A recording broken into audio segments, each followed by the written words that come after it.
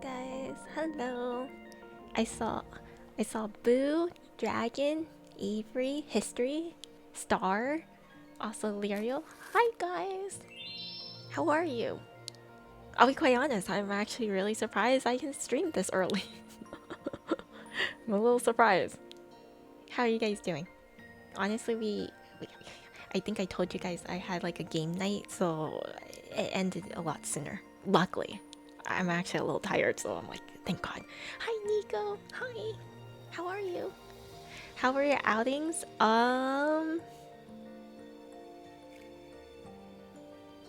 They were okay. I don't know how else to put it.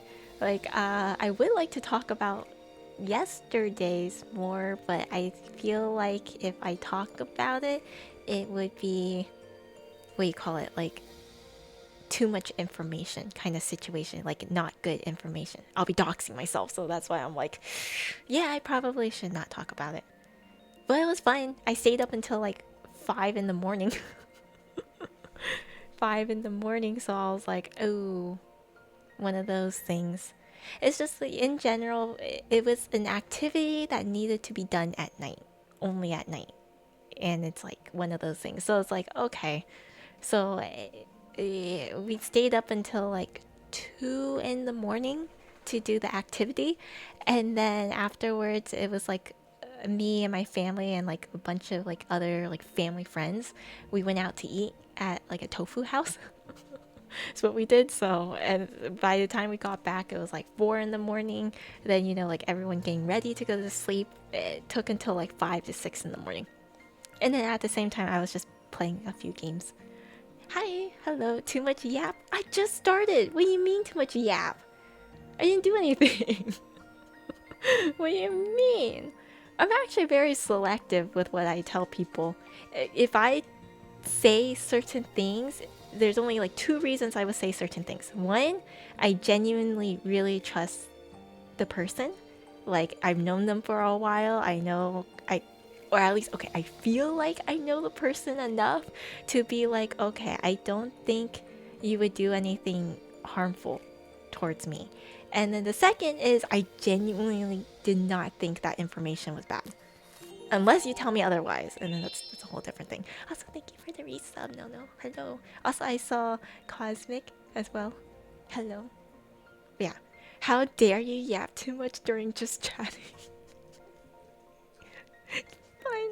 Fine. How would you guys like it if I did a muted stream, huh? I'll mute myself right now and you guys can just have fun staring. How would you guys feel about that? Hmm? Stream too long already? For 6 minutes? That's crazy. Hi, Mystic. Hi, Dim. Yeah, see, I can do that. I can just stare at you guys right now. I'll do it right now.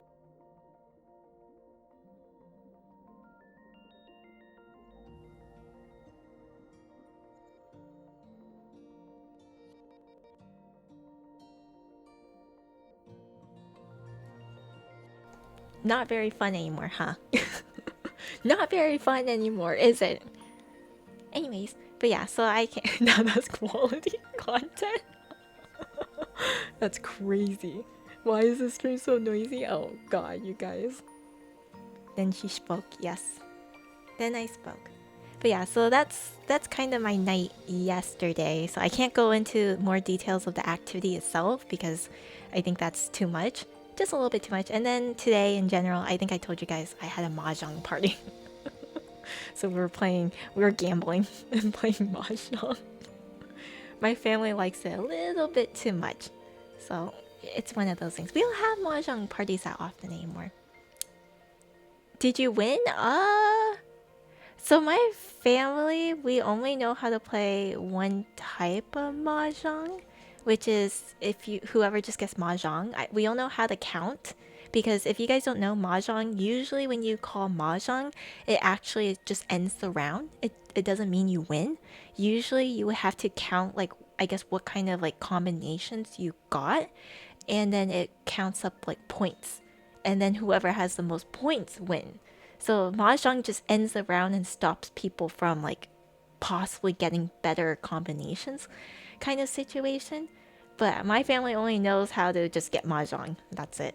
So I did win a few games. A few games. Then I got lucky with some of them. Like I have good hands, but I couldn't get like the last things to get mahjong. Also, hi Kumo.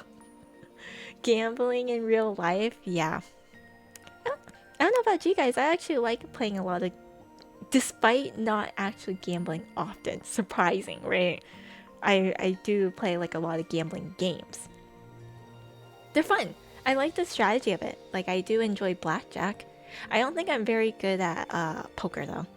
Poker, I actually have never learned.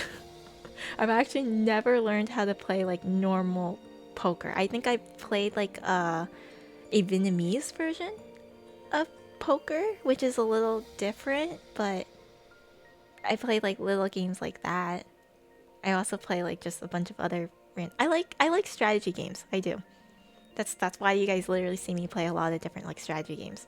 Strategy plus chance. Yeah. Hopefully not too much chance, but like a little bit of chance. I don't know how to play any games people normally gamble with. There's certain gambling games that are not that hard. Like I feel like blackjack is not that hard. It's a pretty easy game to get into. It's also a very easy game if you know how to do certain math stuff, which is not good. They'll kick you out off the table, so don't do it. But you can technically start doing card counting and doing a little things. I don't know blackjack. Blackjack is basically you get two cards and you are allowed to look at them. It's two cards, you're allowed to look at them. You don't show the dealer. The dealer goes around the table and he basically asks you, do you want to stop or do you want to hit? The goal of the game is to try and get 21 or get anywhere as close to 21. And so you're against everybody else trying to get 21. And so you're the only one that, knows your hand. The dealer knows, or he shows both of his hands, so you literally see the two cards he has, and he goes around the table just asking like, you want to hit or you want to stop, and that's it. It's a strategy of like, do you want to gamble on the chance of getting a high card that might go overboard? Because the minute you hit over 21, you're out. If you're under, technically you can still hit, but obviously, do you want to keep hitting? So, hi Dragon Balls, hello. But yeah, it's things like that. Also, hi Ender. Just cheat? No, they actually can kind of see if you cheat, especially if you're card counting. It's kind of recognizable. Rules of blackjack: always stop at on hard 18, always split on double aces, stuff like that. If you suck, no, it's pretty obvious if you are cheating. It is very obvious. Card counting is very obvious when it comes to blackjack. So, again, if you know how to card count, that's if you know how to. It's one of those things. But yeah, it's a pretty simple game. Pretty simple. But it's just, yeah, at a certain point, you just stop hitting. I don't know. I feel like I know the theory of card counting. I don't actually know how to do it. I'm just very lucky. I get 21 very often. That's why nobody in my family lets me play blackjack anymore. The amount of times I get like very close to 21 or 21 itself, it's nobody wants me to play anymore. Cause I think last time we played blackjack at a family gambling night, I think I won like 3 or 4 games. And then immediately they wanted to start switching the game. Makes me sad. They master the act of catching cheaters. Well, it's because most of the time the dealer themselves also know. Like they technically know how it works. I think some casinos will shuffle multiple decks to avoid card counting. Yeah, there's ways to go against it. Is they would either reshuffle the entire deck and like constantly do that, because I know card counting works better if you don't shuffle your deck every single time after the game. Some casinos don't, and that's why card counting gets easier, because all they do is they kind of discard the cards off to the side, and that makes it a lot easier, because then you can kind of statistically start like calculating a little bit of like, oh, I saw 3 kings last game, that means there's only 1 king left in the deck kind of situation. So it depends on like the casino rules, but there are some casinos that, you know, open up multiple decks. There's also some casinos that no matter what, after 1 round, you always reshuffle the deck, things like that. So there's easy ways to counter it. But just in case, they kind of can like tell if you're card counting because of that. Also, my day has been okay. It's been fine. I slept in like almost all day. Issa walking out of a casino with 50 million. Did I tell you? I've told you guys this story before. My uncle taught me how to gamble with Riddy at like the age of 10. we were just playing a 3-way blackjack. So it was just him, me, and Riddy. And this is me at the age of 10. And Riddy owed me like $1,000 after the game. Because she had to keep borrowing from me if she wanted to keep playing. In theory, because we play with poker chips. Obviously not real money, but that's what happened the first time we played. Yeah. If you got a theory of card counting, then aren't you cheating? Like I said, the theory of it is not the same of applying it, because the theory of card counting is you need to understand how to calculate the statistics of landing a card. I'm not good at statistics. I'll be quite real with you guys. I'm okay with math. I'm not very good with statistics. I'm good at approximation, but that's not statistics.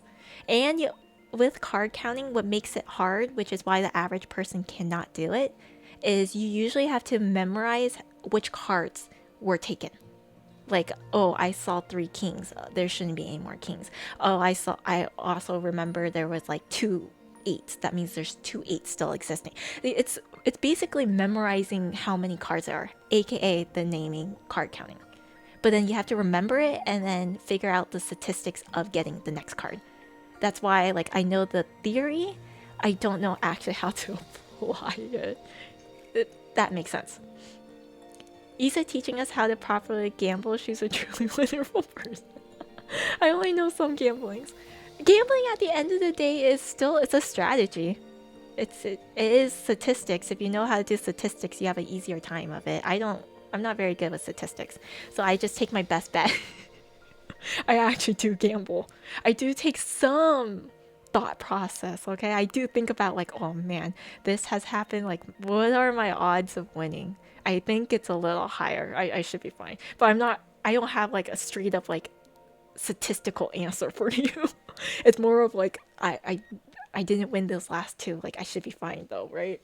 That sort of situation. Or again, in blackjack, like you said, what point do you stop? I stop around 17 as well. Or like I try to kind of like look around the table and kind of like see like, ooh, what are my chances of like getting a number? I got, I'm at 17, like will I be okay kind of situation. So like I do gamble. My dad plays Barcacola really well, which is an Italian card game, but I have no idea how it works. Yeah, my dad also plays like a Vietnamese poker, and he does really well on that. I played it a few times. I kind of know the rules, and then I forgot. It's really weird. It's like there's weird rounds where you have to, there's like, how to put it, like they ask you like what's going on, or like they ask if you can call to a certain like number, or maybe it's not Vietnamese poker. I don't think that's a good way to put it. Or they my family keeps calling it Vietnamese poker, but essentially they'll give you 5 cards, and there's a person that starts it, and they basically will choose a card to say like you call in to the next round. They'll put specifically a 5 clovers. 5 clovers, you call it. That's them saying like, okay, I'm gonna play. Can anyone else get a higher number? And then someone can be like, oh, I have a 10 clubs. I call in, I beat you. So now I get a ticket to go into the second round. And it's like you do several rounds of that to try and narrow down the people that gets to do the final round. So it's like whoever wins, I guess the highest card and the highest suit of that round gets to play the final round. And then you basically are trying to kick off people. And then whoever is in the final round, it's just whatever is your highest card. also of the highest suit, and then that's how you win. That's why I don't think it's exactly poker, because poker you try and get like certain combinations of cards, but they some odd reason call it Vietnamese poker. My dad's really good at that. I don't know how, but he's pretty good at it. Why am I 6'7"? Gambling's a way of life? Sometimes. You double or nothing and you stop when you win? Oh god. I'm making a custom currency war update, but I would love... Wait, what? Like you to... I'm reading this horribly. Hang on. I would you to see it? Things that you hate and love, just looking for feedback on it. You don't have to read everything. Is a pretty big Google Doc, but I'm only looking for feedback on the bonds and 5 cost characters. I can send it to someone to verify the contents if it helps. I would prefer if you don't send links in chat, mostly because for security reasons, it's probably better not to send links, especially to randoms. However, if you can give me a rundown of like what bonds you have or what bonds you're trying to make and like the 5 cost characters or what characters you're planning to get, I can try and give you my opinion. I play Currency War quite a bit, but I do a lot of weird builds, so I might not be the best person to go to, but if you want to give me a rundown of it, I don't mind looking at it. Maha. Hi Night. Hello. How are you? How you doing? I still gotta do... I played Currency Wars like once since the update, but that's it. I lost at the very end, which was sad, but yeah. What do you mean? I'm not nice. I think I'm just average. I think I'm average. Very, very average. If I clip something and hit the send to chat button, is that bad? Since it's links? Okay. Clipping is a different link, if that makes sense, because it comes from a reliable source. Does that make sense? But if you're gonna go to a person and try and give them links, even if it's a clip, I'll be quite honest, unless they say yes or they okay it, then that's, I guess, a whole nother thing. And yes, clips do get thumbnails too. That's another thing in chat. But if it's a link to different websites, if it links to like different places, usually first thing you want to do is, I will say, even if it like it's a, I guess you can say, a reliable source, you want to be a little bit more suspicious, because nowadays, unfortunately, AI is very easy to create things really quickly. There could be I think the terminology they have in cybersecurity is called like an evil twin. I don't know if it applies to a website though, actually. But evil twins are usually what it is the concept of an evil twin is you have an internet network named network, but then you have the evil twin called evil network, or like E network. It has the exact same name, or almost like the exact, and you're basically hoping that people click on the evil one. AKA why it's called evil twin. And people do that similarly for websites too. And that's why you should be very careful. And usually you want to do that by inspecting links, hovering your mouse on the link to see if it's recognizable. Or again, instead of clicking someone else's link, sometimes you want to research it and find the link yourself online. Typically, you don't want to touch someone else's link unless you know for sure that person is a reliable person. You know where they're getting it from. You know they're not hacked. That's the other thing, that phishers like to hack into accounts, and then this is the known Discord scams, is they hack into an account, pretend to be someone reliable, and then send you suspicious links. In general, it's always better just not to click them. Too late, I've clicked too many links. It's just a known caution. It's a known caution. Oh, don't trust me blindly. That's not good. That's not good. Don't do that. Tech pro, after all. Look, it's my job to train people. So I like to spread awareness as long as I have the knowledge. As long as I have the knowledge. I'm only good at like theories and concepts. That's what I'm really good at. I just block anyone who sends me a link randomly. Yeah. If it's like a really suspicious link, it's just don't click it. Stargazer gives dot and damage amplification. During the preparation phase, summon IX. You can summon IX. And Sorry. Equip basic equipments to further enhance any Stargazer team members. For Stargazer team members, is that the new Himiko thing? Why would it be Himiko? She doesn't do dot. 20% dot damage amplification for Stargazer gains 10% all type res penetration. That sounds pretty nice. 6 your strongest Stargazer gains 80% on all stats, and 9 80% dot. Ooh. Gain 1,000 shield. At level 10, IX corrupts the current run, finalizes the run, and instantly win. You can instantly win? That sounds really hard though. You have to get to level 10. 5 cost characters is fine an investment to deliver Stargazer. Oh, wait. Every cycle that finance suffers through gets 5% stronger. That's so sad. That's so sad. You'll get a random DM like, check out my game. Don't do that. Is there a round limit in Currency War? There is always a round limit. In the first, how to put it, because there's so many different rounds in Currency War. There's 3 different rounds, and each round gets harder. And in each round, there's several different rounds in it. And then in the actual fight, usually they only give you 2 rounds, or 2 cycles. Let me put it like that: 2 cycles. So 3 worlds. Like I think it's like 7 rounds each. And then you know, if you beat it, you gain some health. If you lose health. In certain rounds, you can do certain things, and then all that stuff. Thought it's infinite? No, it's not. There's finite stuff. You have to finish each thing, each round within a certain amount of cycles, and it's usually 2 cycles. They do lessen it in like the second world and third world. You have like 1.5 cycles. They start lessening. They start making it harder. So you have to like really build your team. Honestly though, so I'll be quite honest. I'm not very good with names. I'm not. So Stargazer. Who is under the Stargazer? But you said 5 cost Finan. Finan is a 5 cost character. Wasn't he a 3 cost before, or did they change that recently? That's the other thing. And then dot and damage. I guess I got a little confused by that. Finan doesn't have any dot. So wouldn't this usually be... And then IX is for Nihili, so you'll usually want a dot team. He's still 3? Okay.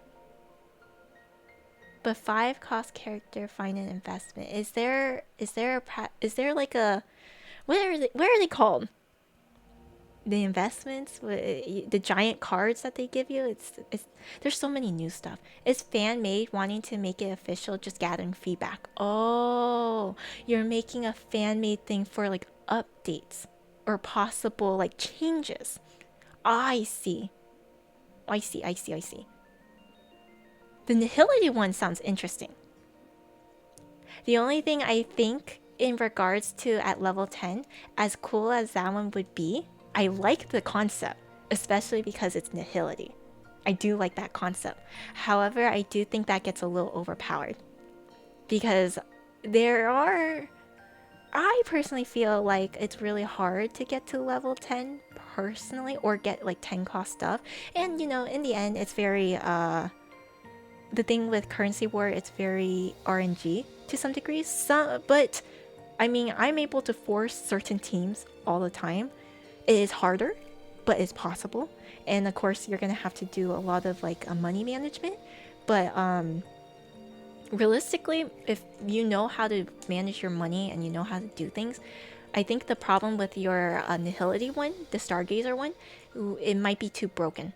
Because for the people who definitely know how to manage their money and know how to econ a lot better, getting to level 10 on those sort of things might be too easy, and then that's an automatic win.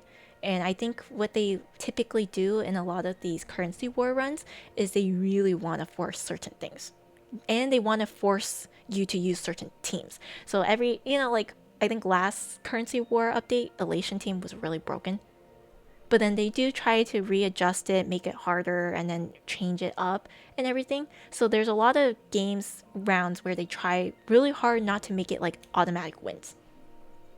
Even like Elation team, like even if you do it and they're pretty broken. I don't know if they're still broken this currency war run, it's not an automatic win most of the time. If you build right or know how to get certain characters all the time, then like you have an easier time. But to have a round end automatically is, I think, a little bit too much. In terms of Finan, I think the problem with the 5-cost Finan, there's a reason why he's a 3-cost in the first place. He has that special augment where it's just by himself.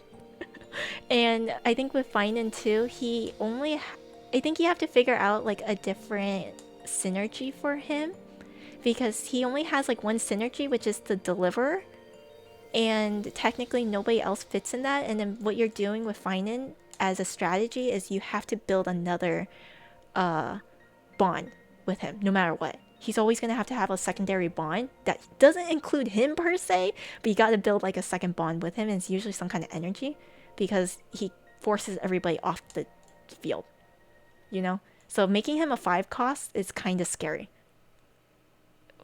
because he's going to be a DPS because he's going to force everybody off the team. And so that means most of the people that you're building as the secondary bond are usually supports, right? And they definitely don't, most of the time they don't do damage. So it's one of those things. Have you finished the HSR story? Yes I have. There's only 7 stargazers without Finan. You need 2 emblems in order to get that. Really? Wait, who's under? Okay, hang on. Stargazers, HSR, currency war, stargazer. I don't know who's under the stargazer emblems. Currency war. Are they gonna show me the bonds? I might have to look at the other website I have that is not with me right now. Is this a good strategist? No, not really. Not really. I just look over logic. If it logically makes sense, then that's a whole nother thing. But obviously I'm lacking a lot of information. I'm going off with the top of my head. I'm also not good with names. So again, I don't know. I didn't even know Stargazer. That's a whole nother thing. You can't find it online? Oh right, because you said it's fan made. Who would be under the Stargazers naming, I guess you can say. The Google Doc explains and fixes all the stuff you mentioned. Okay, then that's a whole nother thing. Finan's always destined to fight by himself. What if I kill Currency War? that's a whole nother thing. Whole nother thing. I didn't realize IC's name was a pun until a few days ago. I see. Yes, I see. I don't know how to feel about the patch story. I'll be quite honest. It's not bad, don't get me wrong, but like I guess I wasn't expecting it to end on another cliffhanger. I also don't know how I feel about it. Like, wait, what did I? Oh, that happened. What? Okay, I don't know what just happened. My transition didn't work properly. But anyways, yeah, I don't know how I feel about the story. I wasn't expecting another cliffhanger. And then on top of that, now we know who's gonna come out next patch. How is that gonna work? Didn't like it was another cliffhanger. I don't mind cliffhangers. Don't get me wrong. I'm fine with cliffhangers. But I think it's more of the thought process is we already know that we're going to Astropolis. So I'm wondering how the hell are we going to Astropolis now if we're at a cliffhanger? That's what I'm confused at. I'm like, wait a second, how is this the story transition? That's what I'm concerned with. I'm wondering how it leads up to the next update. Yeah, exactly. I don't understand it. Like I would get it more if like let's say next patch it was like Pearl. Then I'm like, oh yeah, the hell that makes sense. Now I understand I can understand the cliffhanger. But no, we're going into summer adventuring in Robin, which is in Astropolis. So that's why I'm like, how? I don't get it. I don't mind cliffhangers. It's better than in Forest if every patch ends in a reset. I don't know. I don't know how to explain this. Went from almost PTSD to the beach episode. For me, it's just like how to put it. Right now, In terms of planet stories, I think I've told you guys many times, I will rank Penacony at last. I was really disappointed with Penacony. There's a lot of people who tell me Penacony was really well written. I don't like Penacony's story at all. I love the characters, I love some of the dynamics, I love the potential, but there's too many holes and setups that they changed that makes next to no sense. It just, I guess they pushed it because they really are trying to push like for like different dynamics, or to say like certain characters have like an interaction with another. But I'll be quite honest, they set up all these characters to be there, and then it didn't work. Like again, the biggest example I'll do, because again, I love Aventurine and Topaz. They had Topaz introduce Aventurine, and then she never appears. It just makes no sense. And then Ratio, who we had next to no idea was gonna be there, was there. You know what I mean? And then I'm just like, again, I guess it's to build for like, oh yeah, this character has this interaction with another character, and then it's just all those things. It's like, what? It didn't. I just don't think they did a very good job at interacting with the characters. Like, I get the dynamics, I get the interactions, but they just didn't do very well. And again, I told you guys many times, Penacony, the potential that they had was they wanted to make everybody suspicious, so you couldn't trust anyone, but you had to work together, right? But I felt like they fell really short because like certain characters they didn't put enough interaction in. Other characters for the longest time ever, they didn't really show you what the heck happened. They fixed Firefly a little bit more, but then they kind of did a weird thing where like, oh no, the ending that we had for Penacony actually wasn't the real ending. Okay, then that changes so many different scenes. Like, I think now that we have the true ending with Dahlia, it makes me question, like, how about the whole entire boat scene? Was any of that real? Because now I don't know how much of it was real, how much of it was fake, because Firefly was still there. And that was like her main patch with Jade. And then it's like, wait a second, wait, if this was happening, did this actually happen? So it really, Penacony is really ruined, in my opinion. And none of it makes sense. None of it. It was bad. Really bad, in my opinion. And then afterwards, the Shan show also, I think it's too much. They also kind of did a very bad job with the Shan show with like writing and trying to connect everything. It's just also not good. After that, I am kind of tied between Arillo and Amphoris. I know a lot of people really like Amphoris, and then there's a lot of people that don't like Amphoris, especially the people who played Honkai Impact the Third. Also, hi MH, hello. But yeah, a lot of people are like hit or miss with Amphoris because the people who played like Honkai Impact the Third, they're like, it's literally a copy and paste of Honkai Impact the Third. And then I've also heard some complaints where a lot of people are like, Amphoris was really good in the beginning until up till Finance patch, where they kind of made it like every single cycle they went through was pointless, because it was like it had an effect where everything that we just went through did not mean a single thing, because we go to a new cycle and then now it's all TB, it's all Trailblazer that's up to them, and so like every other character's reasoning afterwards it's as if anything they did was kind of pointless. And I can understand, it's not copy and paste. I heard it's a very strong resemblance, unfortunately. If you guys know, it was Alicia's world. It is apparently a very strong. Wait, what was not the point? Was that not the point? It is the point, but for those who had like, I guess, a very strong tie to, let's say, like My Day, to Tribby, and every other character up until Finan, it was like, that feels really bad. What was the whole point of theirs? I don't know, some people didn't like it. The patches where Cyrene and TV started messing around was when Amphoris got bad. Yeah, that was a lot of complaints. Everyone said up until Finance patch. Finance patch was like the last patch a lot of people liked, and then afterwards, they didn't like it.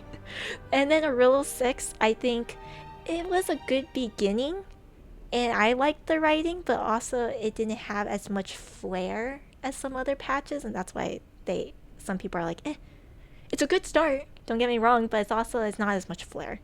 And then to me, I personally, biasly, I think I like Planet Arcadia right now. I just like it because I like how all the lore is. I like all the integration. It had the potential of what Pentaconi had and did it a little bit better. But it didn't have the same suspicions, but you have all these different factions working together and all those things. What I don't like is I can definitely tell they had to scrape a lot and then they had to reset a lot in Planet Arcadia, and that's why some of the writing is super short. And it's like the potential's there, but not quite too. I like it so far though, a lot more. It's one of those things. Um, I heard it was mostly people being displeased about Cyrene. It's because, how to put it? With Cyrene's inclusion, that's why Enforced ended up being a lot more like a copy and paste of Alicia's world. For those who have, I don't know anything about Honkai Impact the Third, okay? Let me put it out there right now. So this is me hearing it from those who have played Honkai Impact the Third. The inclusion of Cyrene and the way that her story was written and how she is the one that created this endless loop of Enforced is almost the exact same thing as Alicia and the equivalent of Alicia's world. And that is why a lot of people are like, oh god, it's like the same thing. I don't think the actual contents of it is the same, but it's basically the story ended up being pretty much the same, whereas like, okay, Cyrene or Alicia basically wrapped up the entire world and placed it on a repeat. And people didn't like that. It's like, oh, yeah, okay, you know. They had Zero Cycle Cyrene haunt the narrative only to make her irrelevant in the end by replacing her with Mem. Yeah, I did feel bad about that. The Cyrene we know is not Cyrene. And then it makes you question who the hell do we have? Cyrene? And then she has Demi... what's her name? Demi something? Demigird? I'm looking it up right now.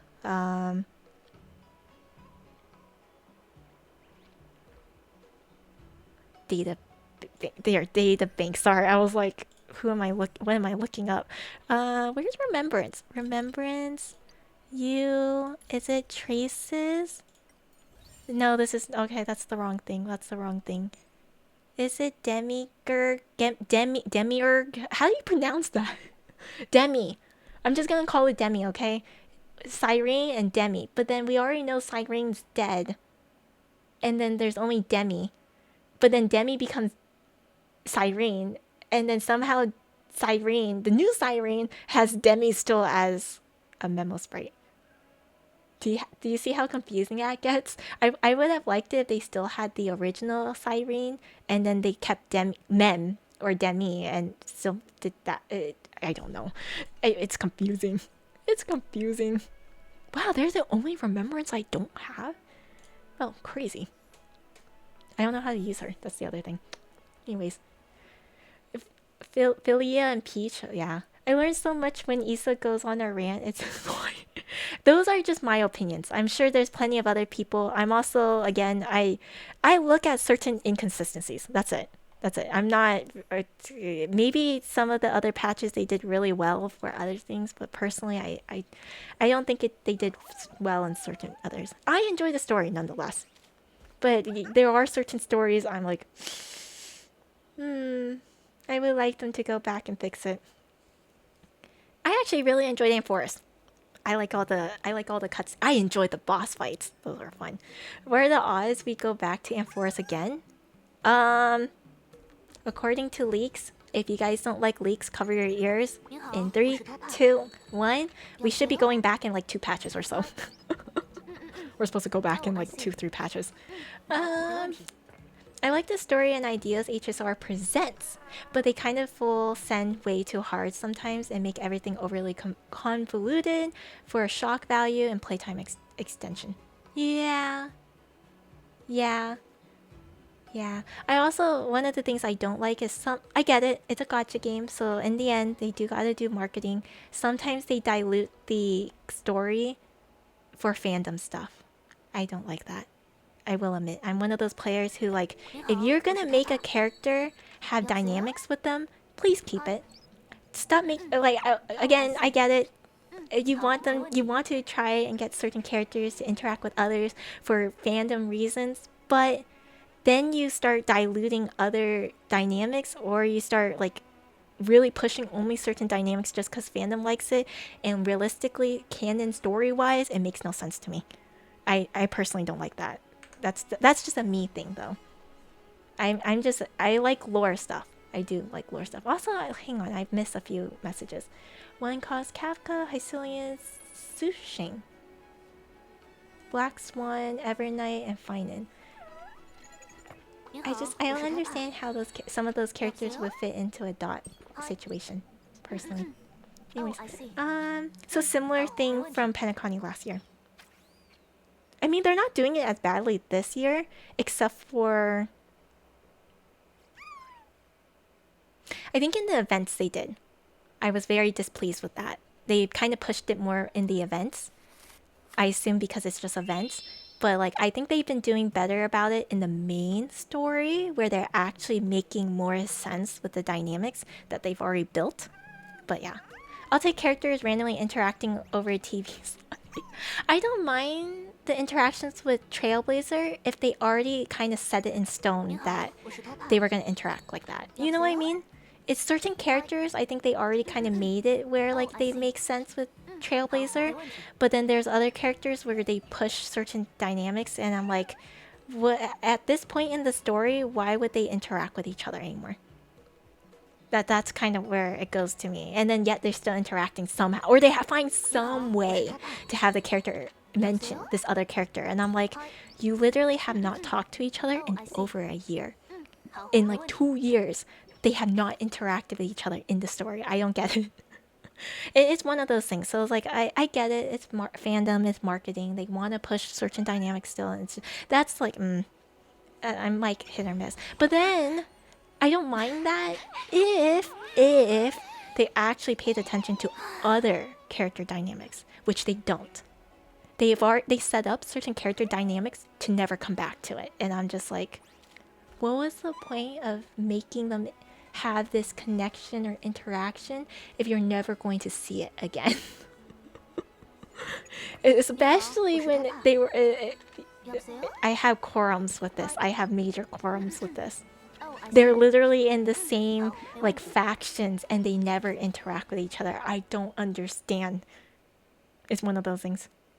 They're starting to do a better job at it though. They're starting to do a better job. Like, I think in Plan Arcadia, they started showing more Celeron Hunter interaction, which I like. They've been like, you know, kind of very convoluted with it. So now we actually see how they interact with each other more. And then a little bit with the Shan show as well. And just all these others. Quarrels? I don't know. You guys know what I mean. You guys know what I mean. You guys understand. That's just me. I like consistency, okay? I like consistency. Please be consistent with your story. If you're not going to be consistent with your story, then what's the point? What's the point? What's the point of a story if it's not going to be consistent? That's just me. So, I don't want to do this. I just want to get rid of these pings. Get rid of these pings. I gotta do that though. But yeah, thank you for listening to my TED Talk. HSR story writers, please. Please make your story consistent. Add it to the Eastern Cherry. It is what it is. I think, oh, I need to do this one. But yeah. But the thing is with Star Rail, they've been doing better with their story writing. I genuinely feel like they've been doing a little better with it. Still falling a little short. You know, they did have some issues with other things, but please, well, again, just I hope that they do better like in Genshin, because in Genshin they've been very consistent with their story, or again they went back to fix parts of their story to make it work and at least explain certain things. I feel like I should be writing this down. No, you have to. I'm getting beat up in currency war. What do? I can't help you. I can't help you with that. I want to see what teams did they use. I don't have a lot of these teams. We're gonna have to suffer in this team. I'm seeing very quickly I'm gonna have to suffer in this. Oh no. Like a lecture from a professor? No, no, no. I get again.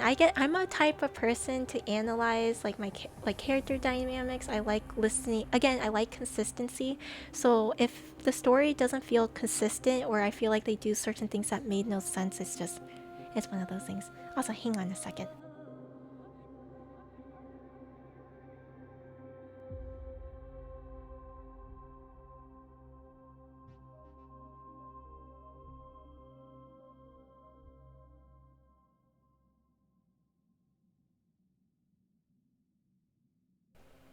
Okay, there you go. I finally unlocked Anomaly, but man, it's a challenge. It is. It's like Professor.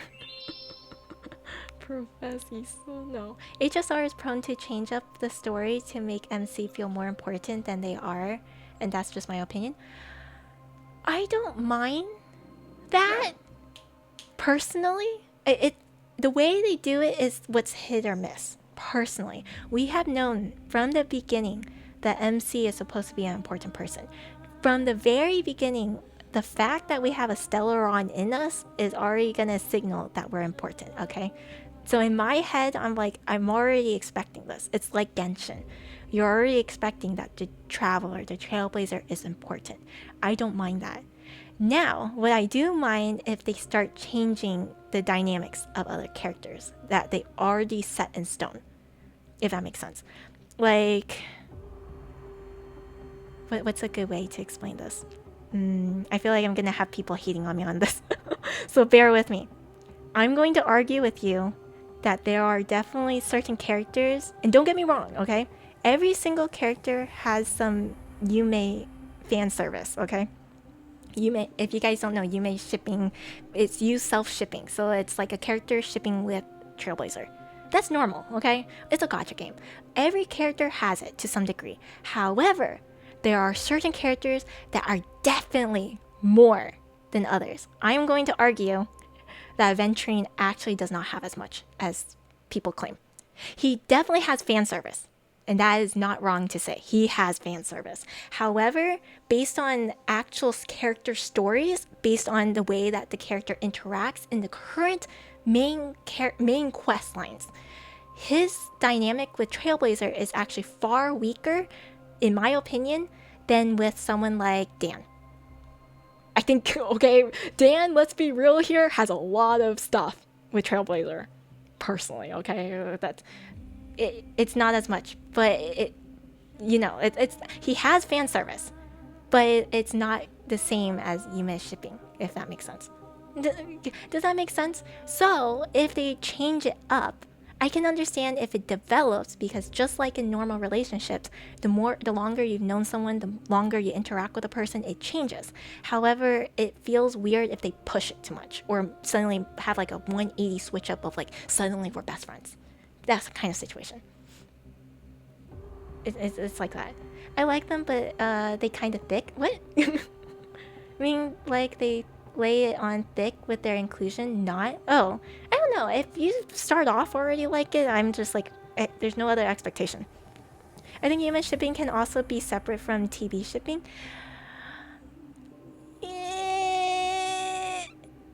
I think human shipping. Well, okay, how to put this?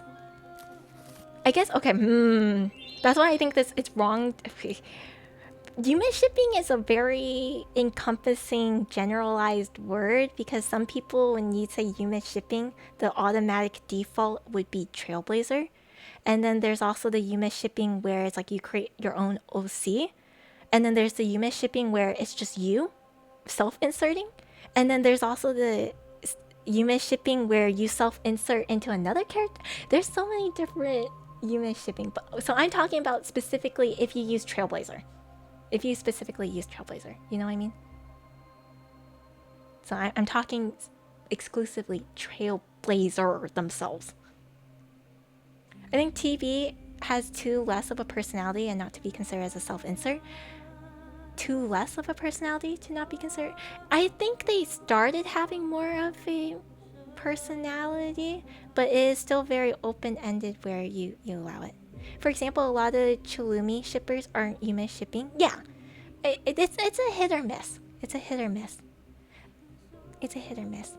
I do know a lot of people do use Traveler though as a Yume shipping. Not all of them. So for those who, you know, it's one of those things. I don't know how to explain it. I'm talking about, like, I guess I'm talking about exclusively the characters, not you inserting yourself into them, but specifically the characters themselves, as in who they are in the current canon story. I don't think Aventurine actually has as much stuff with Trailblazer. I think it's convoluted, very convoluted. Same with Topaz. Same with well, March actually has quite a bit. I'm trying to think of other characters. Blade doesn't have that much with Trailblazer. Kafka has quite a bit. Firefly has quite a bit. Silverwolf does not. Sunday, kind of, nah, not as much as you think. Also not as much as you think. Stuff like that. Also, I have something to do real quick. Hang on.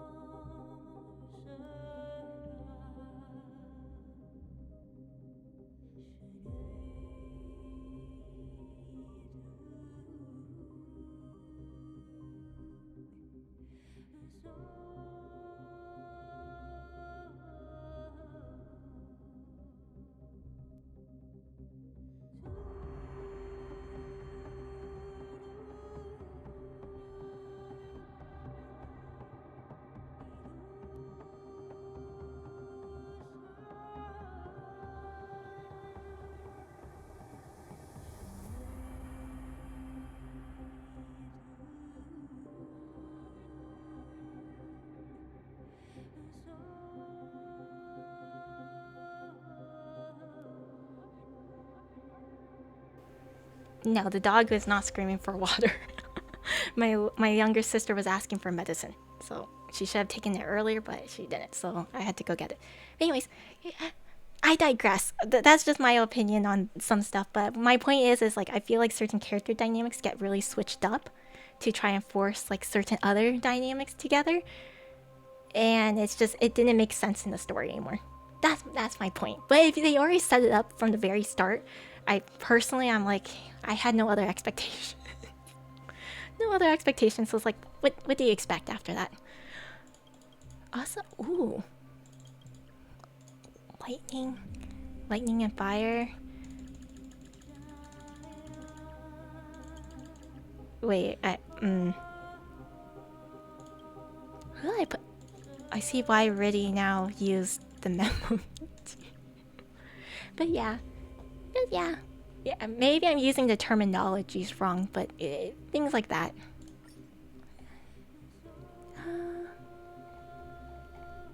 I do prefer when gachas already have an established MC with a name and such, but yeah, maybe I'm being too biased.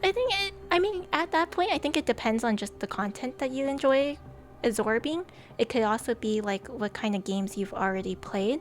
I personally don't mind, to some degree, being the main character and making it like allowing you to be part of it, because they're trying to have it like, what do you call it, immersive. I think is the terminal, right?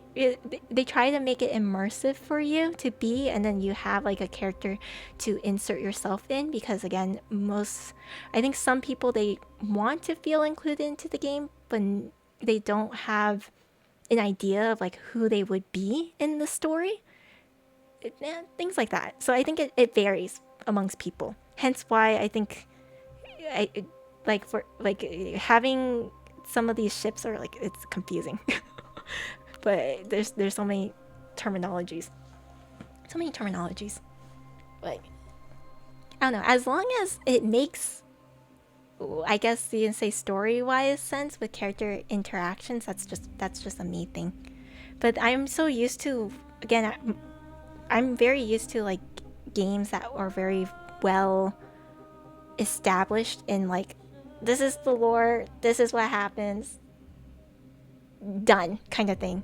I don't usually play games where like I'm like following along with the story and watching it develop. I play a game where it's like you buy it, no more, unless they make a whole new game. That's why I look forward to SPs. Seems like the MCs have a defined character and story. Oh, I like the SP thing too. I know some people were complaining about like there's too many SPs this world. I actually like it because if I think one of the things I feel a little sad about Genshin is there's a lot of times after you see this one character, you're never going to see them again. Like, let's be real here. When is the next time we're gonna see Lohen? You know what I mean? I'm like, when's the next time we're gonna see Lohen? Unfortunately, like I don't know what part of a bigger story he's gonna have unless they create something in Mondstadt. But it's one of those things where I feel really bad in Genshin where like I think this is why I lose like interest in Genshin a lot of my time is like unless I find a character I really like, I feel bad when they no longer get content or like when I no longer learn anything new about them because in my head I'm not the most imaginative person. I think I told you guys this. I have an imagination, but I think I have a really hard time developing like what happens next. And so sometimes it's nice to have a definitive end, but I also feel sad because then I can't, in my head, I have a really hard time thinking further of like, but what happens next? So if I read a book, the end of the book is like, oh, and these two get married. That's great. I'm happy. But what now? What happens next? There has to be more after they get married. Does more problems come up? Do they get divorced? Do something happen? What happens next? You know, some people like it because they can develop their own thoughts and be like, oh, this can happen, I imagine this would happen. For me, I think I have too many thoughts where I can't decide. So it makes me a little sad and kind of like, I end up overthinking on things for a really, really long time. And it's just, it feels kind of hollow to me afterwards. Not in a like a, I don't know. It's like it doesn't make me feel very satisfied. It makes me kind of sad. I don't like things ending personally. Nothing can last forever, but like I feel sad too. So I think with Genshin, I really like that they've been going back to characters. Like again, I like Wander, so I was really happy that they were able to go back and finish up more of his story. But I think one of the Genshin problems is so far they have had so many characters and then we never see them again. Certain ones we've seen over and over again, which is great, but then there's still so many characters that are just, they're there. And I think they have done that a little bit in Star Rail. Definitely they have done this in Star Rail. There are certain characters where you're like, you never see them again. Like a lot of the Aurelio 6 characters, you never see them again. But they are doing better with having a lot of these coming back characters. So there's, it feels bad if any of your favorite characters are the characters that don't get SPs. I do understand that. But I am happy that they are trying to bring back these certain focus characters because they've always been main characters. And I'm just like, I'd rather you focus on a few characters than have a wide cast, and then if you end up liking one of those characters, you never see them again. It's one of those things. I don't know how else to explain it. I don't know, I feel like Traveler is established enough to stand on their own, kinda, while also selling the self-insert fantasy. For Traveler, I feel like. For a while, Trailblazer not as much. I do feel like they're starting to write Trailblazer better, though. Trailblazer is starting to have a more proper personality, in my opinion. Especially with the recent story. Imp Wars, maybe not as much. I think they did a pretty good job in Planet Arcadia though, personally. That's also kind of why I'm liking Planet Arcadia a little bit more. It feels a little more, like it makes more sense to me. Silver Palace I meant, but yes, I agree about HSR SPs. Oh, I don't know anything about Silver Palace, sorry. Oh, you're looking forward to Silver Palace. Oh, sorry, they use SP a lot in, in Star Rail. In Star Rail they use SP a lot. Lohan Genshin 2 is never happening. Don't get my hopes up. It's never happening. Never happening. Rip Lingsha? No, Lingsha is one of those characters where right now I cannot see her coming back. They're really gonna have to like find some convoluted way to bring her back, and it's like, oh, it might not make sense to the story. Not as much. Or if she does come back, it probably won't be a very big part, and that's the sad reality. Very sad reality. It's like a unicorn to see 1.0 roster, yeah. Unless Sparkle does her annual trolling. Yeah, well, again, they have established that there are definitely certain characters that are, I guess you can say, more important than others. And that's why, like, I don't mind if they focus a little bit more on those characters. We're always going to have characters in the end that are, I guess you can say, not as important. They're side characters. But it does feel bad if you produce too many side characters and then they just, you know, you invested in them and there's no point to them anymore. It feels bad. But I guess they do that a lot in movies. They do that a lot in games. They do a lot in story making. It's always going to happen because there's always a bunch of people, right, involved. I think that's fine, honestly. But then they should stop making everyone a 5-star. Yeah, that is also, that is also true. We have too many 5-stars. Do you think we could get a 5-star SP March, not Evernight? I think so. I won't be surprised if we do. Because Evernight is an SP March. Let's put it out there. March and Evernight are kind of like a weirdly intertwined as almost like one entity but not the same entity at the same time. Okay? Without March, Evernight would not exist. I don't know about the other way around. I feel like maybe Evernight can't. Well, I feel like March can't exist without Evernight either. So there's ways for them to integrate. So I won't be surprised if March gets another form. But technically, Evernight is a March SP because they are kind of like the same person, but not quite the same either. It's a weird way to explain it. Dan Hang out here with all this. Dan Hang and all his forms. I'm telling you now, guys. I predict next year we get another Dan Hang form. If we don't, I'm gonna be sad. I have to collect all. I don't even care about Dan Hang as much. I'll be quite real here. I gotta have every single form now. I'm invested. I have all 3 forms. I have to get his 4th form. No questions asked. Just so I can rub it in people's face that I have every single form. It's guaranteed now. I don't even know if I'll do anything with it, but like, I have to have every single form now. Every single form. Hero of Dan Hang.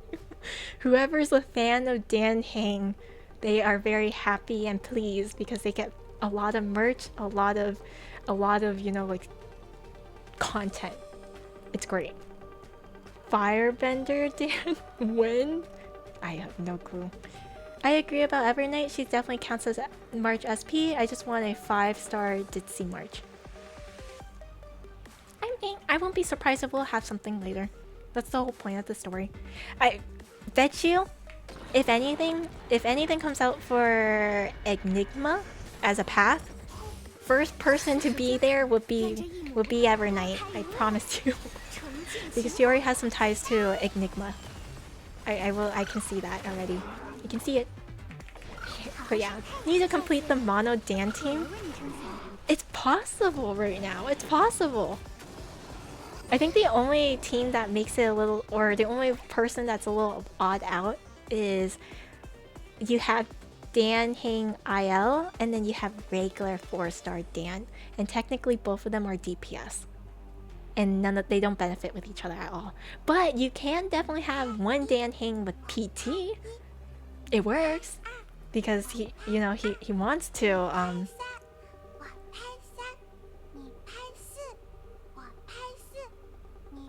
How long is she gonna continue counting, by the way? Sorry, I just suddenly heard her counting and I'm like, I'm gonna let her keep counting. But yeah, no, so I want a full team of Dan. I just want to see it work. Whatever they do, they need to give him another tail. A double dragon tail? That would be cool.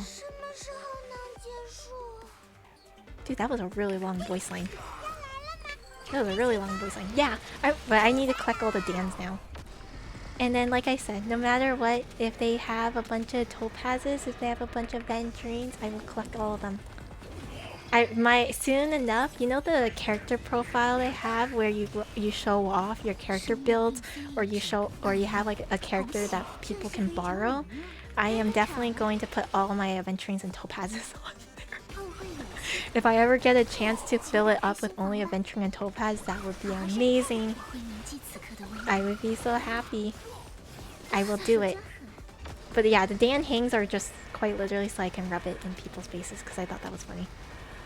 Especially because I have every single one. I didn't intentionally mean to, but like, I do, so I might as well keep up with it, right? I might as well keep up with it.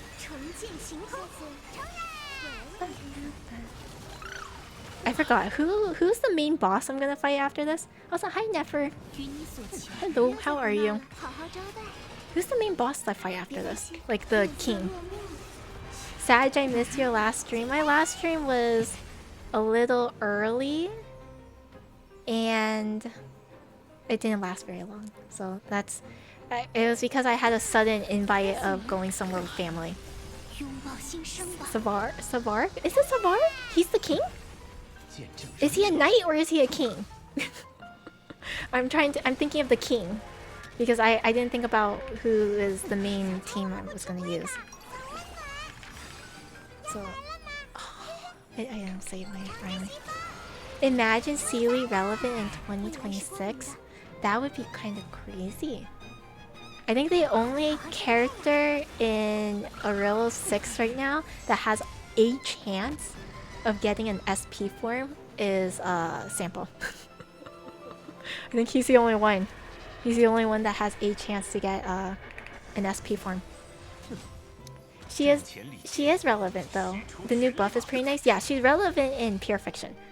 Sorry, Nefer, you came in at a different timing. We were talking about character revelations and story. Because I was going on a whole ramble how I like character dynamics to be consistent. If they interact in a story, but in the story they no longer interact and all these other things, yeah, they keep trying to push for that or like a dynamic, it feels weird. We were talking about things like that, so I was talking about also like SP forms and everything. Yeah, not like meta wise. We're talking about lore stuff. I am definitely not gonna get 3-star on this. I can already see it. I'm not gonna get 3-star on this. I'll definitely get 2-star. I see that. I see why Riddy also didn't get 3-star. My bad. No. It's because it's the timing. We were talking about it. King is the Murata Drawler. Oh, the Graphia? Right? Her name is Graphia, isn't it? SP Lingsha? That would be crazy if we get SP Lingsha. I cannot imagine that. Yeah? Ooh. Who do I have for that team? Actually. Who do I have for that team? I could try my follow-up team, but I definitely don't think there's a way for it. Forgot the English name? No, that's fine.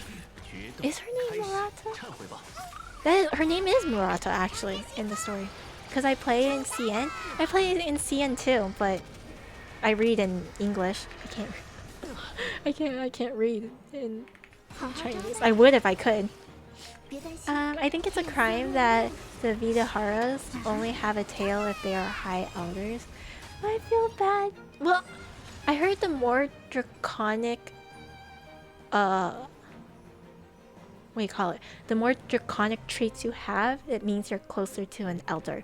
So if you think about it like that, Lingsha has a little bit more draconic traits on her, so she's not an elder, but like she's getting there.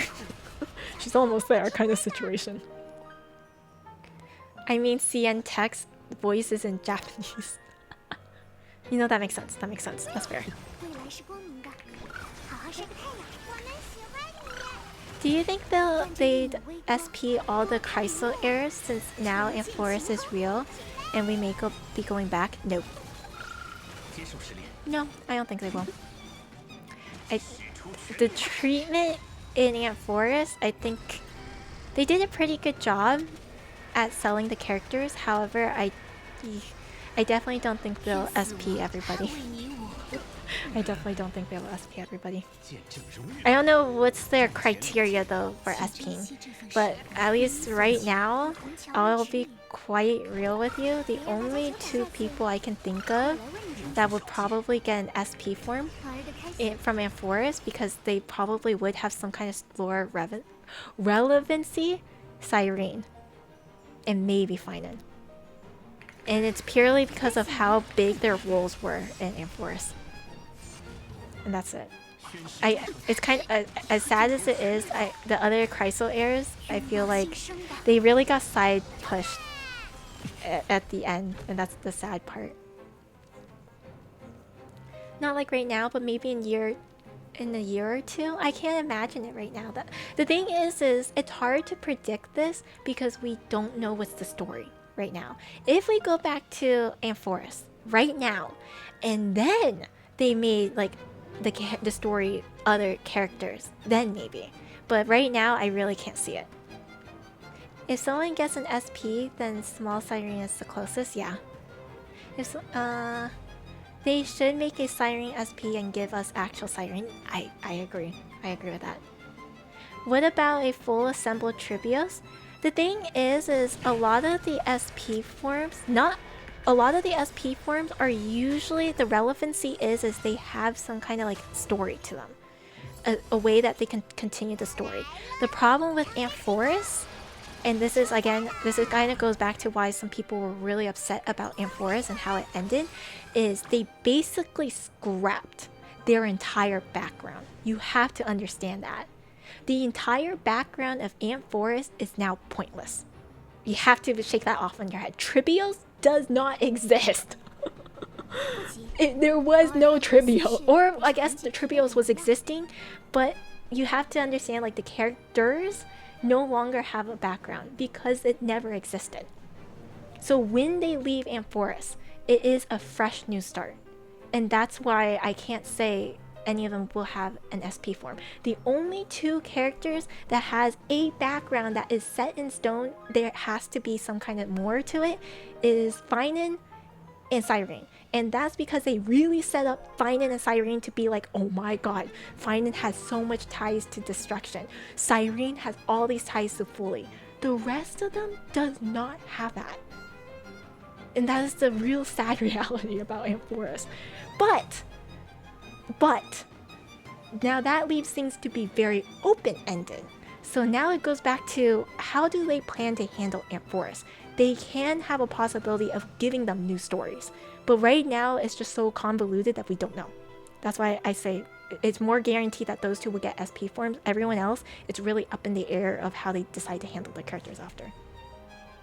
That's it. Make her a diviner theme and her tarot card. That would be kind of cool. I mean, they kind of did that with Black Swan, huh? Black Swan has a lot of tarot card themes, but then they can do a new kind. That's kind of why I'm thinking about SPs. They'll be atypical, but since the heirs aren't the heirs anymore, there'll be something new. Again, it really... Oh, so this is...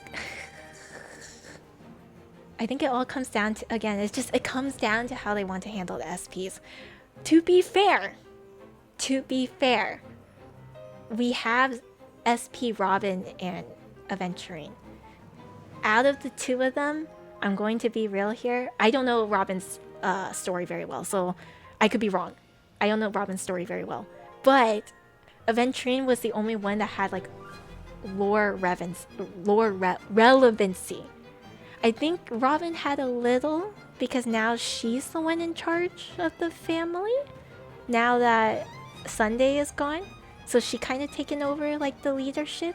So in that way, I can see like maybe why she would get an SP, but she didn't need an SP now necessarily kind of situation. But if we're gonna treat the summer versions as real true SPs, obviously they had some kind of story for them to continue.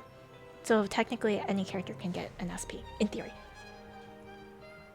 You know, you understand what I mean? It all goes down to just how they want to handle the story. And Forest is really up in the air. So that's why the only two I can feel like guaranteeing saying is Binding and Siren.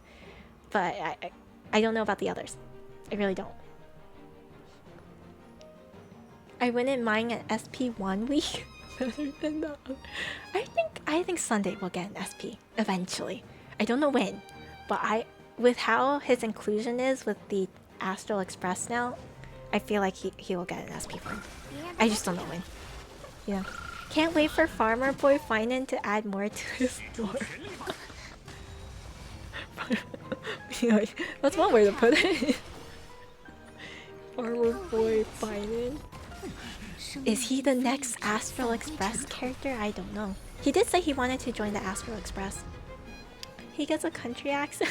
What do you mean?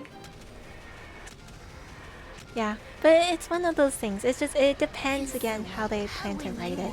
I'm not very good at predicting what Starro would do. Like, I'm not gonna lie, everything they've done with Plan Arcadia, the only thing I think I was able to guess on was Ferocity. That's it. That's the only thing I was able to guess on. I'm no good at guessing or predicting things. I just, again, whatever you give me, I will look at it and try to reason or understand it logically. But after that, I'm not very good at anything else. So I have no good imagination on how they would plan to handle Ant Force. That's why it's hard for me to imagine any of the other characters right now getting SP form. So, Finan joining the Astral Express after sacrificing everything to save his friends and leave them behind. I don't think it's him leaving them behind, but he did say because he already had to sacrifice so much, he wanted to explore what was the world outside. I remember what he said. That's why when he talked to Trailblazer and was asking them, he's like, what is the Astral Express like? You guys go to all these different worlds. What are the other worlds like? I think it would be a really good thing to his character because for him, he was stuck in Ant Forest. Well, to be fair, all of them were stuck in Ant Forest, okay? All of them were stuck in Ant Forest. But for him to have suffered so many cycles and remember all of them, I too would be curious about what is the world outside of Ant Forest. You know? He did say he wanted to travel, but he wanted to travel with all his friends. Yeah. I mean, there's different ways to go about it. But I don't know. It depends on also what his friends wants to do. But I do remember he did say he wanted to see what it's like. So I can see him joining just to travel. But again, I don't know how they want to go about it, how he wants to hang out with his friends. I mean, there's always the chances of you still be friends, but it doesn't mean all your friends will go the same path as you either. So it varies.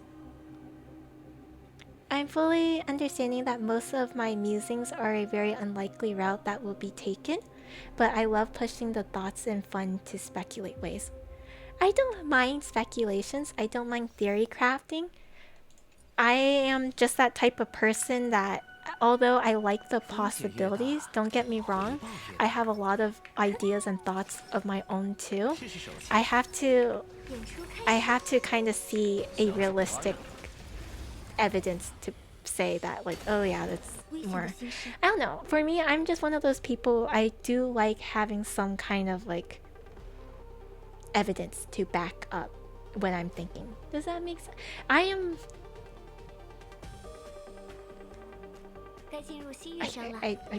really don't. Well, I don't know how else to explain it. I'm just very unimaginative. I truly think I am just very unimaginative. So like, I excel in analyzing and gathering evidence. If none of it follows that, then I have a harder time seeing it. That's kind of what it is. Not to say that I don't see it. If you give me good, like, but I would prefer to have evidence. I need evidence, please. You know. I'm trying to consider what matches the character and not what I want them to match. Yeah. I'm trying that. Is that? Wait, are you saying it for yourself or? I like your way too. I analyze things. That's all I do. That's like that's all I do. I analyze things all day. Detective work. I think I said this to you guys before. I wanted to be a detective, but it's a huge thing in cybersecurity too. If you want to do anything, you gotta gather evidence. You gotta have like a set theory and have like proof and evidence before you can put it on the table and be like, this is it. So like that's all I do too. So that could be just like what I'm used to. Could be. I'm getting so distracted rambling that I'm not playing. I feel bad. It's like I'm not playing Star. I'm just rambling. Crap! I forgot that they do that. Cause people sometimes try to push a character a certain way, even though it goes against the whole character, just cause it matches their narrative more. Yes, I agree. And I'm gonna call it out right now. Aventurine is one of them. I'm gonna call it out right now. Aventurine's one of them. I'm gonna be so real here. The amount of people I see talk about how he's going to backstab the IPC and then everything like that. I'm gonna be so real here. The chances of that happening right now is really, really low. Not to say it can't happen, but I've already said it very explicitly. Aventurine is a very selfish character. He is a very anti-hero character. Although he does not like the IPC probably because of the things that has happened, the chances of him leaving the company is really, really low. Let's put it like that. At this time, it is very, very low. He has more opportunities to achieve whatever goal he has by staying in the IPC. And that is something not a lot of people like to hear. I get it. The IPC is not great. I agree. I would love for Topaz to leave. But let's be real here, they have some kind of goal or reasoning for being there. Part of it for Topaz is she's actually stuck in there. She's actually kind of stuck. She literally has a life contract. But who knows? Maybe she has a goal to try and leave. I don't know. But the idea is right now the evidence to say is there's nothing to say that they'll leave. And whatever it is, the IPC can provide a current goal for them. Whatever it is. Great.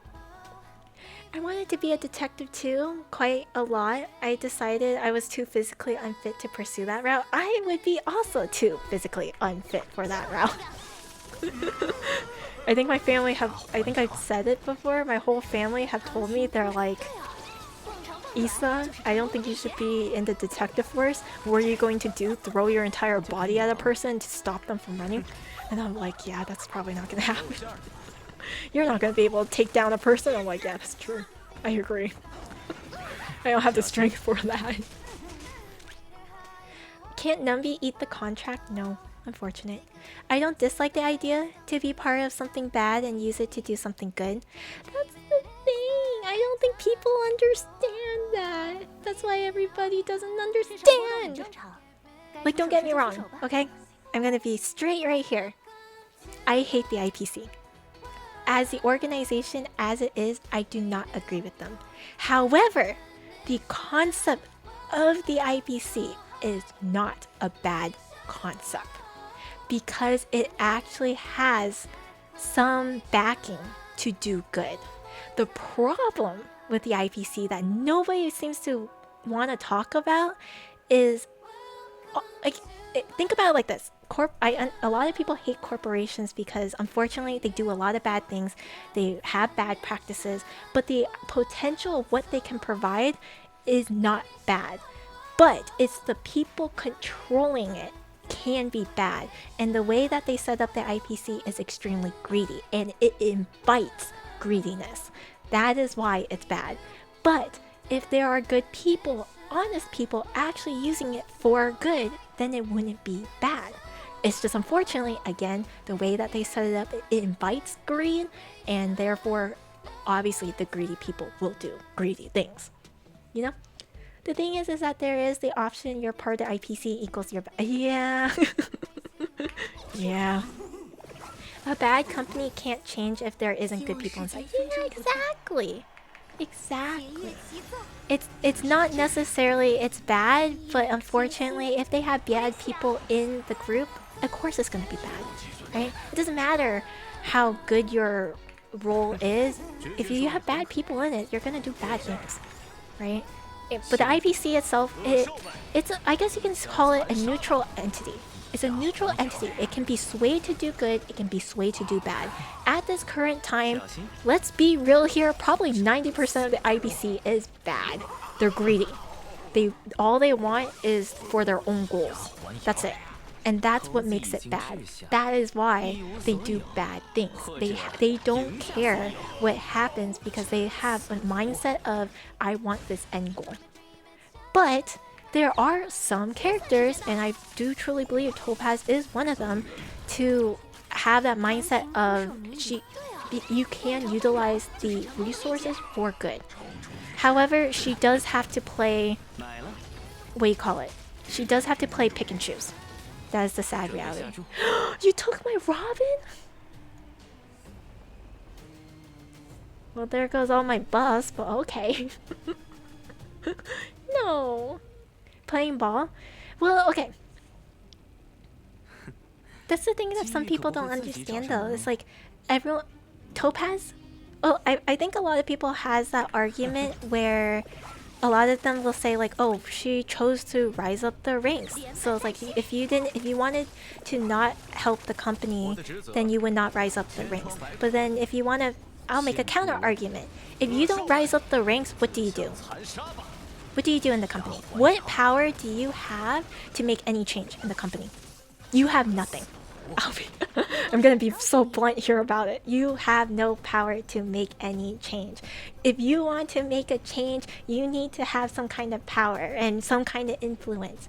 It's not a good thing, but unfortunately that is kind of like the reality of the world. If you want to make a change with something, you gotta have some kind of influence, and the best way to have influence is by jumping up the ranks in a company or in an organization. It sucks, but it's true. You say a lapdog forced to follow someone else's order? Exactly. So like, if you want to make a change of something, you gotta have some kind of influence. That is why, I mean, that's why, isn't this one of the arguments they make for influencers? When you're an influencer, you have to be more careful of the things you say. If you are an influencer, you have to be more wary of who's watching you, what kind of influence you have on people, because you can accidentally influence people to think a bad thing, or you can accidentally influence people to do something bad. You might not mean to, but that is the influence you have. But see, because of that, that's the same thing in an organization. If you want to have a change happen, you need to have some kind of influence. She used that influence to argue for Bellabog, and people still think she's bad. Unfortunately, it's because of the idea is like, oh, if you want to fight for Bellabog, then shouldn't you fight for them to not be under the IPC at all? That's not how that works, unfortunately. It's the idea that she has some rights, but she doesn't have all the rights. She has some, just not all. Truth be told, she didn't have to help Bellabog. She could have just said straight out like, oh yeah, I gotta sign this contract and that's it. What she was doing was she went to the Bellabog to assess what they have, and so she can argue like, oh, they are market value of 5 billion credits. Because their market value of 5 billion credits, we should invest 10 billion credits to ensure that their project exists and they will get more money back. Does that make sense? She was negotiating for more fundings to the project. That's all she was doing. She couldn't decide whether they would sign the contract or not. That contract was set in stone. But she would negotiate how much money was going to go into the funding of actually what is it? Terraforming? I don't know what it is. I keep thinking it's terraforming. I don't think it's terraforming. I think that's a wrong game. Isn't terraforming from Animal Crossing? Wrong terminology, but you guys know what I mean. She wanted more fundings for the project to ensure Bellabog would be okay. Because more fundings allow her more flexibility for making sure the planet continues to live. Bellabog was hella messed up due to the Stellaron there. Wasn't much they could do. Yeah. Well, that's the thing. So this is where the IPC gets really greedy, and this is why I get it. You should hate the IPC. I get it. So I understand why people do hate the Stonehearts, and they hate the company overall.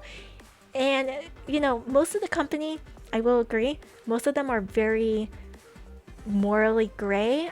I personally don't think Topaz is that morally gray, but again, at the end of the day, she will have to do to some degree what the IPC wants because she works for the company. But she does try really hard to have all parties benefit, and most people don't do that. So I think you should at least give her some credit. Yes, you should still be wary of her because unfortunately, at the end of the day, she still has to uphold some IPC winnings. AKA, the IPC will no matter what have to win something. So yes, you should be wary. But to completely blame her solely versus the company is kind of strange.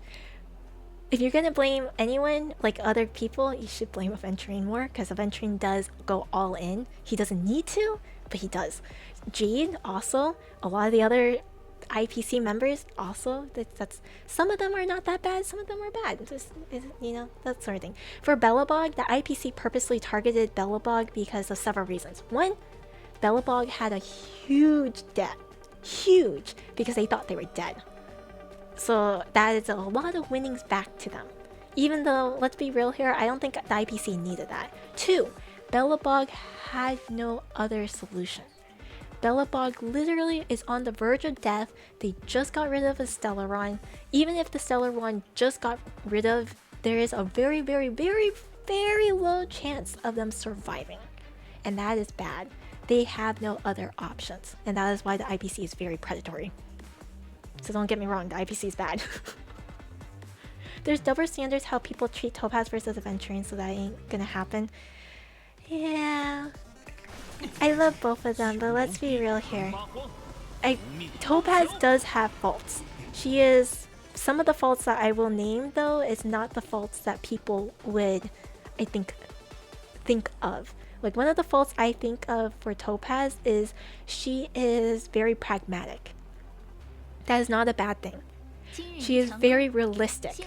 But because she's very realistic, I guess you can say if you want to reason with her, well, you can reason with her, she listens, but you really gotta show evidence and proof that what you plan to do can work. Because otherwise, she does not agree with it, necessarily. And that was something Bellabog had to do. That is one of the reasons why she did not agree with Bellabog and their plan. Because she's willing to give them the chance to fight for themselves, but the problem is none of them had evidence or proof to say, this is my plan, this is how I'm going to do it. So therefore, in a logical reason, she's going to look at it and be like, your chances of this plan working is like 0%. Why am I going to back that up? She's very pragmatic and very businesslike. So you need to give her actual numbers. You need to give her actual evidence. You need to give her actual graphs and data points. So therefore, it's kind of hard to argue with her. Is that good? She does listen. She's willing to listen. That is at least a good part. But it makes it harder for her to see that something can happen. So if there's like a miracle chance of it happening, she won't believe it. She's very risk averse. That is another thing. She's very risk averse. So you really have to appeal to her logically. 0%, I like those odds. No, that's not good odds. You don't want those odds. Those are really bad odds. That is scary odds. But that is actually a downfall for Topaz. Because this is also, it goes into her personality. If you guys have not noticed, Topaz is a very... like, what is the terminology? She doesn't want to pick fights, I guess is a good example. That's not a bad thing, but that's always not a good thing either. Hello, nice to meet you. I hope your AA is going well. I'm getting 2 stars so far. That's not bad. Passive? I don't want to say passive because she is not passive. Topaz is a rebellious person, but she does not like to tip the scales. That's why she's very she wants to keep the status quo, aka she does not want to pick fights. She will pick and choose her fights. If she thinks it's not worth it, she will not do it, aka the risk averse. She wants to be not necessarily on the good side of everybody, but she doesn't want to pick unnecessary fights. So for example, like she was willing to pick a fight with Bellabog, but that is because at the end of the day, it's her job that she had to make them sign no matter what. And she couldn't do much about it. So she's like, yeah, I have to get permission. But the minute that she could, you saw she didn't want to fight. So she automatically stopped the minute she could. But if she has to pick a fight, she will pick a fight. But in terms of like the IPC, she's very passive and she doesn't want to pick fights with anybody. Not always bad, because the IPC has a lot of, you know, power dynamics. There's a lot of power struggles and power fights. There's a lot of external and internal issues. But because of that, she tries really hard to like be in this balance, which sounds kind of stressful if you ask me. Business-wise, that sounds really stressful. Then there's Aventurine who just wants to pick fights with everybody. He wants to pick fights with everybody. It's one of those things. So it's like hit or miss. But yeah, there's faults to every single character. That is the point. There is faults to every single character. I just think most people fault Topaz for the wrong things. 2-star is pretty good. I believe you can 3-star. I don't think I can 3-star, but I do like the 2-star. At least I can get the rewards. Anomaly is hard, so I don't expect to have like I don't expect to have perfect scores, but like I would like good scores. 1-star or 2 stars at least. Hopefully 2 stars. If I can get 3 stars, that's amazing. That's amazing. I think I'm playing this really badly because I'm yapping too much. I'm yapping way too much.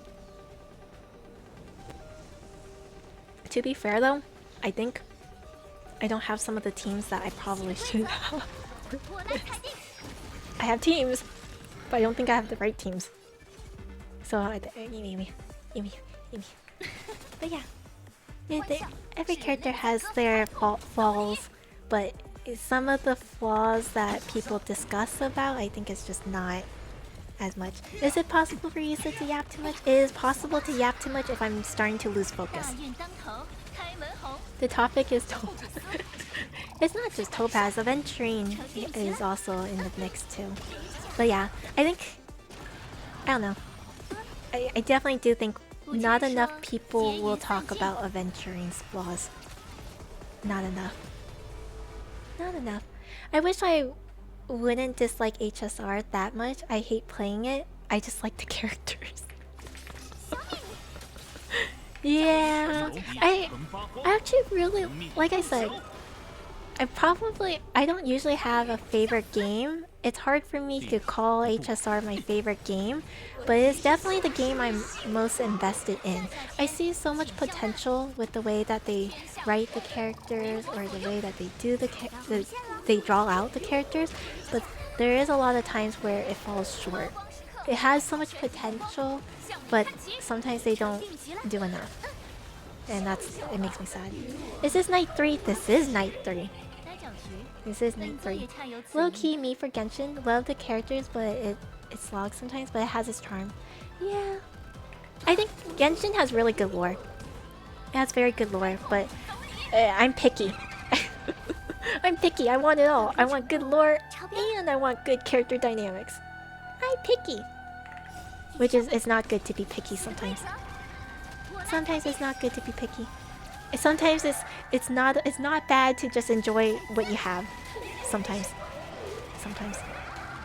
Also, I got a notification, but I don't see it on my activity bar. That is, I get an email once in a while that says like someone followed, but then I don't see the follow on my activity bar. Is that normal? NTE has really had me hooked recently. Genuinely tickles that addictive game that you always think about. That's Star Rail for me. But Star Rail, I like thinking.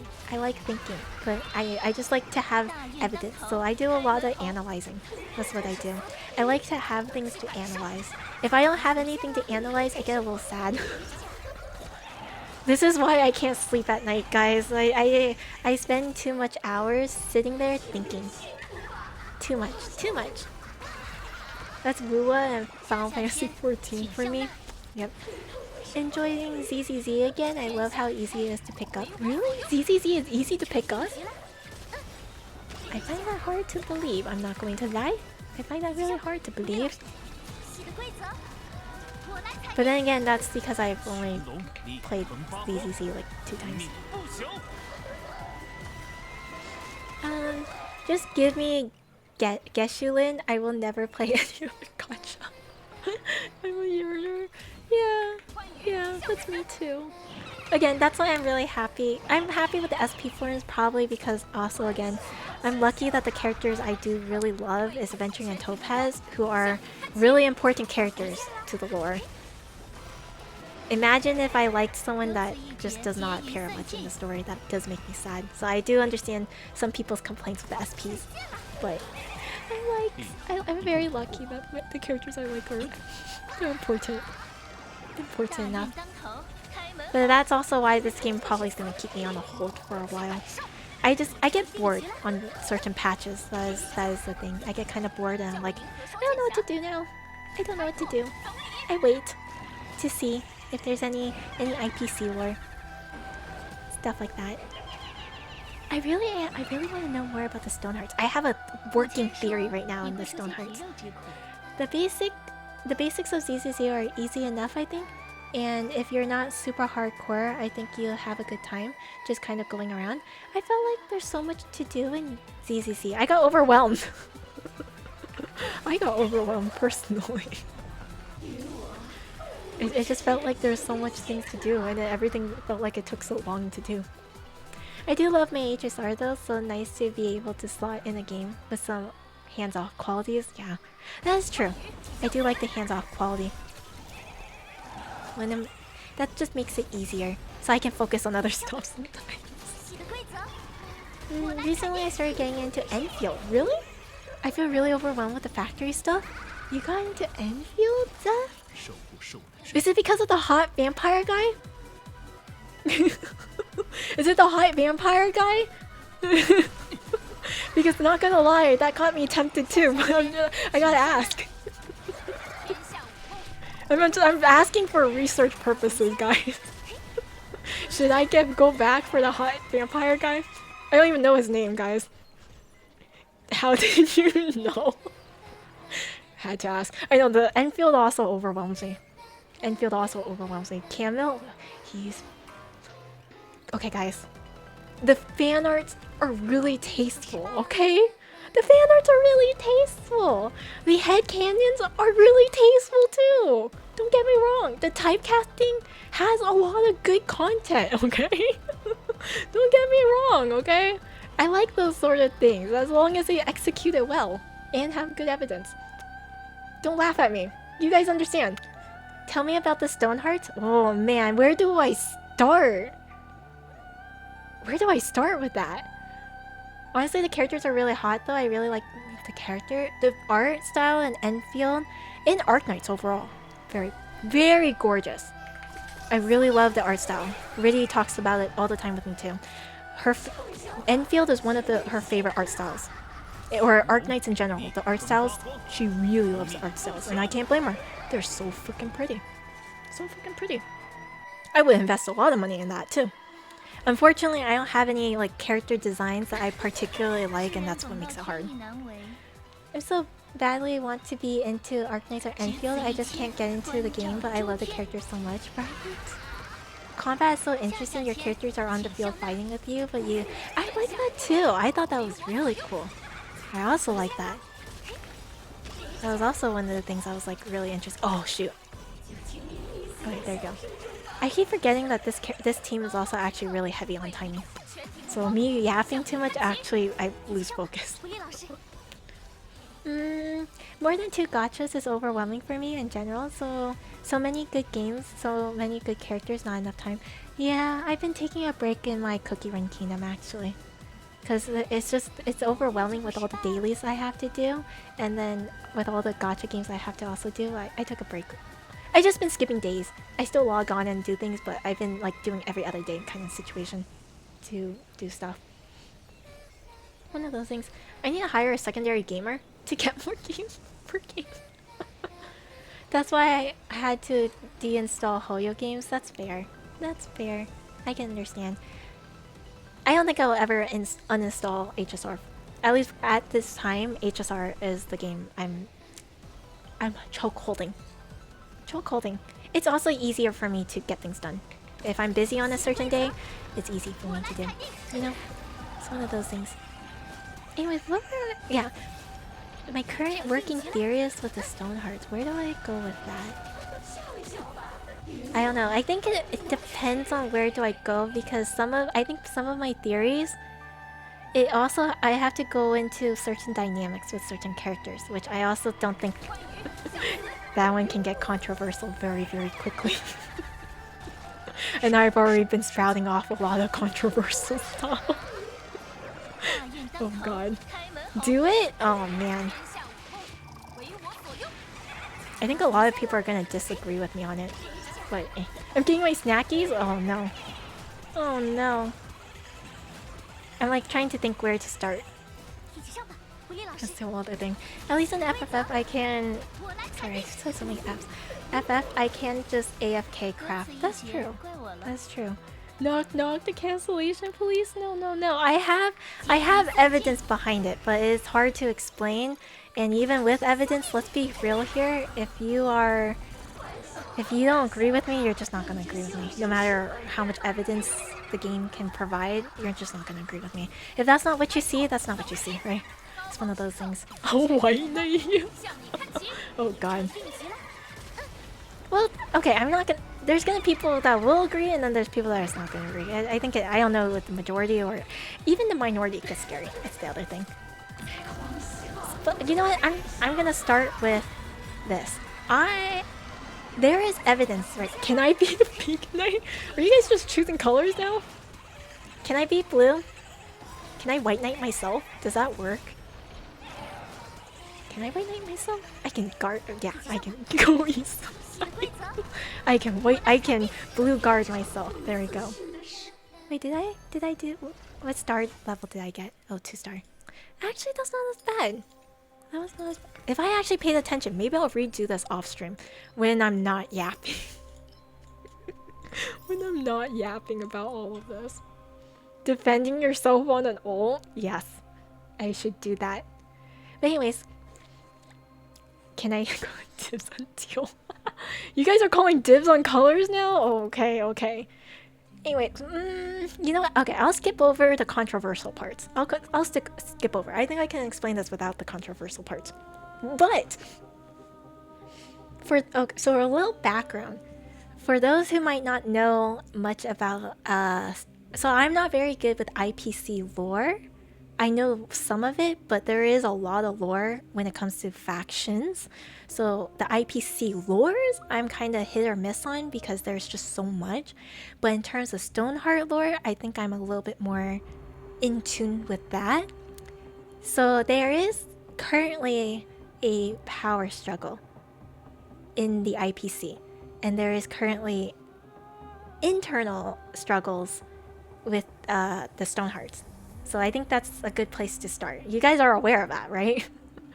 No, I need the controversial parts because I don't know what we're talking about. No, I'm talking about the IPC and Stonehearts. That's what it is. Because that's the faction I'm most interested in. Yes? Okay, so you guys are aware of that, right? So I guess the power struggle in the Stonehearts right now that we have a lot of... Okay, I don't want to say a lot. It's not a lot. But we have hints of is within the ranking of P46. You guys also know that, right? So that is the characters Obsidian, Jade, and Opal. You guys are aware of that, right? What team do I use here? Oh no. You know what? I could use Evanestia here. I could just use Evanestia. Follow up attack, yep. I'll go use Evanestia's team here and hope for the best. There's Obsidian? Yeah. yeah, maybe I should go back even further. Do you guys know all the 10 stone hearts actually? Do you guys know all the 10 stone hearts? There's 10 of, well, okay. To be fair, there's 11, but now there's like 10 because one of them is gone. We don't know what happened. Aventurine, Topaz, and Jade. So those are the current playables. Pearl eventually. Then we have Sugalite, Obsidian, Amber. Who am I missing? Hang on. I gotta count with my hands. Okay, so there's 4 already. We have Sugalite, Amber, Obsidian, Agate, Sapphire, and Opal. Those are the 10 stone hearts. Diamond, he is the leader of the stone hearts. So it's kind of like the whole Genshin thing where like, yeah, we have this, you have, what's Perio, or he is the leader of the Fatui Harbingers, but he does not count within the numbers. It's the same with Diamond. Diamond, he is the leader of the Stone Hearts, but he's not exactly a Stone Heart. If that makes sense. He's just the leader. Yeah, but right now we have the P46. Jade, Obsidian, Opal. They have some kind of like power struggle going on. We see this particularly in there's several instances. They're making it more known that is a bigger thing. First, we got some hints that the Stonehearts have a power struggle to some degree. I think a lot of people try to say that the Stonehearts are like a family, like a found family situation, and that is just not true. I think it's because they mentioned in Penacony, they were all, I think Sunday made a comment like, oh yeah, the Stonehearts are actually closer than you think, and that is not wrong in the sense of they are willing to work together if they have to, especially if their goals line up. Because to be a Stoneheart, they mentioned that being a Stoneheart is like it's a wish-making position, meaning that you have some kind of goal that you're trying to achieve and you're willing to achieve it, and that's why Diamond invited you to be in it. So it's almost like a wish. You can maybe get a wish granted. That is partially why all the Stonehearts are Stonehearts. They have some kind of goal that they want. So you gotta know that in the first place. All the Stonehearts have some kind of goal they are trying to achieve. That's why they're in that position. And in order to get that to work, you gotta follow Diamond, right? So they're getting like an opportunity of a lifetime right there, right? Force jamming the puzzle pieces together family? No. They wish it was just a found family situation. It's like a dysfunctional family. Yeah, it's more like a dysfunctional family. Also, hi Penalty. Hello. Also, hi Fo. Hello. But anyways, so you guys gotta know that. They all have a goal in mind. They want their wish to come true. And in order to do that, you gotta follow Diamond's goal. Whatever he wants, you gotta make it happen, right? It's that kind of situation. So, but even though you're a Stoneheart, you technically are an independent person. Meaning you technically don't need to agree with the other Stonehearts. You technically don't need to work with the other Stonehearts. You just need to get your shit done, right? If you need to work together to get shit done, do it. That is at the end of the day what it really is. So if you can work with each other, that's great. If you don't work with each other, that's also okay. That's your choice. That's kind of how the Stonehearts function. It's questionable. Me noting when I don't even play. Yeah. No factional obligations. There's no obligations to each other, exactly. Totally not how a normal office function. You'll be surprised. Not everybody knows what life is in the office. Not everybody has an office job. I wish I didn't have an office job sometimes. Don't get me wrong. I sometimes look at my office and I'm like, I hate the office politics. It sucks. It absolutely sucks. But it's real and it's true. You guys only agree with each other because you guys have a shared goal somewhere. And that is what the Stonehearts is. Does that mean they can go against each other too? Yes. Yes. And you see this And the very first instance you see this struggle in is if you guys have watched the Mirai trailer of Aventuring getting voted off in the Stonehearts. That is where you first see that the Stonehearts are not really together. That makes sense? Yeah. I'm just writing down what you say. You don't have to. You guys can see all of this. I like talking about these things because it's interesting. And if you guys have also interesting points, I love to hear it because it builds off of my theory. Crayon time? I like listening. But yeah, the Stonehearts are not very... They work together because they have to, but there are internal strifes, there are internal groupings, there is groups, okay? They're fighting against each other, and some of them definitely work together more than others. Definitely. And we see this in Aventuring's voting. So I had a working theory that you can kind of see the factions within the Stonehearts. And I think it also revolves around the P46 grouping. That is my theory. So at my current working theory is there are currently 3 factions within the Stonehearts. Currently, we have Jade, because this also goes into the P46. We have Jade, who has Aventuring and Topaz backing her. Part of it is, I believe, is because she's their mentor. If you guys don't know, Jade did mentor them to some degree.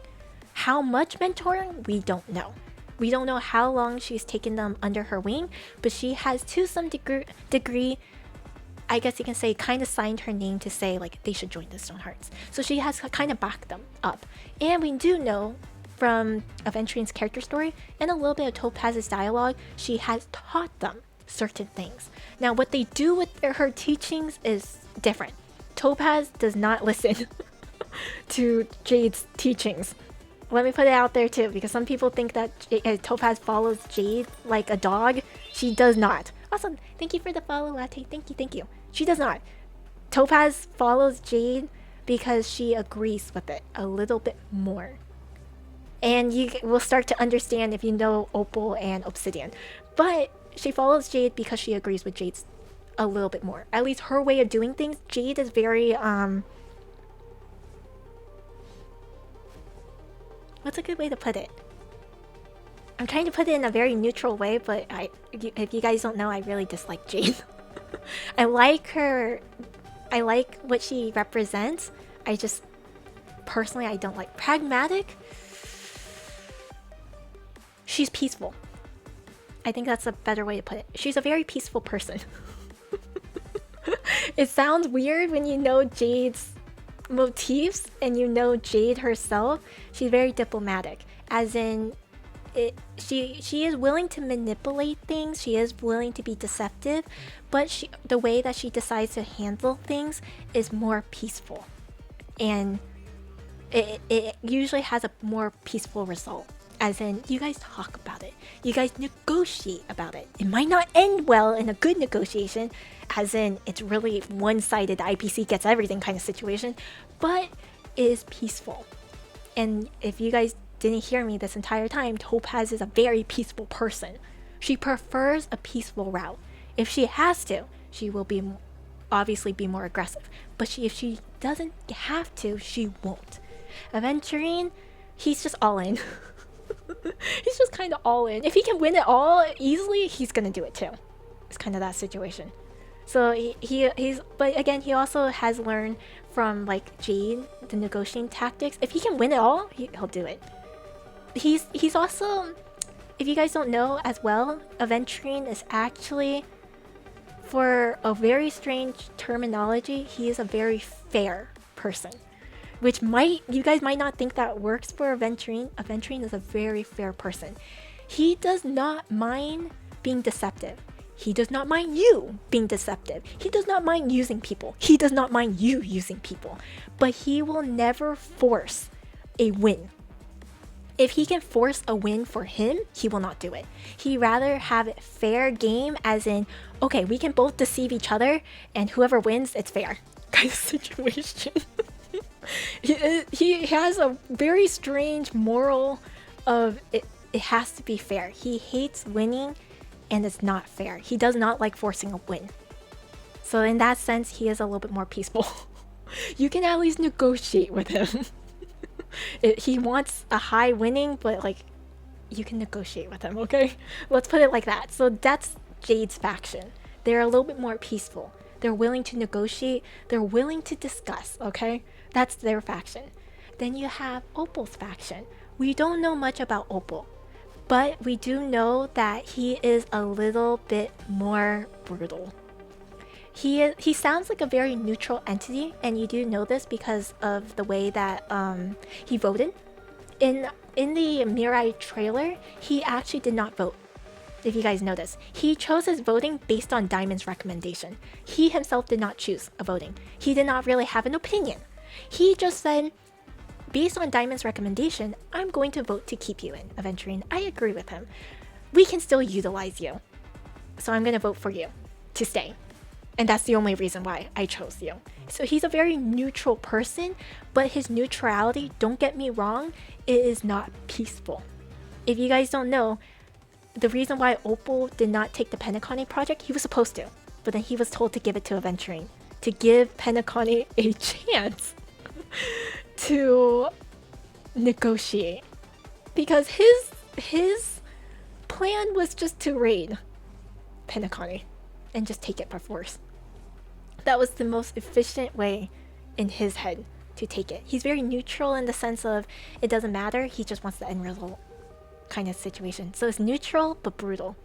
It's efficiency. So under him, I believe personally Pearl and Amber are under him. Reasoning, Pearl is actually very neutral.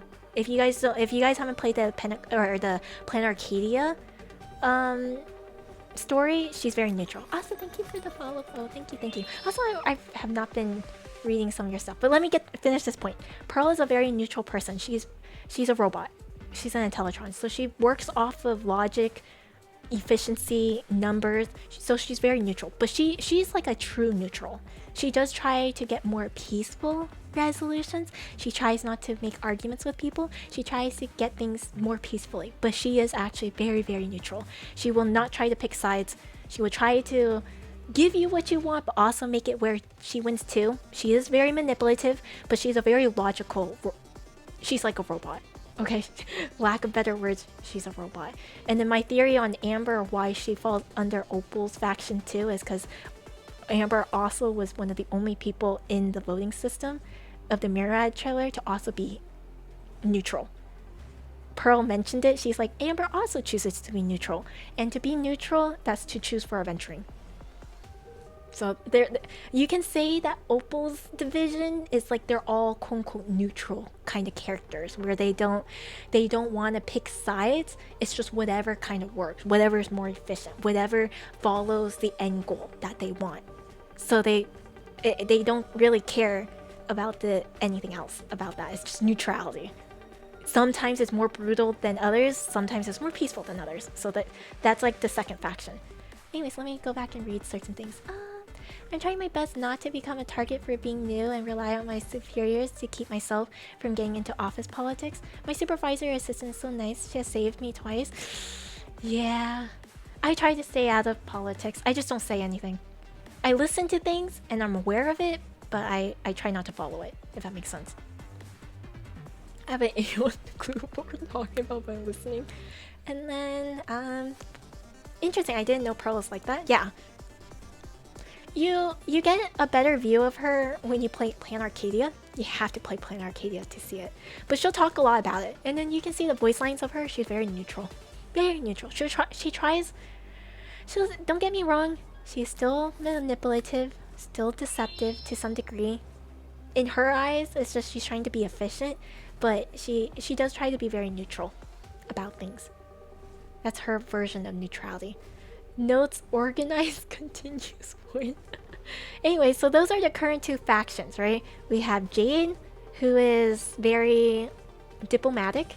That's a good way to put it. Diplomatic, peaceful. Then we have Opal, who is very neutral. So that can sway to either being very brutal or versus being, again, peaceful. Then we have Obsidian. If you guys don't know anything about Obsidian, she wants bloodshed. Lack of better wording, she wants bloodshed. She wants to force people to do she is a very aggressive person. And you guys know this from Jade's character story. She's very aggressive. So in that faction, I don't know who would be under her because we're missing people. That's the other thing. But all I know right now is she's the one in charge of Agate's cornerstone. So for now, I put Agate under her. I don't actually know what's Agate's ranking. So I don't even know if Agate's a P46 or a P45 or less. I don't know. But right now, she's under Agate's cornerstone. She's in charge of Agate's cornerstone. So for now, Obsidian has Agate under that her faction. My thought process, Sugalite might be under her. We don't know a lot about Sugalite, but he too was kind of aggressive. he wanted to vote Aventurine off too. We don't know much about him, so I don't actually really know. But for now, I put him under I put her under Obsidian. And then this one is more of a stretch. I put Sapphire under Obsidian too. Sapphire is a very... He's very like... honor. Rules. You gotta follow it kind of situation. But it's to the extreme of if you break a rule, you are out kind of situation. He wanted to kick Aventurine out from the Stonehearts because he broke his cornerstone. And he's like, that's immediately, you're not supposed to do that. That's against the rules. You're out kind of situation. So I guess you can say, instead of saying aggressive, Obsidian's faction is very extreme. We have the diplomatic faction, the neutral faction, so they really sway. They're hit or miss. They're definitely not on your side, but they could be on your side. And then you have the really extreme faction. That's the kind of current dynamic the Stonehearts are giving me. That's my current working theory. But then, now that we have Aventurine who just recently got promoted to P46, now we don't know what's going to happen. It kind of just throws a wrench, and then that causes a lot of power struggle. A lot of power struggle. Sounds hot. Is she me on a weekend, boss to her juniors? Oh no. Is that what you do on the weekend? I do give him plenty of space on weekend. Ew, don't lie. Okay, notes so far. Each zone has a wish. You must work under Diamond. There's no factional obligations though. Yeah. You can work with, ignore, or oppose others. Yep. 3 unofficial sub-factions. Yep. Jade, Topaz under, and Aventurine's under. Yep. They're more peaceful, diplomatic. Potentially under, and I think Pearl is under Opal. I don't want to say potential anymore because at least the trailer to Plan Arcadia, we saw Pearl report to Opal. So I think it's more official. But yeah, Amber is potential. And the Obsidian, yeah, Aggie, I can't say potential either because quite literally Aggie is missing. We think Aggie might be dead. So she's just in charge of the cornerstone, but therefore she has the power to keep their cornerstone, so that gives her that. But Sugalite and Sapphire are potential. They're a little more brutal and bloodshed. They're extreme. Very extreme. Rip Aggie, yeah. This is so awkward. They tried to vote him off and now he got a promotion. No, that is really awkward. But for those who haven't played, we have in the current event, I finished it already. I had to finish it. I had to play it. I played it like the first day. We have a hacking event in the current patch for those who do play Star Rail. And it was basically someone was trying to sabotage Aventurine. He approved a 1.2 billion budget for a project and 1 million of it got embezzled. So he asked you to go hack into the IPC system to try and find out why or where did it go. And we find out that it's possibly a Stoneheart that did it. Because we find out who did it, and then we fire them because they are part of the IPC. They were the head of the security department, but apparently the background of them is they got hired in by a Stoneheart's approval. So only a Stoneheart can fire him, and Aventurine was able to fire him. But that makes it questionable that despite the background of the person, which was very questionable, they were like a hacker already. And this was known. if you do background search, but another Stoneheart accepted them into it and allowed them to be the head of the security department. That's questionable, right? So and then apparently Adventuring was getting a lot of heat as well on him, so that does sound like someone was trying to throw him under the bus. Gone before I remembered you. Hot take, Cyrena's a fun DPS. I heard she can do a lot of damage, actually. What's the chime sound? Oh, that's Yao Guang's and little move. If you stay here on her ult, she plays this little cute tune. It's really cute. Do you guys hear it? Do do do. Do do. And then it just repeats. Do do. You guys can. I've listened to this so many times. I can repeat the entire thing. I have no clue. I only recently came back to this game. I'm talking about a lot of lore. Don't mind me. I pay attention to a lot of like I like Stoneheart lore. Stoneheart lore. I think that's a better way to put it. Stoneheart lore. Because I'm not very familiar with all of the IPC lore, but I really like Stoneheart lore. Specifically, Stonehearts. I dislike politic battles. IPC is so scary. They are very brutal. Very brutal. Very, very brutal. Pulled her, then I had to uninstall again for space. Yeah, I can't blame you. Star Rail is getting a little chonky. A little too chonky. I don't even play bother. Brother, I'm just sat in class. You're just listening to me ramble. By the way, in your opinion, is Scott redeemable from being a 100% bad person? No. No. Scott is not redeemable. He has chosen his life, guys. He has chosen to be a lone wolf. If you guys play defense and everything, he literally talks about it. He has chosen all of that. He does it very funny in a very comical way, but he literally talks that he has chosen to be a lone wolf. He wants to progress, and to progress he has chosen to possibly throw people under the bus. That is why that's why we always have beef with him. The guy who we made bark, yeah. Is Topaz redeemable from being a tax collector? She's not a tax collector. Not fully, at least. She does debt collections, but that's not, well, like, debt retrieval, but her debt retrieval is, like, how to put it. I don't know, is there a better way to regard it? I know they call her debt retrieval, Topaz of debt retrieval. I actually hate saying debt retrieval. I rather just call her Topaz of retrievals, because her role is not necessarily collecting debts. It sounds like it because she goes back to people sounding like she collects taxes, but her main job is actually to go back to people that owes money, yes, but she negotiates with them to try and figure out what they need and what's the best way for them to be able to pay back. But that also includes seeing what other assets they have.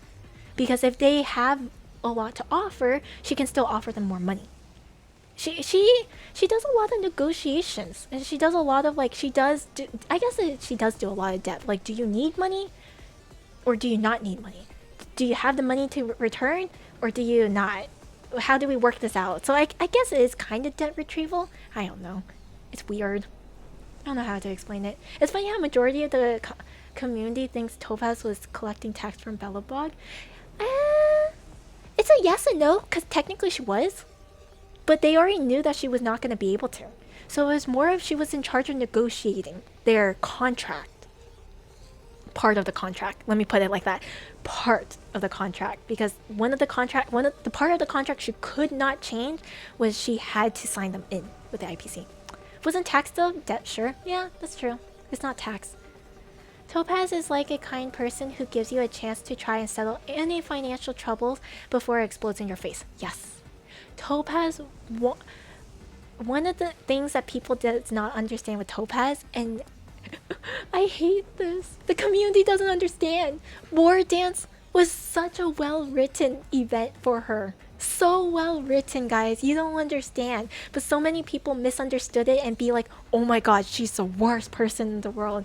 She is an IPC grind. I'm like, no, you guys don't understand. You guys didn't understand anything she said. In War Dance, she explicitly says, very explicitly, she says something along the lines of she does not like charity. She says something along the lines of it's okay to accept charity, however, you should never rely on it. It's okay to get help. It's okay to need help. But at the end of the day, once you get help, you need to learn how to be independent and use that help to get out of it afterwards and to become independent. Unfortunately, does that help sometimes mean sacrificing? Yes. And that is the reality of life. In her eyes, the only sacrifice she had to give was unfortunately her rights to not be in the IPC. Her planet got signed in, but she thinks it was the best thing she could have gotten, at least at the time. I think to some degree, arguably, I believe some of her characters, she has accepted what has already happened. There's nothing else to change. What kind of opportunity can you make of it now? Her and Aventurine are very opportunistic people.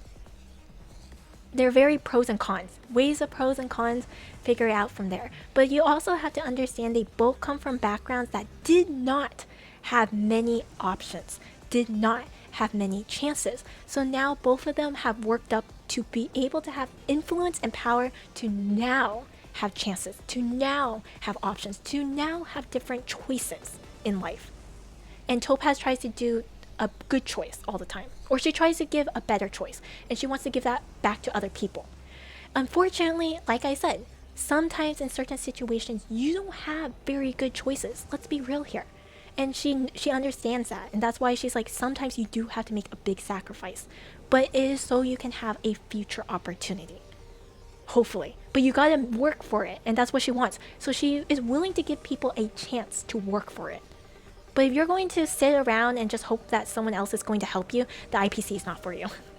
And she will say it straight out. You're going to definitely be stuck in the IPC. That's her whole point in the War Dance. I love the War Dance event. I love that. I love the event so much. It was one of my favorites, actually. I think people just don't like the IPC. Rightfully so. Rightfully so. But there's a lot of nuances to companies, and I get it. I understand why a lot of people dislike big corporations. I can understand, and I can agree to some nuance. But you guys also have to understand there is a lot of nuances to big companies, and not everybody fits in the same mold, right? That's the whole point. We're all different. Everybody's different. Everybody has different goals. That's what makes people so weird and the worst gamble in the world. But we do it anyways because we like people. Some odd reason. Some odd reason we really like hanging out with people that can do us so much harm. But we do it anyways. If you rely on help too much, you just dig a deeper hole. She's already being very nice, that's why I like her, though I'd rather not meet the IPC anytime, anywhere. And I love her Numby. She's very lucky to find and be friends with Numby. The War Dance gave me anxiety, but I like the plot with March. I agree. Like I said, Topaz, you should still be wary of her, because at the end of the day, it is still her professional business to have to let the IPC win. I have some theories and, well, not theories. I have some good reasoning for it. But compared to the rest of the IPC, she is actually very kind and wants all parties to benefit. She wants all parties to benefit. She tries really hard to give all parties some kind of win. But at the end of the day, she will always have to let the IPC win. At least a little bit. And she argues with them. She negotiates with them. That's what she does. And nobody understands that. Nobody understands how much she works to negotiate, to say, she tries to sell to the IPC like, this is how you're benefiting. This is why you should say yes to this contract. And then that also gives benefits to the other party. I think Numby's cool. Numby's very smart. Jade is the kindest IPC member. Oh. I'm gonna put aside my biasness, because if everybody knows, I'm gonna make it very real here. I hate Jade, okay? But I'm gonna put my biasness to the side. Jade is a very neutral entity. If you want true neutrality, true fairness, Jade is that. I hate to say it, but it is true. Jade can either be your worstest enemy or your bestest friend. And that's what makes her extremely terrifying. That's what makes her, that's why she's very morally questionable to me, and I don't like her. In my eyes, and morally, I feel she's the worst. If I had to rank the IPC based on a morality scale of like white, gray, and black, I would put her in black. Because in my morals, I don't believe in what she does. But she is extremely smart, she is extremely well-knowledge. I actually understand a lot. She has a lot of cool social engineering. Like, she has very cool psychological like mentality stuff. It's really cool, and if you understand it, it's really cool to see. Because it is scary. It happens in real life all the time. But she can be your worstest enemy or your bestest friend. You need to know how to work with her though. But she's a very... She warns you. She does warn you. But what she likes to do is, at the end of the day, she is hoping that your desires and whatever you want outweighs anything. That you're willing to accept her bargain. And to be fair, her bargain, it depends on what you want. If you want something, you gotta have a fair trade. Whatever she considers as a fair trade, she'll give it to you. But again, you gotta give something back that is fair. But what makes her scary, and this is why I argue she's morally black versus gray versus Topaz. And this is also where I will say, if you guys think that Topaz follows Jade completely, and I already mentioned she definitely doesn't. She doesn't even follow Jade's full... She learns from Jade because she likes learning. She likes having a lot of tools under her belt to be able to do a lot, as you guys can tell. She will never do the same thing as Jade. And the reasoning is Topaz does not want you to be dependent on something. But Jade is the complete opposite. She wants you to depend on her. She wants you to keep coming back with more. She wants you to keep coming back wanting more. So you will be forever trapped in a cycle of desire. Because if no matter what, if she does not benefit the first deal with her, she will definitely benefit after. Because you will keep coming back and eventually you will lose. That she wants you to keep coming back to the table because at the end of the day, you will lose with her. That is what it is. That is awesome. But she gives you the chance. This is why I say she can be fair. She gives you the chance to back out. She gives you the chance to not go to her. She gives you the chance to know what you're getting yourself into. Basically to say, my hands are clean. It's your choice at the end of the day if you want to keep coming back to me. That's not my fault anymore. That's yours. But it's the fact that she preys on that is what I really dislike. That's why I don't like her. It is extremely intelligent. It is extremely terrifying. And I don't like it. Morally, that's not what I like. It is a very good plot to have in the game though. It's a very good villainous plot to have. So a very good thing. I know a lot of people try to claim or try to give Jade the benefit of the doubt because she donates to orphanages, and I'm like, no. If you guys see her voice lines, no. No.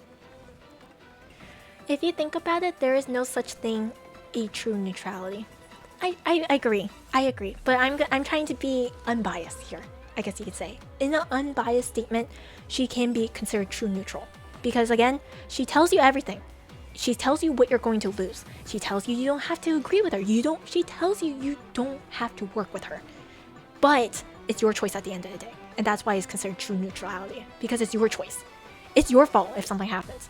I just don't like it because you can see how it seems very predatory. And she's okay with that. She wants it to happen. But again, she doesn't mind if you don't work with her. She has other people. You know? Also, if you have random questions, go for it. I'm trying to backlogging because I'm yapping so much. I feel like Jade knows what kindness is. That's why she stays neutral, yet that's why she's so scary. She has to make so many contracts and so many scary decisions that can be life or death of that person. Yes? Wait, I'm trying to understand the situation. Like she's trying to not take accountability? Right? I'd rather not be either Diamond or her. Yeah. Adventuring makes me nervous. Adventuring makes me nervous too. But he's not as scary. I love Aventurine, but there is a reason he does what he does. I love him a lot, but like, let's be real here, you don't want him either. I was expecting you to ban me for that statement now. Like I said, I like talking, I like discussing, but if you're gonna argue with me senselessly, that's a whole different thing. I got a raid? Oh, I did. Hi, Misu. Thank you for the raid. I know, there's no notification. My sound alert was really quiet. That's another thing. Hello. Hello, raiders. Hang on. Can I... This is so hard. Hang on. I need to grab... Yeah, why did I not get a... Did I just... Okay, I think I've just been rambling. Sorry. I've just been rambling. Hi. Shout out. Boop, boop, boop. I've just been rambling too much. Did that work? Did that not work? Did that... Question mark? Question mark? Huh? Okay, I don't like OBS's... Yeah, it's OBS's new update. Don't mind me. Thank you. I have no power by chart. It's okay. Yeah, there wasn't a sound notification. There wasn't? That's not good. What happened to the sound notification? Okay, let me see. Hang on.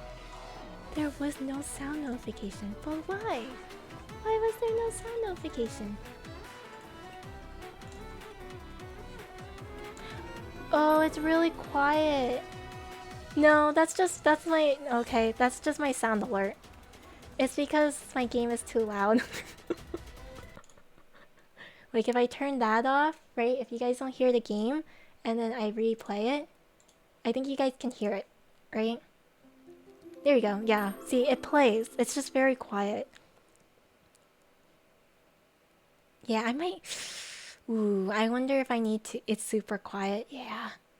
Okay, let me up the volume for that a little bit. There you go. That should be a little louder, so hopefully that works. But thank you for the raid. Sorry I missed it. And also, hi visitors. Hello. Where was I?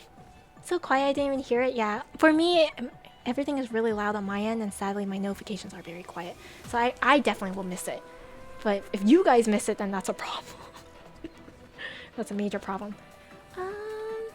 Wait, where was I? Jade is the cash payment in a gacha game?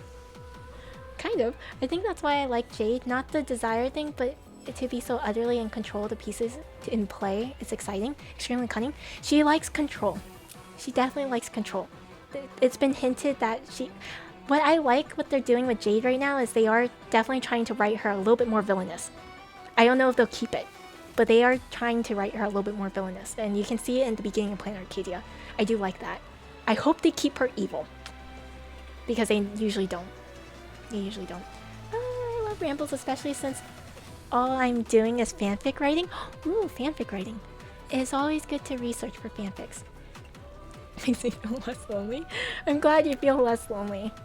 Random question. Am I the only chatter who keeps sending bits almost every stream? Yes. I'll put it out there. Yes. It's super quiet. Oh yeah, that's okay. There's one incident. You don't have to keep sending me bits, Ender. Don't spam me. Save those bits for other people. I guess her motifs with the Eden snake does suit her exactly. I liked her motifs a lot. I actually really like her motifs because I think it really suits her. I don't, in my personal opinion, they're gonna ruin her character if they make her seem any better. Because I don't think they should. I think they should deep delve it, personally. I would hate her more, but damn, she would be a really good character to have some kind of plot with. Especially in the Stone Hearts. And to be fair, some of the Stone Hearts right now are very questionable. So I prefer a more malicious. I may not like her personally, but I think for plot-wise and cool dynamics, I like those evil characters for it. They do their job well. That's the point. Evil playable character, yeah. Is Jade evil or just extremely threatening? I think... Thank you for the... Thanks for the 6-7 bits. I'll say it just for you because you don't have to give me any, but I appreciate it.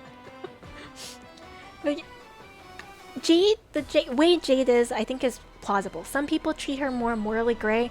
In my eyes, morally, I think of her black. But again, it's arguable. It's arguable. So it's depending on how you view things, how you agree with her, whether you agree with her, if you can see her point, things like that. In my moral biasness, I don't agree with her. In a logical sense, I can understand, but I don't agree with it. So that's the difference. You know what I'm saying? Well, now I'm embarrassed. I'll still donate bits. No, you don't have to, Ender. I'm sending thousands of Friday. No, you don't need to. You don't need to. I want the Nami mode. Oh, that's different. That's different. I feel like she's more of a looming guillotine than outright malicious. I can't say she's outright malicious, but the thing is she's very patient. She doesn't mind waiting, because in her eyes, you're going to lose in the end. In some way or another, you're gonna lose in the end. That's how she sees it. It doesn't matter. She can wait. She has time. That's what she says. Can they market evil characters, or will they redeem them like the Fatui? I hope in Star Rail they don't. Not all of them. I really hope they don't. That's one of my quarrels with Arlecchino. I will be real here. I know a lot of people really like Arlecchino. I will be very real. I kind of wish they kept the evil stuff with her, because they really made her a lot better than she is. And I'm like, don't. But she still has questionable parts of her that still makes me like kind of icky. But like she definitely doesn't seem as bad as she initially seemed. Not as bad as she initially seemed. So. I just wanted to be number 2. I still can't.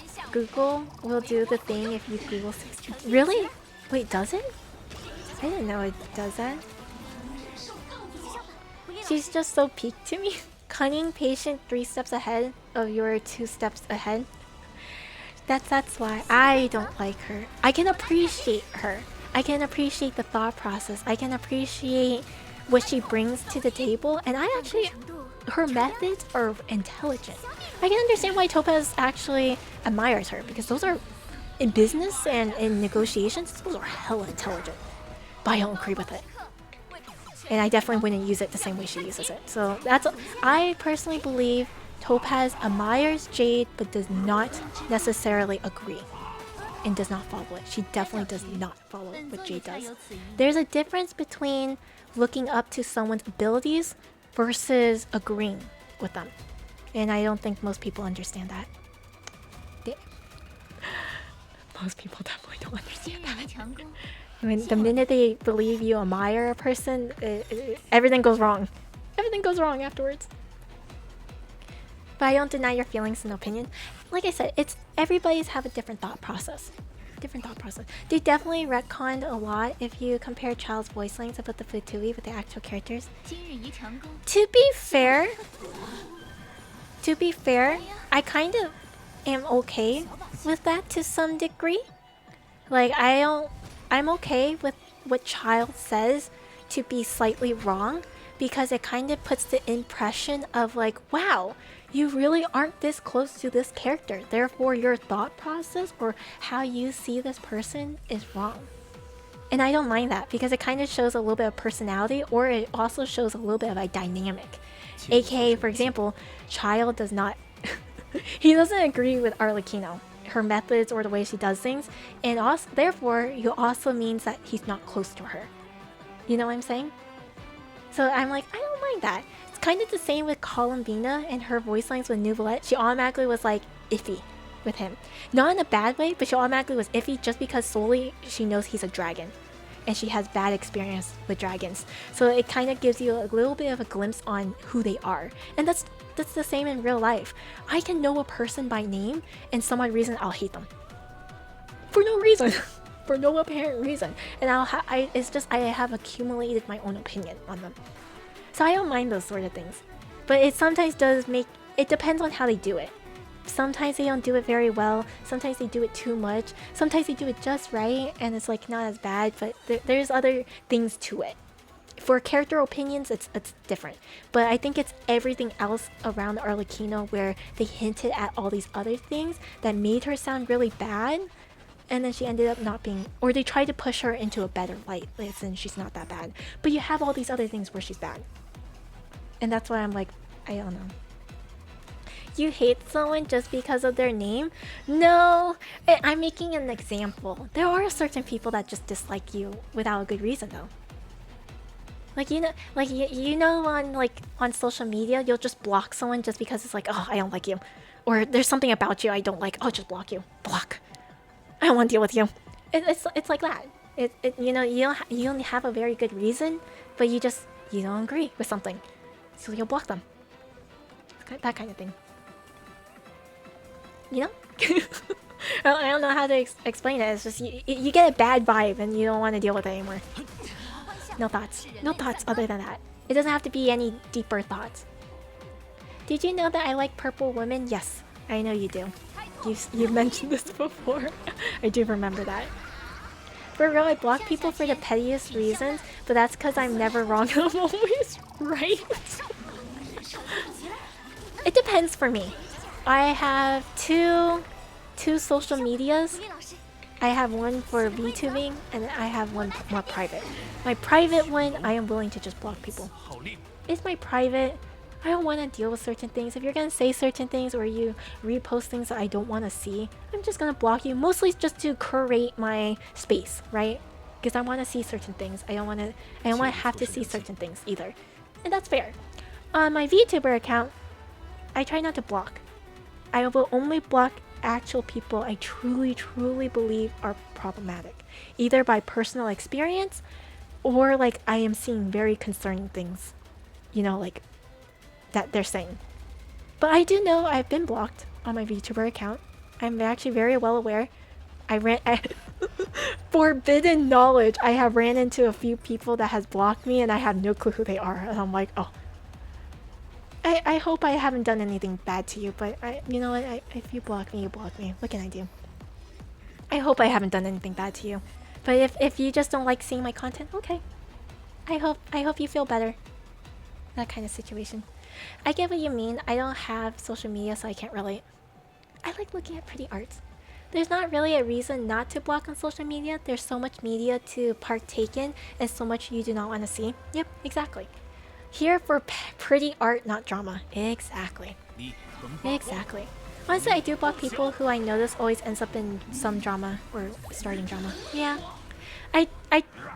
I mute. That's what I do. I mute.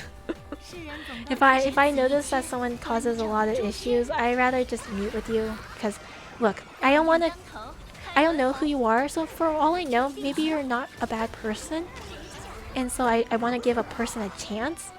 But I at the same time, if I see a lot of that, I don't want to particularly interact either. So I rather just mute.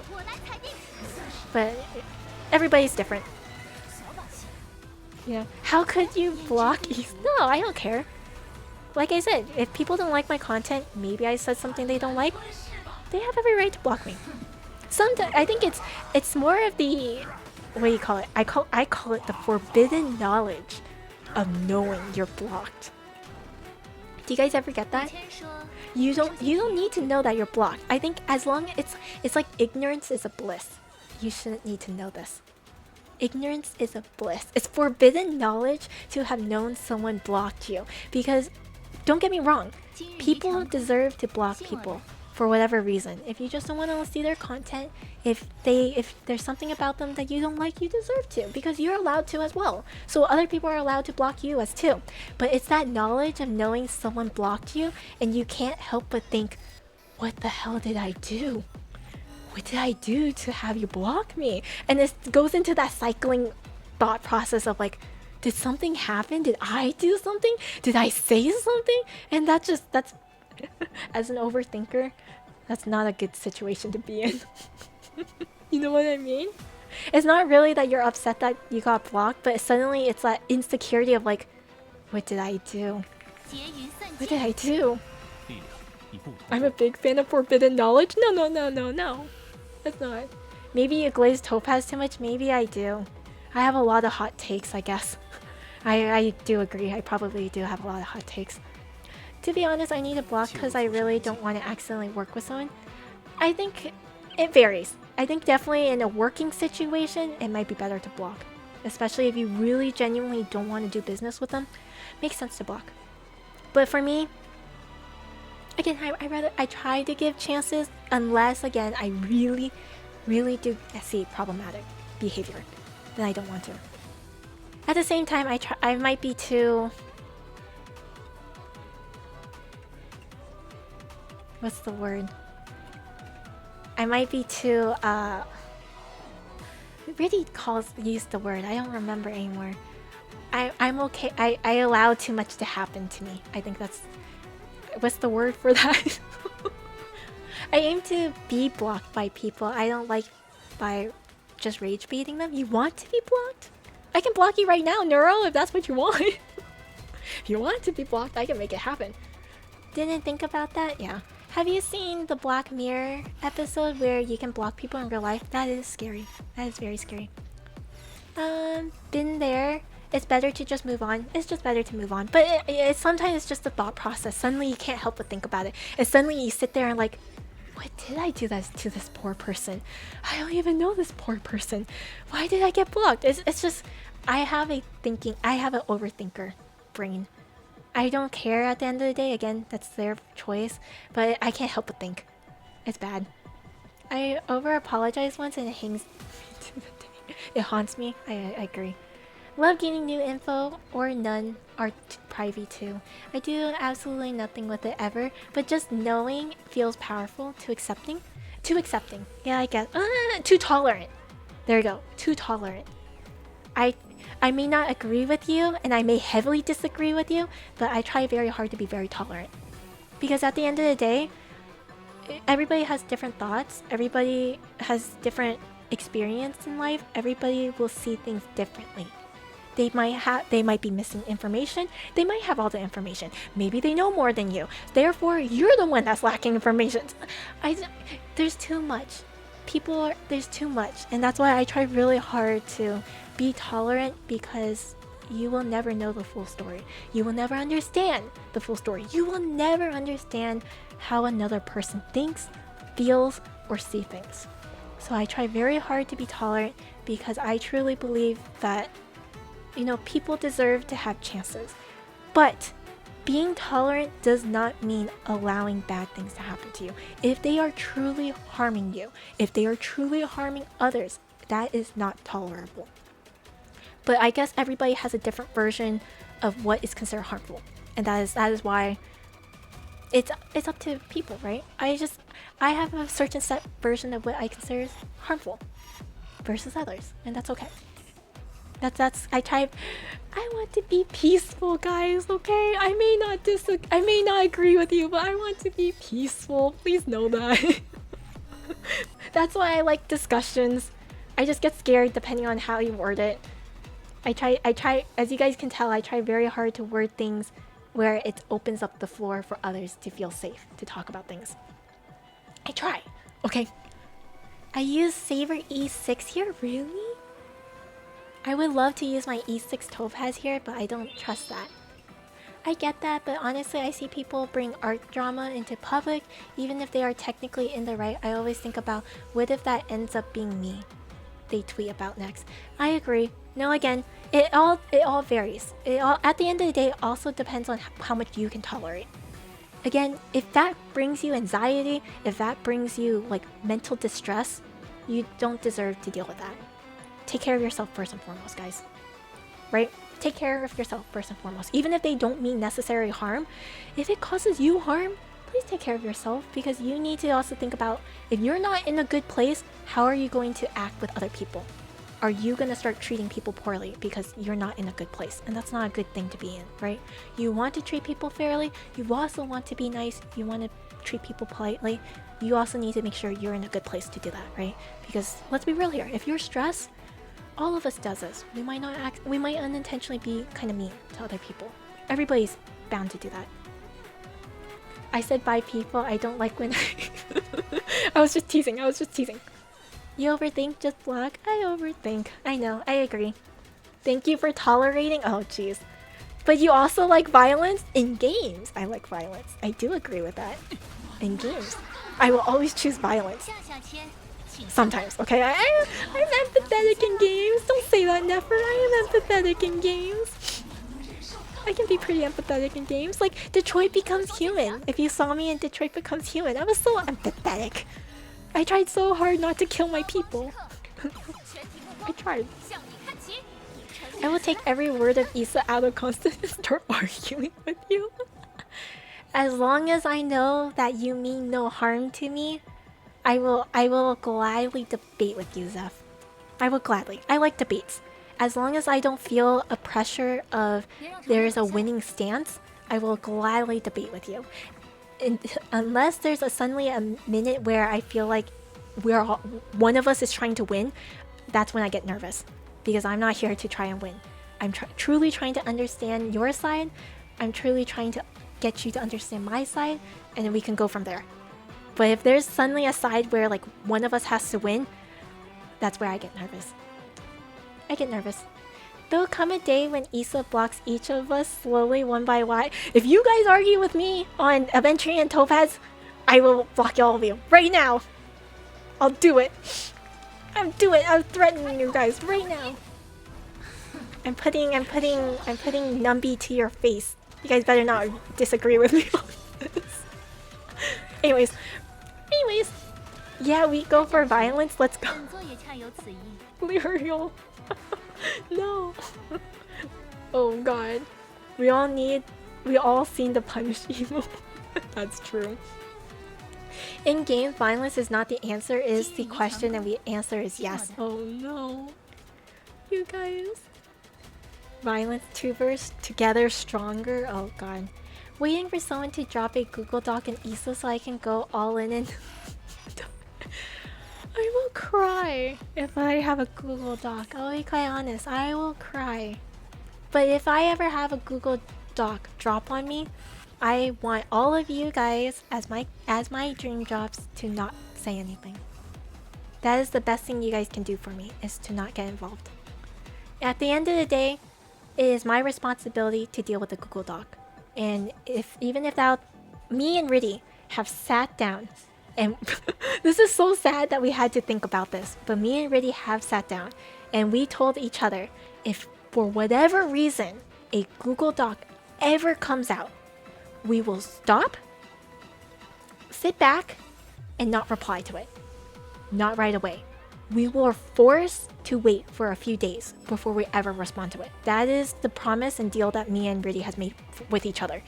We will force each other, so we will both tell each other, stop, shut up, do not respond to it until a few days. Let's talk about it first, together. Because it is extremely unnerving and scary. It is terrifying. And everybody should do that too. So I want you, as dream jobs or just in any community that you are in, for your content creators that you guys enjoy or any of the other celebrities you get into, don't say anything. Let them deal with it. It's not your responsibility, but also it can make things a lot messier. And I know that by personal experience. I'd rather not have people get involved in my business for that reason. It's scary, guys. It's scary. No, please, I like Topaz. She have nice hair. She does have nice hair. I agree with that. I agree. Thank you for that. I feel empowered. Anyways, I like Topaz as well. You guys don't have to like her. I understand. Who's the worst character in HSR? We're not talking about this. I love getting threatened at night. Oh god. I pulled Topaz back in her first banner. I wanted to, and then I got influenced not to, and I regret it to this day. Violence is never the answer, but it's always an option. Yes. I'm too employed to deal with Google Doc dramas. I like to read them. I will admit it, guys. I like to read them. I like to read them to be aware of what's going on. Just to have an awareness, like, this is something that's going on. I should at least know about it. That's it. I can develop my own opinions, but like, it doesn't matter what I do with those opinions. It's not my problem, right? Nothing I can do. Nothing I can do. Also, I don't think I'm gonna get 1 star on this. I don't think I'm gonna get 1 star on this. Topaz or Aventurine? Oh god. I'm too smart. Or you can engagement bait. I'd rather not engagement bait. I think engagement bait is a huge backfire on you. I get it, but I really think it backfires more than anything on you. It is a huge gamble to engagement bait. I'd rather not. I have a Google Doc for every time you've been nice to me. Oh god.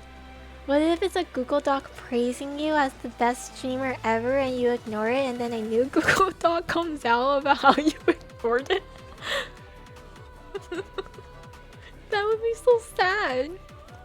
But I'll be quite honest.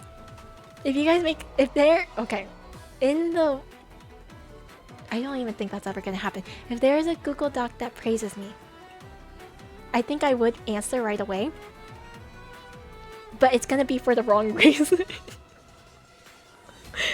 Is that bad to say? I think it's gonna be for the wrong reason. I'm gonna say thank you and tell you that is not true. I don't think so. Or I feel like you should put that effort to someone else, not me. Please don't do it to me. I'm gonna go cry in a corner and just say please don't do that to me. Please don't. That is so real though. Impulsively answering will most of the time backfire.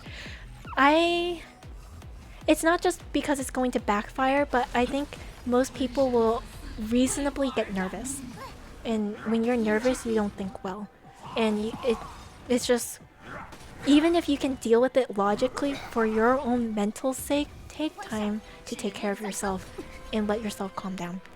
That's kind of what it is. So it's not even necessarily like it's gonna do anything bad to you. You can answer it perfectly, but realistically, you should just take the time to take care of yourself. Yeah, make sure you're in the right state of mind, because it's scary. It is terrifying. Also, I keep pausing. I'm so bad. I have not been paying attention to this. I have not. I don't regret it. Topaz was unplayable for so long, and so was Dot. I'm doing great with my Topaz, who everyone is telling me that is unplayable. I made her playable. Unplayable does not stop me when I can make them playable. It doesn't matter. It's great. Anyway, thank you for the follow, Sephi. Sephi? Can I call you Sephi? Is that how you pronounce it? Sephix? Sephixia? Sephi? I like Sephi. A Google Doc dropping on Issa and it was made by Rob. I'm gonna pick a fight with Rob if that's the case. I don't care who Rob is. I'm picking a fight with Rob. Sorry for all the Robs out there. I have internal grief with Rob.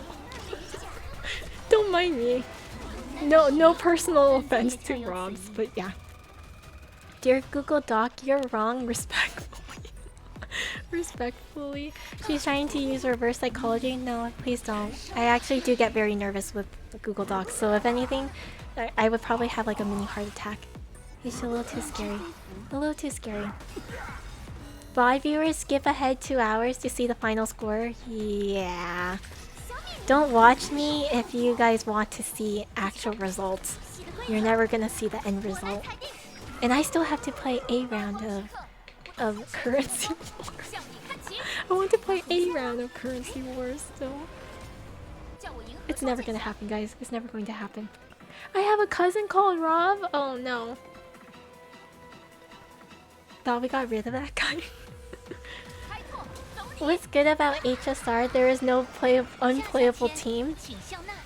I mean, there are definitely some characters that are really hard to play, no matter how much you do, but I am a true believer that if you like them, you will make it work. You will make it work. Even if you have to do the most obnoxious team build ever, you can make it work.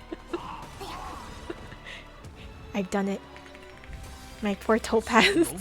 I literally get every single follow-up character. But even not, I have random...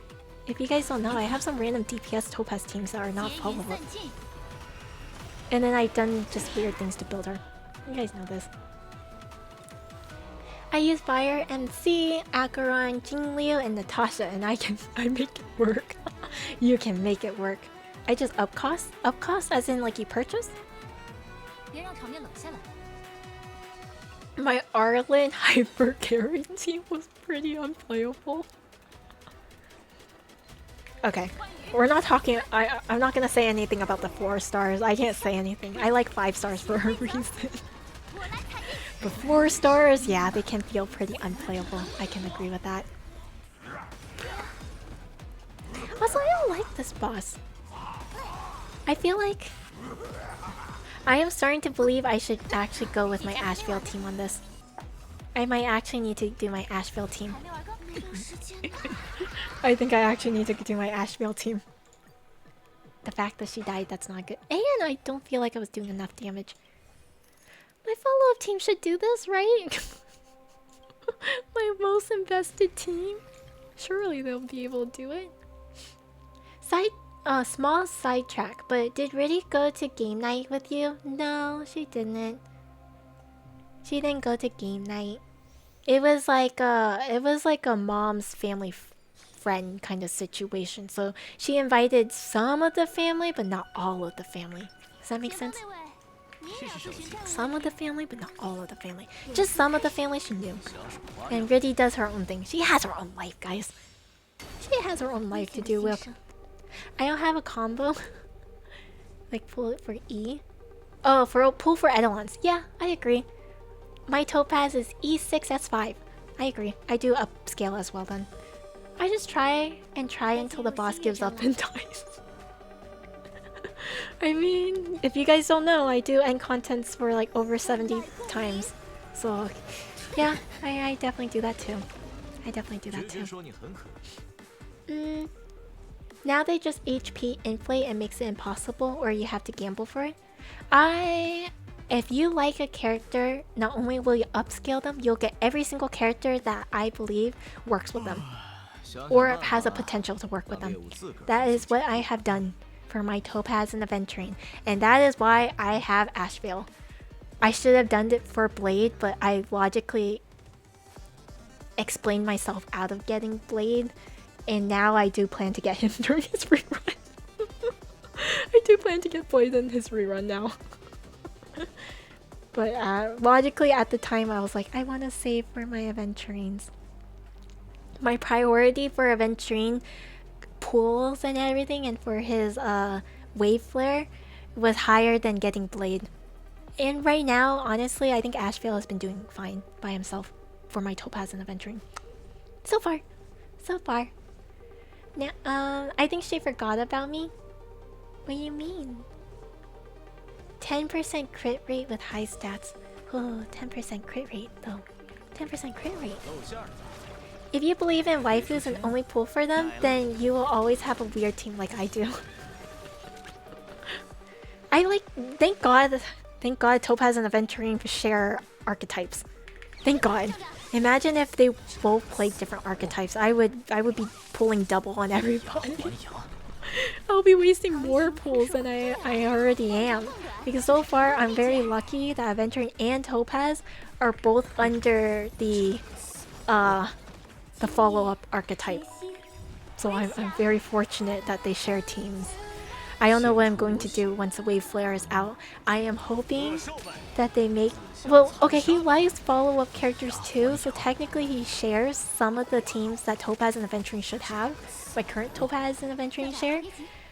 But I would like to be able to use my favorite characters together. Personally. But I would like him to have more synergy with follow-up because I... Please. Personally. Biasly. I'm getting a Riddy original? Really? Oh yeah, I heard about it. The last 4-star only ran on YouTube is 1 year ago? Really? At least I would have a team because I'm getting the fake characters. The fake characters work really well together though. Fake characters work really well together. Holy. Especially if you have 2 of them together and they get the joint attacks. Man, I want joint attacks for my favorite characters, guys. I look forward to that day we have joint attacks for the main characters. I will gladly jump on board for that.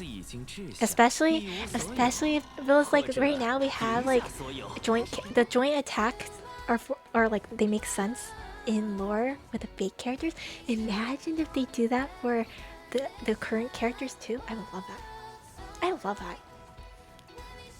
Back in 1.0, I can clear with March 7 as sustainer. Really? That is crazy. Imagine they release a new Topaz. I would love that. I would love that. I am fine with Nova Flares or SPs, especially for Topaz and Aventurine. I would gladly take both of them. If they don't get any, that's okay. My Topaz does well, as you guys can tell. I have overworked my Topaz to do fine. I mean, she shouldn't, but she does excellent. She does excellent. Wait, Fate has joint attacks? Yes? Go online right now. You guys can watch it on the Star Rail stream. If you have Rin and Archer together, they have a joint attack.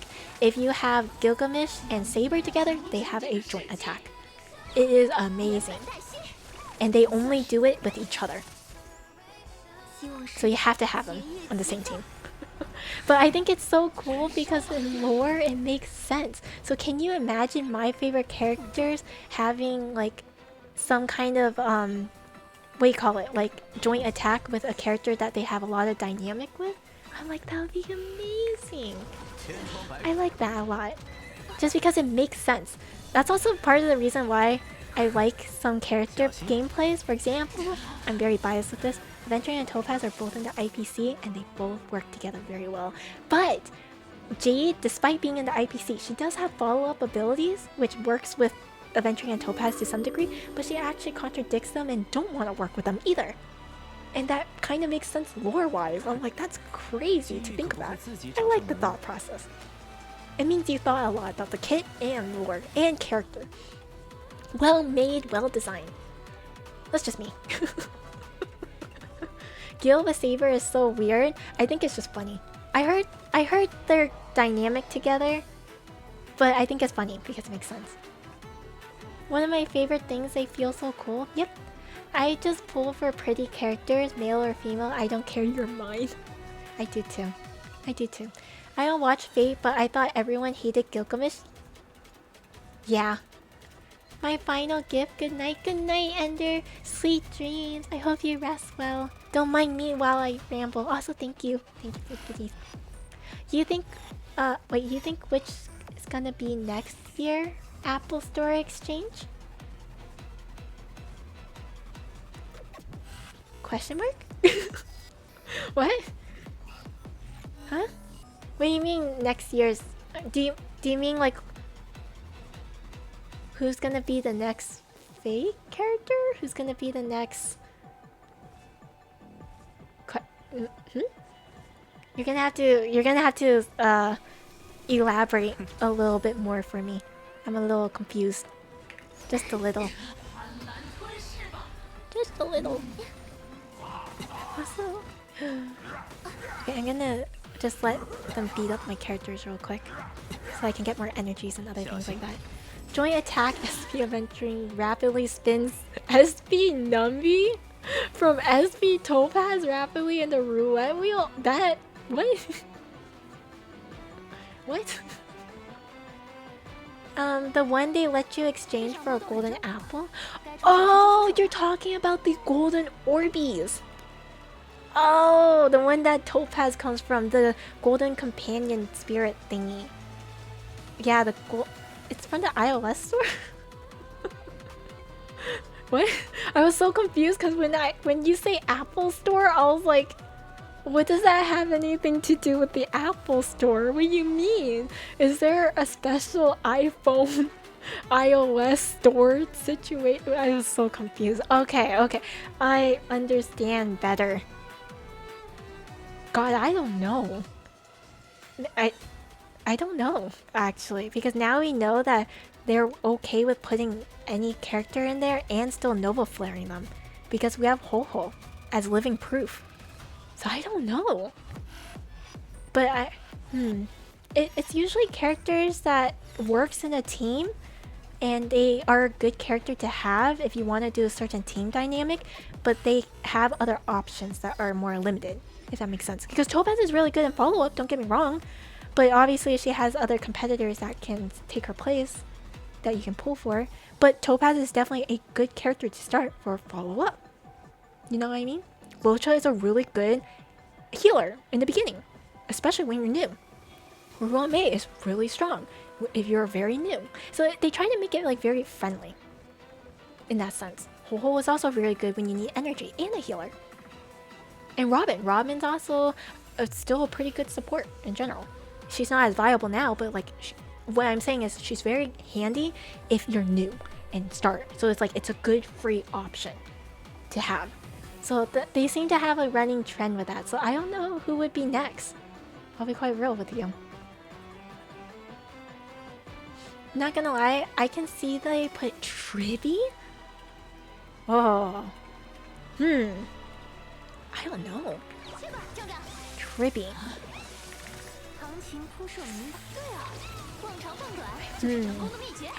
The thing is I think it depends. Tribby might be one, but maybe not yet. Because Tribby is still really competitive right now. You know what I mean? I can imagine Kafka or Black Swan. I can imagine Kafka. She enables Dot. I can also... Black Swan. She is better now with her Nova Flare, but she technically is not as needed. So, Ceridra is really niche, though, isn't she? Maybe she's a little bit better now with some of the characters coming out that she can be used more, but I think she was initially pretty niche.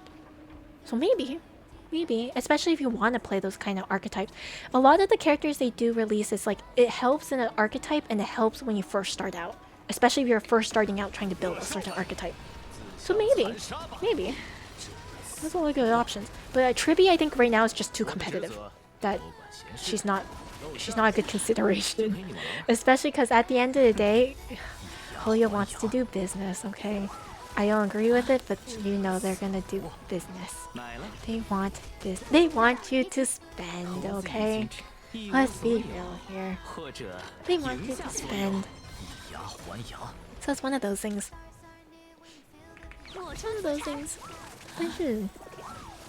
There's so many different things. We don't have any characters that would do Dot, so I can see some kind of Dot character being in there.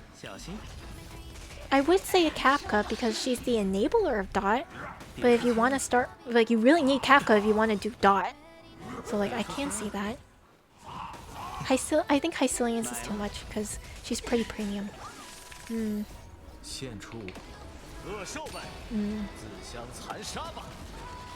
don't know how else though. I don't know what else you would do. Being Oswaldo with the money. Yep. I couldn't imagine being a new player in HSR at this point. I couldn't get back into the game after just a year. I think being a new player, you have to start from the very beginning. Like, getting back into it is hard because you're already somewhere and the meta changes really quickly. But if you are just starting from the very, very beginning, I think it's actually not that bad. Hoyo is at least pretty generous in the amount of pools you can get. And I mean, realistically, you can get about... You can get a 5-star almost every single patch. A 5-star every single patch. It's a little bit easier to get a 5-star every single patch versus some other their Hoyo games. But in terms of keeping up with the meta, it is hard. And that's a whole nother thing. But it's not hard to start. Because at the start, you don't care about meta. I think that's the realistic part. But if you're going to go in trying to be competitive, that is hard. Because now you're starting from scratch. That's hard. Isa, may I be excused for a moment? Go! What? What do you mean? Is Linksa part of the shop? No. No, she's not. Maybe she could be. Technically, they don't have anyone in Break in the shop yet. Oh, okay, wait. I lied. Ruan Mei is part of the shop, and she's Break. I was gonna say no, but I'm like, wait a second, that's not quite right. Ooh, she makes a horrible sound when she dies. No! Oh. Well, that didn't turn out very well.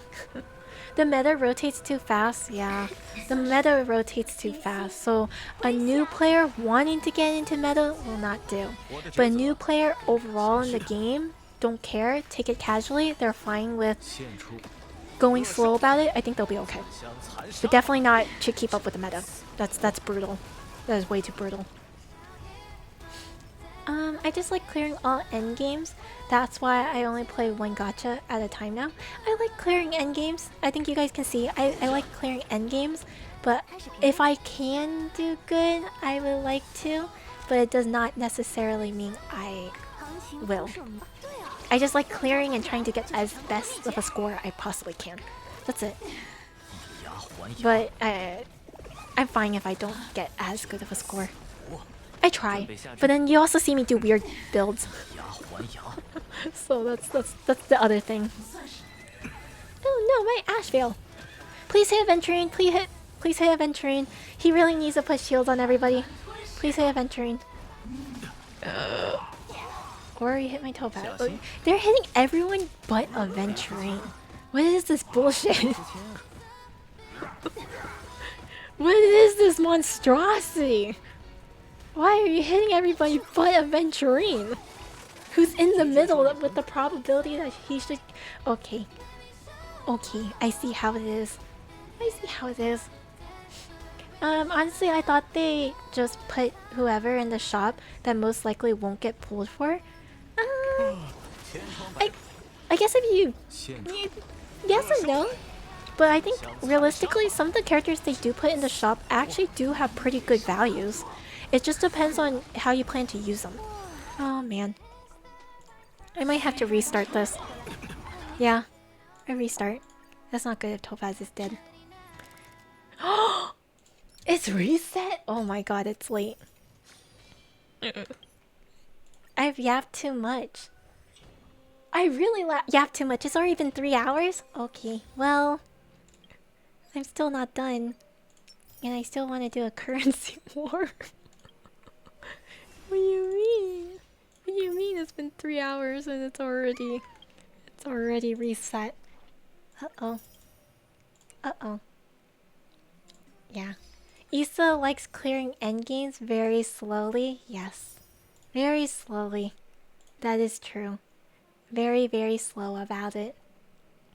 But it's also... Okay, to be fair, I didn't get to talk to you guys much, so I'm just having fun talking. Have a lot of fun talking. So, you know.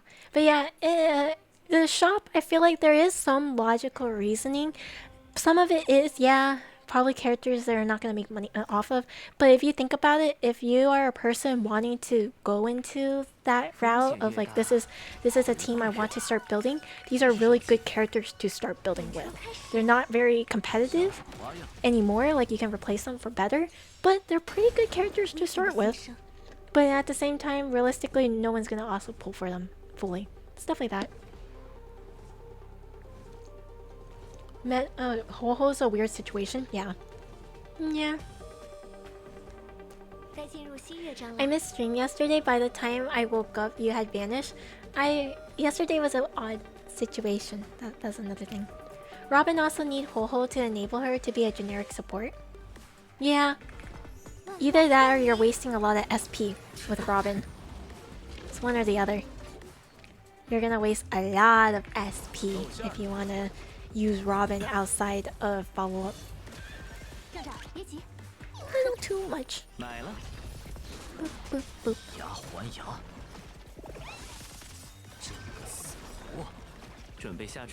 Okay. We're gonna eat that. Eat this. And then we do this. Boop, boop. I have to restart from the very beginning. Sag. This is not good.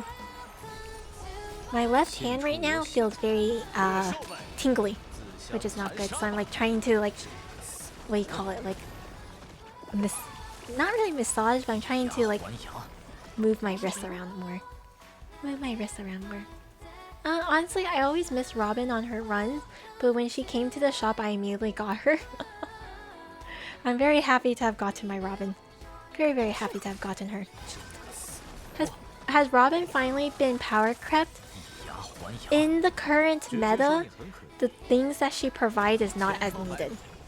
She still provides really good high attack buffs, I heard, but in the current meta, like her advancement is not as needed. Sometimes it's a detriment to some characters, if anything, and then it's really hard to keep that uptime for it. Then there's also some other like clunkiness with her kit now that people are seeing it, especially again with the current meta. So it's like a hit or miss. She can be useful in certain situations, but if you want to use more meta terminology, she is power crept by other supports that can offer more. She can still bring stuff to the table, but right now she's not able to offer as much as some other characters. You know, things like that. I also should have not used my topaz. Oh, there. That was actually bad timing. I was not patient. I was not patient with that. New support criteria now is buff/debuff and doing high damage. Yeah. Well, it's not necessarily doing high damage, but you really need to be able to enable the other characters to do high damage. If not one character doing high damage, you need to somehow make all of the characters do good damage to make high damage as a team. So it's one or the other. It's kind of heavy. Kind of heavy, if you ask me. Kind of heavy. It's kind of. I don't know. I personally, I like follow-up because I like the synergy. But follow-up does have some struggles because, unfortunately, I messed up there. You know what? I'm going to continue. Hopefully we'll be okay. I should have used my skill there because I'm literally over-capping on skill. They hit Aventurine. That's nice. Anyways, yeah. Wait, what was I saying? I still remember when she first dropped and everyone was like, Hoyo would never release another character like her. Yeah. Endblade is both a good amplifier and deals decent damage. Follow-up now is Endblade and Ashvale. I will be quite honest with you. How to word this. It's not that I dislike it, but I don't know. I don't fully agree with it. Endblade is not bad because it is good to have a really good support that can do still decent damage, but it is kind of painful when follow-up has now only narrowed down to you just need these two characters and you're done. I don't like that very much because what appealed to me as follow-up was you want the entire team to do damage together. You want all of the characters together to interact. Follow-up, the reason why, is one of my most favorite archetypes. And don't get me wrong, there's other archetypes that does this too. Like Dot Team, they all have to work together to do well. The entire team has to provide something. And follow-up, specifically, is the synergy of all of them attacking and providing some kind of damage. If not damage, enabling another character to do damage, or enabling another character to attack. And so it's so satisfying to see the characters attack over and over and over again. But with now the meta of Ashvale and Blade, it's just those two. It kind of becomes a cycle of you don't really need other follow-up characters. Maybe like one other just to keep making them go, and then, but it doesn't feel like they provide as much anymore. It kind of makes me sad. Dot definitely needs the whole team. Dot is very well made in that sense, but they don't do a lot. Also, I've been talking so much that my voice is going. You guys can hear it. It's disappearing. I can see Dot team rotated out soon. Maybe. I think it depends. And Hoyo sell new dots? They might. What happened to Fei Xiao? Is she still good? Unfortunately, Fei Xiao has become more of a battery. She has become more of a battery. Her damage is not amplified enough anymore. And she's just become like a battery for other characters. Not necessarily bad, but it also feels a little bad. She doesn't provide enough substantial damage anymore. I do love Fei Xiao and Endblade. It is very nice to watch. You guys can hear it, she says, squeakily. I hear it squeakily. I don't know if it's coming out the same on stream though. I don't know if it sounds the same on stream. Maybe it doesn't sound the same on stream. Who knows? I feel like you guys can hear it. I hear it. My poor voice is going.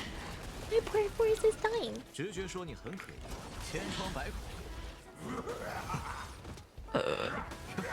Oh shoot, I should have not gambled with my aventurine. I should have just put on the shield. Oh! Wait, he's doing okay. Never mind. They have... My Ash Veil is dying.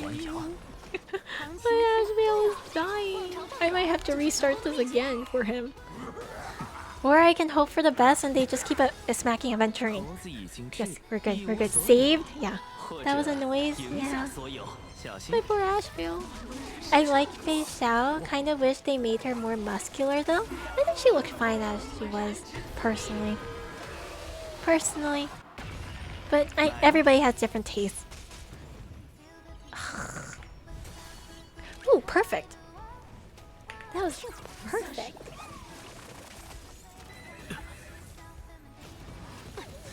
Okay, my poor wrist is getting numb. Hi, Sin. I forgot I haven't slept yet. You should go to sleep. Everybody is dead. Everybody's dead. Okay, thank God they're only... Ooh. Ooh. Yeah, we're dead.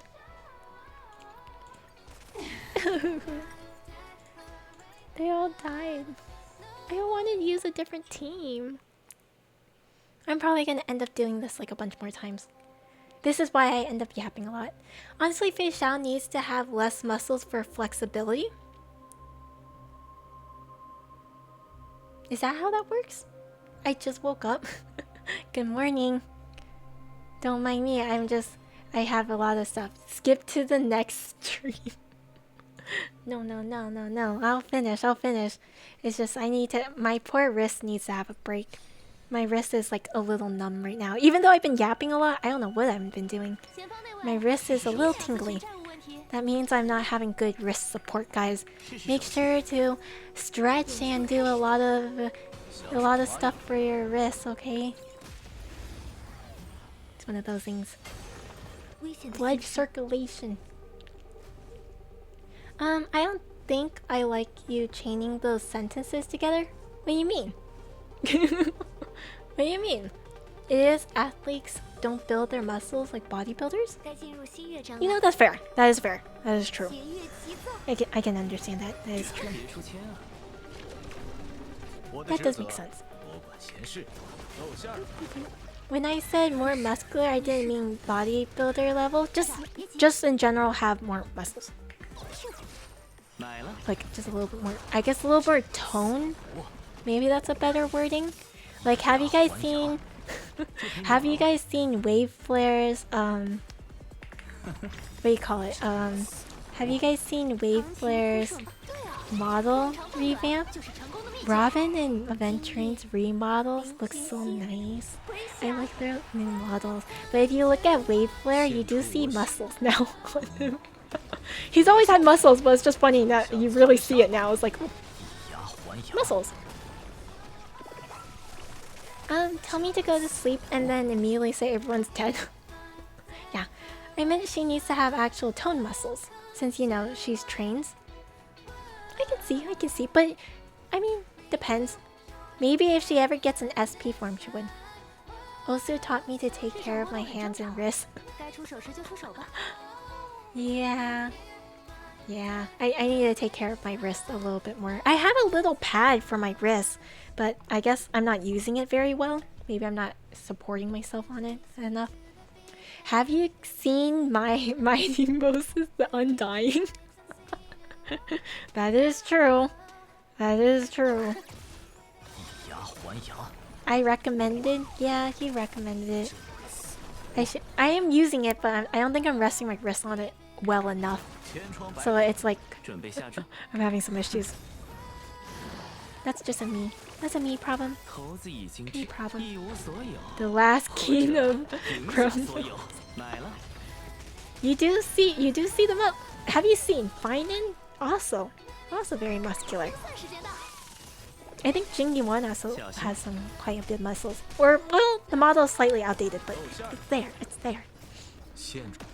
Yes, right. Yeah. Yeah, don't worry. Don't worry. It's true. It's true. And then we do this. Also, hi Riddy. How you doing? By the way, do you hear my voice disappearing? Does my voice sound like it's dying? Could be better, you know, that's fair. Could be better. That is fair. Does my voice sound like it's dying? Yes, a little. I've been yapping too much already.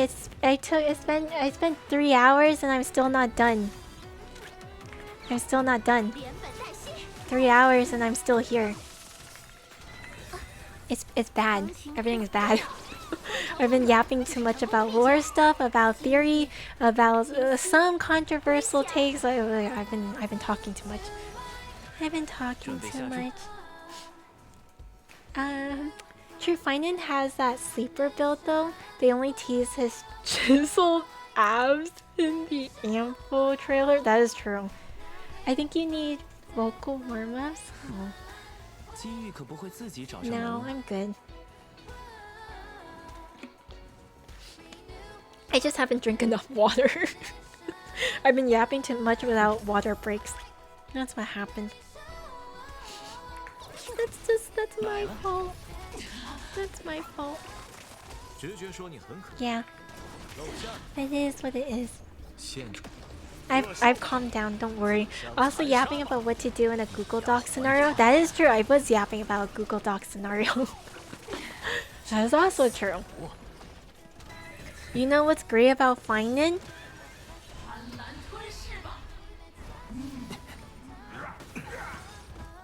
Yes? No? Yes? Maybe? The symbol in his eyes remind you of a forget-me-not. It does?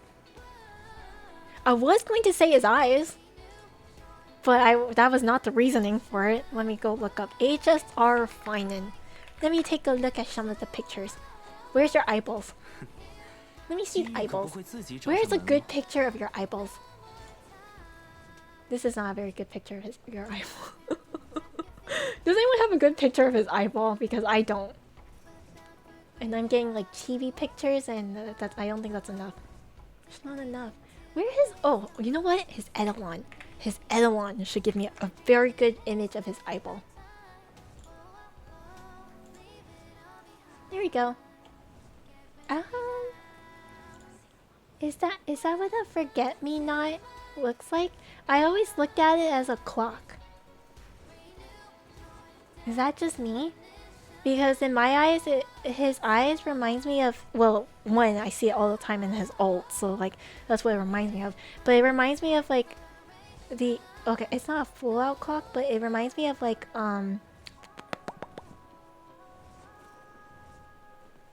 yeah, it reminds me of the ticks because of like all the Crystal's heirs. And there's like 12 of them too. Technically, there's 12. So that's why I thought of it as like a clock. Or so. HSR find an eyeball. I said HSR find an Eidolon. That's what I searched up. The middle of it looks like it, kinda. The yellow part of the flower. Oh, that would be cute. Was it not a sun?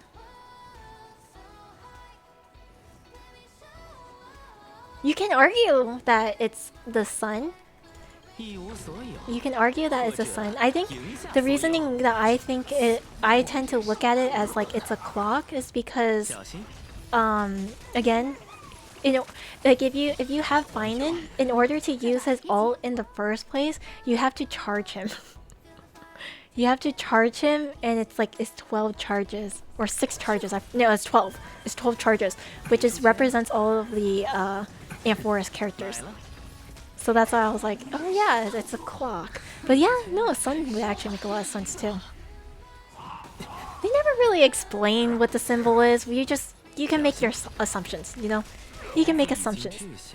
Whatever analysis you want on it, because there's no set answer for that one. It's a good design point though. It's a running motif that he has. So it can be both. It can be all of them. I saw a post like a week ago comparing almost every playable HSR character's butt. I was gonna share it, but decided against it. The eyeball talk made me think about it because I saw a post about all the eyes too. So, were you just looking at a bunch of the characters' butts? did you just were they comparing? Like, why were they comparing that? Why? I think the shape is very clock-like. I just saw it and it immediately made me think of a sun. One similar to Mavika's shape, I suppose. You know, that makes a lot of sense. I think it does represent both. The way that his character story and like a lot of the motifs that go with him, it really fits like a clock, also like sun. A sun motif is very strong on him. Very, very strong. It was a massive chart. Why not? I mean, yeah, why not, I guess, but like... Also, I did my Topaz ult too early. If I remember correctly, some people were saying that they nerfed Topaz's butt and then they put it back? I could be wrong. I don't remember. I don't know if they ever put it back, but that was a thing. Is that the first place you guys look at? 2 types of content you can consume?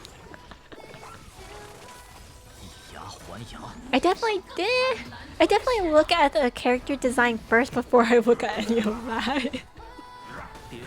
I'll look at it later. Depending. I don't think I care about the butt as much though. I'll be quite honest. I don't think I'm not much of a bottom person. Not exactly. Not exactly. No, I look at the other first, to be honest. I don't know. You're the one that brought up this conversation, so like, that is such bad timing. God damn it, Robin! You actually got affected by that. I would have been able to save a cycle right there, or at least finish off this and. Oh, okay, okay. That is really bad luck on that part. And now Robin's okay. Actually, that actually makes me a little bit annoyed. That makes me a little annoyed. I wanted to Topaz to go and then go again.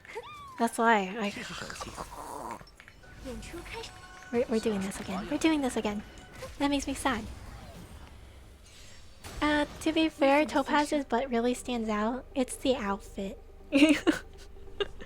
it's the romper. It's the bodysuit. It does do that. Usually the head and hair though. Really? Is that the first thing you guys look at? The head and hair? One of the first things I look at is the eyes, the hairs, and the I don't know why I call hairs. The hair and the clothes. Those are the first 2 things I look at. I'm sorry, I shouldn't have said anything. You're fine, you're fine, you're fine. I just thought it was funny. Funny conversation.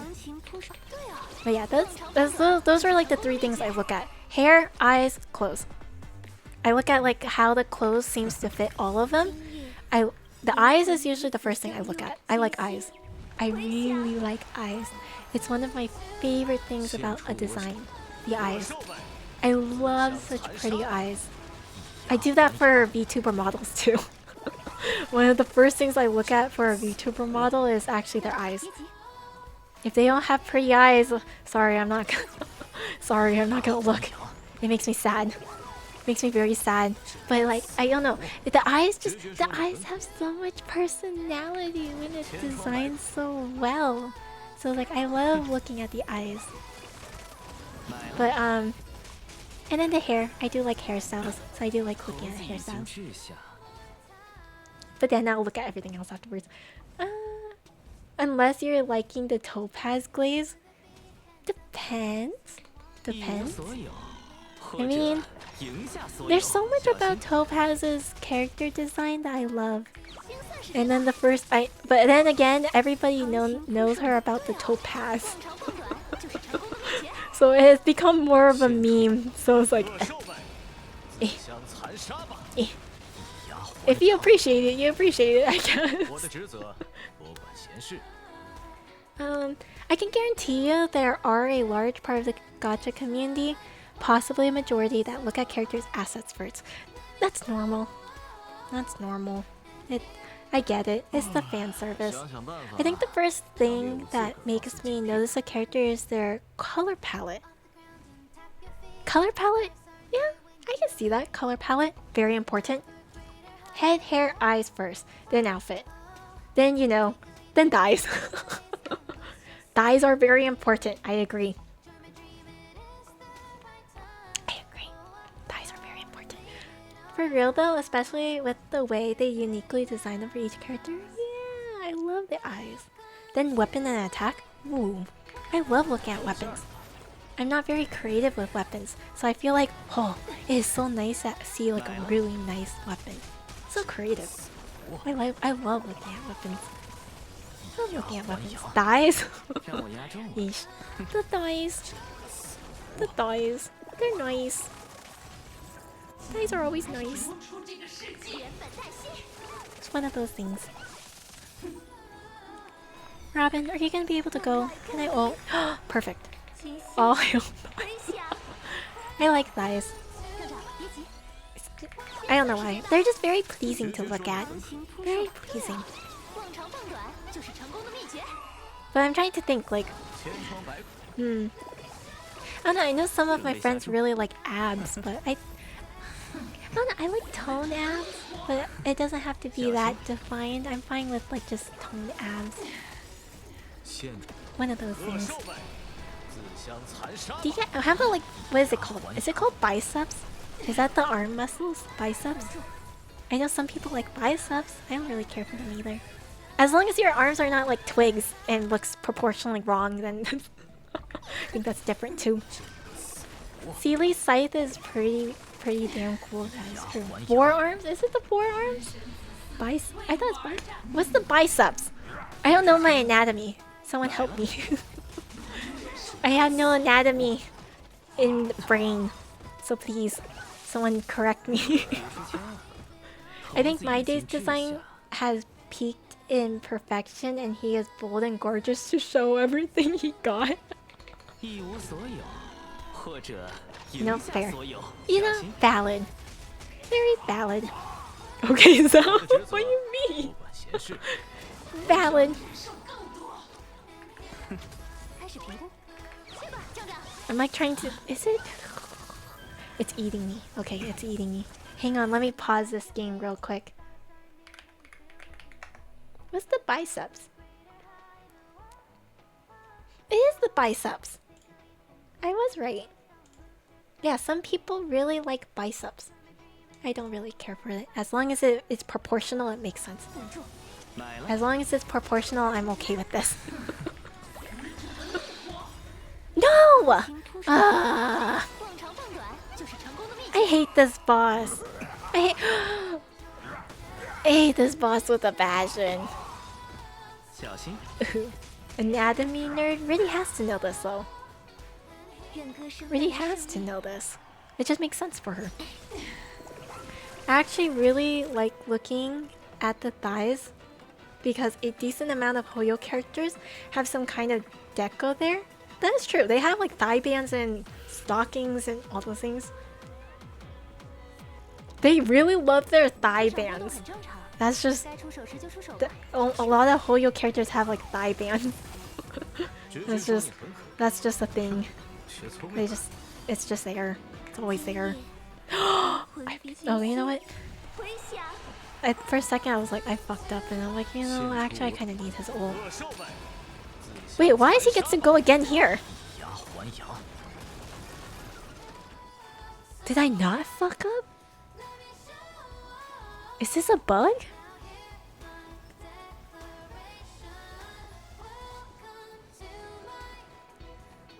I guess I didn't mess up. What? Is that...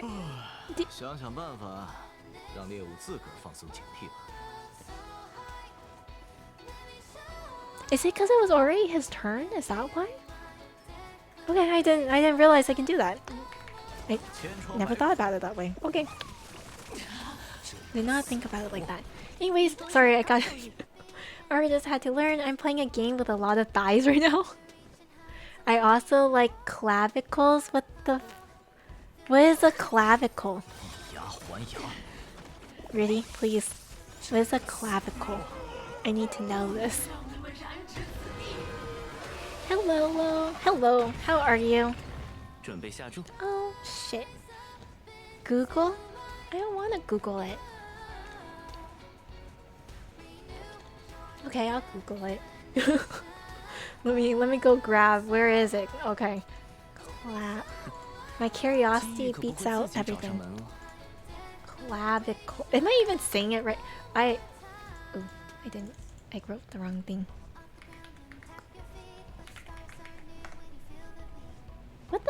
What is this? You mean the collarbone? Is that the collarbone? Is it considered a collarbone? I love the thigh bands. I like the thigh bands. It depends. Like, for example, I really like Aventurine's thigh band because it's really cool. It's not just any kind of thigh band. One, it connects to the belt and it actually holds his cards. I thought that was really cool. Topaz is just tasteful. See, more tasteful. She doesn't have a thigh band. He doesn't have a thigh band. I think it would be kind of weird if he had a thigh band. So, and if he had a thigh band, it would be kind of weird. Also, good night, Nefer. Sweet dreams. Sleep well. If anyone wants to know, it's Niket. Understandable. That makes a lot of sense. Maide's back muscles. Ooh, some good back muscles is really nice. Very, very nice. It's a very informative stream. Informative, my butt. That is a lie. And I know it is. That's not true. Don't lie to me. I don't know. Any kind of the information I've given you is useful. I've given you more useless information than anything. Robin jamming mid-battle always makes me laugh. Oh my god, I have a short to share with you guys. But you guys... Well, okay, you guys have already seen... Well, some of you guys don't like leaks. That's why I've been like against sharing it. But there's this one short of having both Robins on the same team and Ho-Ho is in the middle and she's just terrified because you have both of the freaking musics of Robin clashing together. This is amazing. It's so funny because I personally zone them out so it doesn't really harm me. But I thought it was just so freaking funny. It's so bad though. It's like, it's the worst thing to hear. I've seen that exact. It's so funny. I love it. I thought it was so funny and I'm like, now I'm tempted to pull Robin just to have so I can put both Robins on the team and make it into a meme team. So if I get annoyed at you guys, I can play both musics at the same time. I should do that as punishment. If you guys piss me off, I'm gonna put both Robins on the team. Both of them. I'm gonna do it. I'll do it. Can I finish this in 2 cycles? Is it possible? If I live? Maybe. We learned about the stone hearts, but that wasn't very educational. Hey, we're learning some anatomy. Thanks to Riddy. We're learning some anatomy. That counts, right? That counts. Put the Robin down. I'll do it. I'll do it. No! Damn it! I hate this boss. The effect res is not... It's not working. It's not working. Makes me sad. Makes me sad. Okay, let me put this there, and then bring everybody up. I need as much SP as possible. Can I? It worked! Right away! Perfect. And then by the time, hopefully he'll wake up.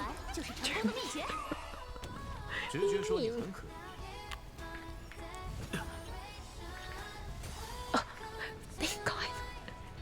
Thank God. Ashfield, please don't die on me on this. He's dying. He has no shield. This is not a good thing. And then I'm gonna have to use an SP, or yeah, I'm gonna have to. I'm afraid of my team dying. And then this is gonna feed hopefully Ashfield ult, which brings back the Nami. And then Ashfield goes again. And then I'm at 1%. I actually 3-starred the king? Wait, I really need to go again. I need my Topaz to go. Which I don't think is gonna happen at this rate.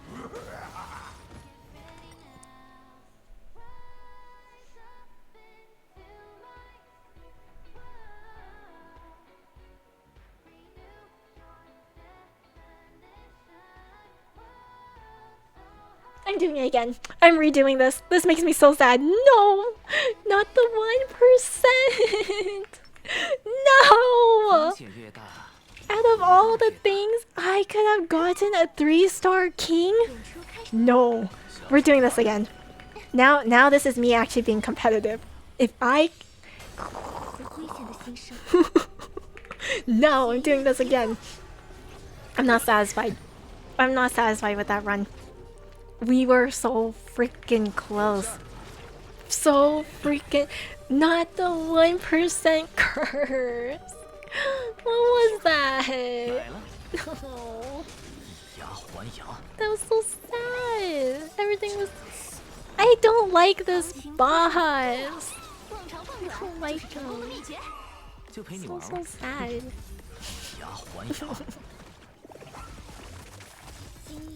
So sad.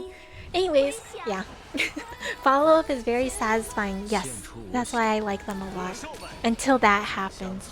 I was hoping so much that they would freaking hit Aventurine and then he'll ult in hopes that he'll hit Graphia. I don't think he'll kill her, but I was so hoping that it would push Numbi up and then push Topaz up so she can go again. Because I am very guaranteed my Topaz would have killed him. Or killed Graphia. If she was able to attack normally, but... Alas! It wasn't meant to be! No! May the God of Beauty bless you? No! I need all the luck I can have. That was so sad.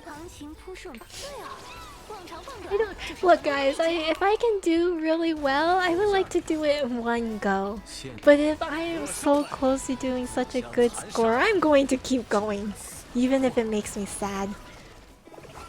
It's painful and torturous though, I do love it. It is very painful and torturous. I'd rather not have to do this, but I will do it if I have to. I will do it if I have to.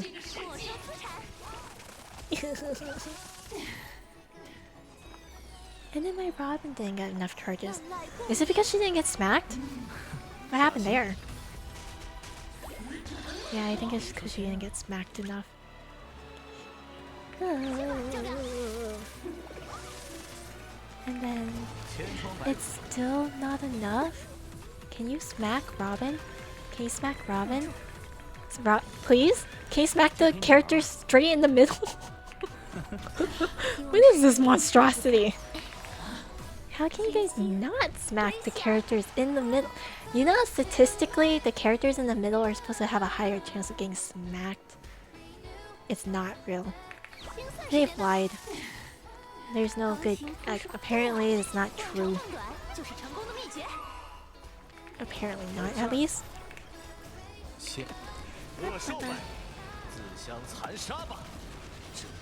If I don't get the 2-star I should have gotten this next round, I think I'm just gonna play this off stream and do it myself. It makes me... I am so sad that it's been 4 hours and I'm still here. Because I almost got 3-star. Almost. Too much.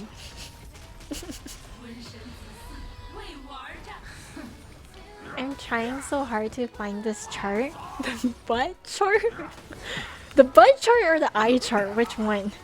Which one are you trying to show us? I think it may have been taken down. I can see why. I can possibly see why it might have got it taken down. Might have. Wait, he's gonna die. Holy. You've been here for 4 hours? Apparently so. Well, okay, I say 4 hours, but I say 4 hours of the entire end content. I was gonna do currency war. I don't think I'm going to do currency war anymore. I should change that. I should change that. No more currency war, just some anomaly. There we go. Some anomaly. Because that's all I've been doing is just some anomaly. Sag. That's all I've been doing. But yeah, I've been here in general for almost 4 hours. Almost 4 hours. Oh, hi Dahlia. Hello. Thank you for the raid. Hello, visitors. How are you? How are you doing? What have you been up to? Wait, what were you doing actually? Hang on. Is Riddy here? I saw her earlier. Or Sin is here. There we go. I don't have to do anything. Wait, oh shit, my messaging doesn't work. Oh, you're also playing Star Rail. Is that right? Sorry, is that accurate? I was catching up on Star Rail. Okay. Making sure. I was like, for a second, like, is it doing that weird bug again where it says you're doing something, but it's not the thing I'm thinking of? Or like, it sometimes bugs out where like, it says that you're doing the same thing I'm doing, and that's not true. Not true. But hello, visitors, hello. I haven't played in like a year? Really? Oh god, there's so much to do. There's so much. I think it's mostly like a misspelling sometimes. Oh, really? No. I just got Himiko Nova on Honkai Star Rail. Congrats, Bat. Congrats. How do you like her? I heard a lot of people say that she's really fun. Very, very fun, I heard. I don't really use the Astro Express. Well, I could. I use them in different teams, but I didn't feel like I would use her as much, so I didn't get her. And then I'm doing Anomaly right now. I was really close to getting 3-star on the King, and I missed it by 1%. So I'm upset, and I'm redoing it again. And I've been redoing it a few times now. I want the golden border. I would like the golden border, especially if I now know I can actually get it. I was initially assuming I was gonna get a 2-star on Knight because on King, because all of my other ones I got 2 stars on. So I was like, okay, I'm just gonna get a 2-star. It is what it is. But then I almost got a 3-star. Almost. She's rage playing? Yep, at this moment I am. I admit I am. I'm upset. Makes me sad. I was so close. Good luck, you got this. Thank you. Some of it is just RNG. The enemies do not like hitting Aventurine. Have you guys noticed that? None of them wants to hit Aventurine for whatever reason. They're all avoiding him. And then they decide to hit Ashvale or Topaz. Which is, it's not very helpful, I will say. Not very helpful. They don't want to hurt the handsomest man. You know, I like that. That is true, Taku. I can understand. But you know what? As much as I love Aventurine, I kind of need him to get smacked, okay? So he can put shields on for his teammates. Sorry to say. Because some odd reason, they really like my Ashvale. Who's at 0% health. And that happens. So you know. They like hitting the dude in the drift. Apparently, bonk the Ash. My Ash is... Don't get me wrong, my Ash isn't weak, but he is a little squishy. He's a little squishy old man with a cane. He's trying his best, man. He's trying. And you put him all the way in the corner too. He's supposed to not get it. It's sad. It's a sad reality. He's trying his hardest. Where is Numby? Oh. Damn it. Okay, I have to move Numby. I'm going to have to move Numby. Old frail man with a cane. He is an old frail man with a cane. It's true. It's true. He's just trying to make do. He's trying to survive here. Okay, I can do this. Oh. I may have to do this off stream if I want the 2-star. Or I'm gonna be here forever, guys.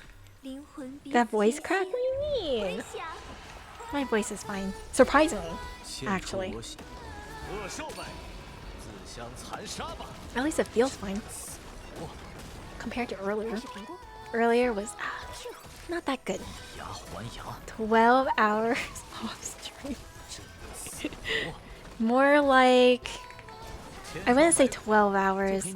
It becomes more like several days. I will literally do these end contents for several days in a row. I'll just like periodically do it for a few hours, stop, come back to it in like another day, and then try again. Do it for another few more hours, and then if it still doesn't work, then I'll go again another time. It's like I come back and leave to test and see like, okay, did I come up with a new strategy? Is there another way I can try and like limit the RNGs a little bit more? However, what I really hate about this boss is she's really RNG. Because sometimes I just get lucky with her moves, sometimes I don't. That's me and ZZZ. Yeah, I do this a lot in Starville. Ooh, I should have not done that. Actually, I shouldn't. Maybe, well... Never mind, Numby can kill. I'll be okay. And then we go here. Yeah, you know what? Okay, I'm fine with this. And then... Everyone has shields. We're okay. We are okay. Here we go. And then Asheville will have... And then just unfortunately, Topaz will not be able to use SP. Sway to the beat. I want to. I want to. I'm not in the sway to the beat mood. Which song am I into? I'm into the sad one. That's how I feel right now on the inside, the sad one. The one that I play in my ship all the time.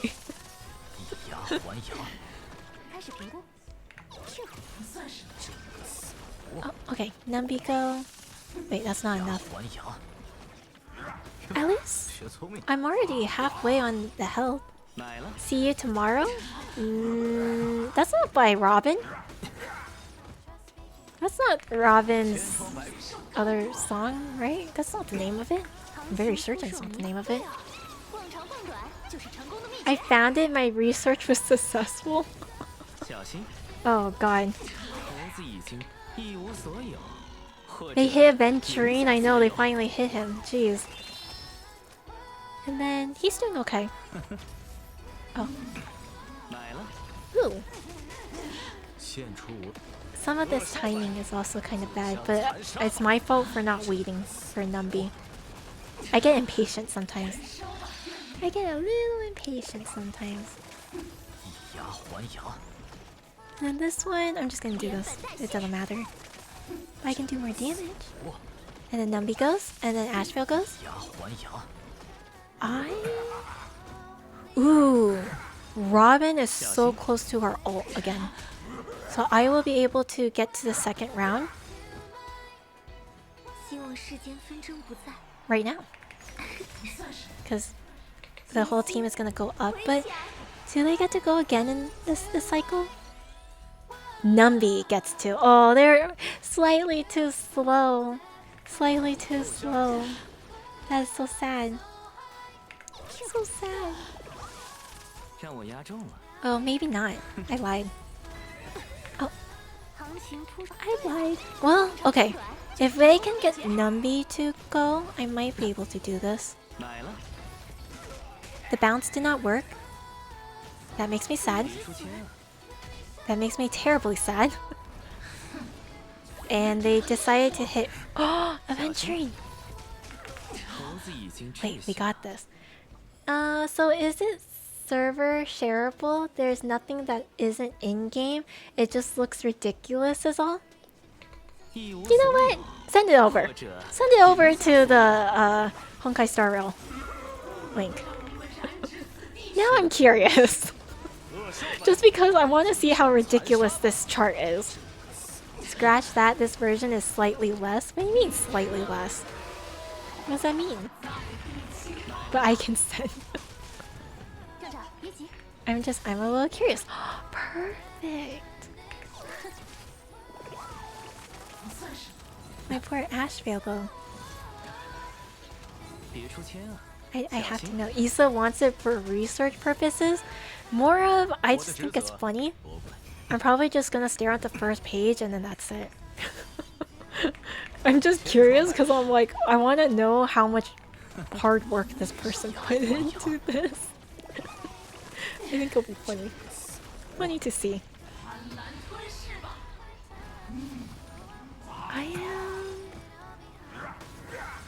I'm like trying to debate right now what to do.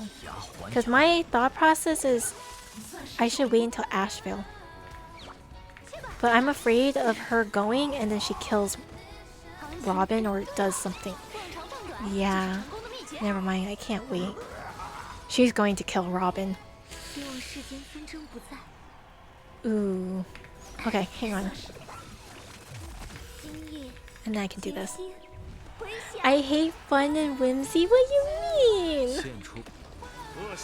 Robin, please? Yeah.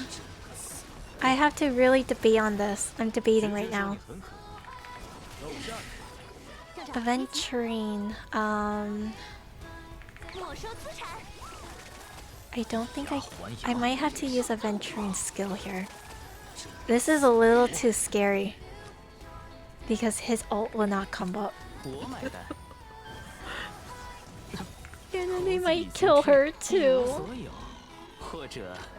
I won't be able to finish it in this cycle. I can already see it. Yeah, I won't be able to. So sad. I marked it as spoiler so no one's forced to look at it. You know, that's fair. Why do they hate Robin? What is this? What the heck? Maybe? Maybe? Wait, Ashvale! Please! Your stacks! Yes! Shit. I forgot you're a unit by yourself. Wait, I thought... Why are you existing by yourself? No, maybe I was never gonna get 2 phases. I didn't even know this guy was by himself. Who are you? What is this monstrosity? Christ, never mind. That is crazy. I didn't know he was existing. Who is this? I thought you were a part of her. I'm not gonna lie. There's 2 of you? Where did you guys come from? Wait, actually, genuinely, where did these 2 come from?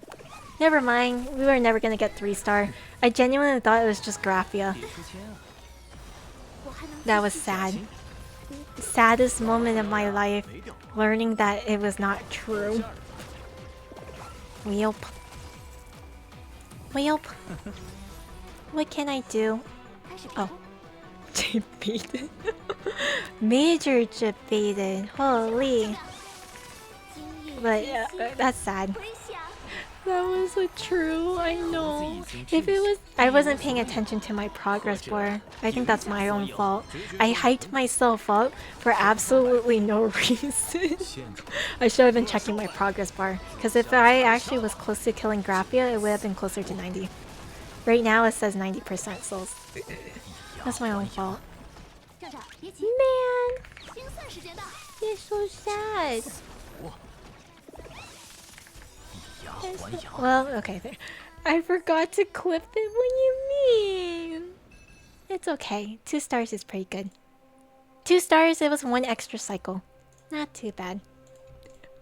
If it was just Graphia. If it was just... Ooh. Hang on, let me go run. What was the build? Who was I trying to... It was you!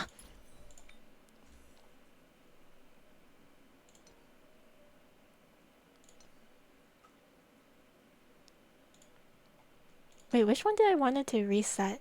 I forgot. There was one of your relics that I wanted to reset and try again for. Was it this one? I don't think it's this one. Because I want to speed in this one. This is supposed to be my wave flares relics, by the way. So that's why I came running. I'm like, ugh. I think there was something I wanted to block. Was it you? Was it not you? Who else? Whose relics did I want it to? There was one relic that had good rolls, but then it went all to the wrong thing. And then I wanted to re-roll and block. Was it another one over here? Is it not one of these? Was it yours? I don't remember anymore. Should have asked of entering for a loan so you could afford to pay attention. That's true. I should have. Is it you? It's not you. You don't have any speed. Hello, Shadow. Hello. How are you? How you doing? Was most the last 4-star? Yes?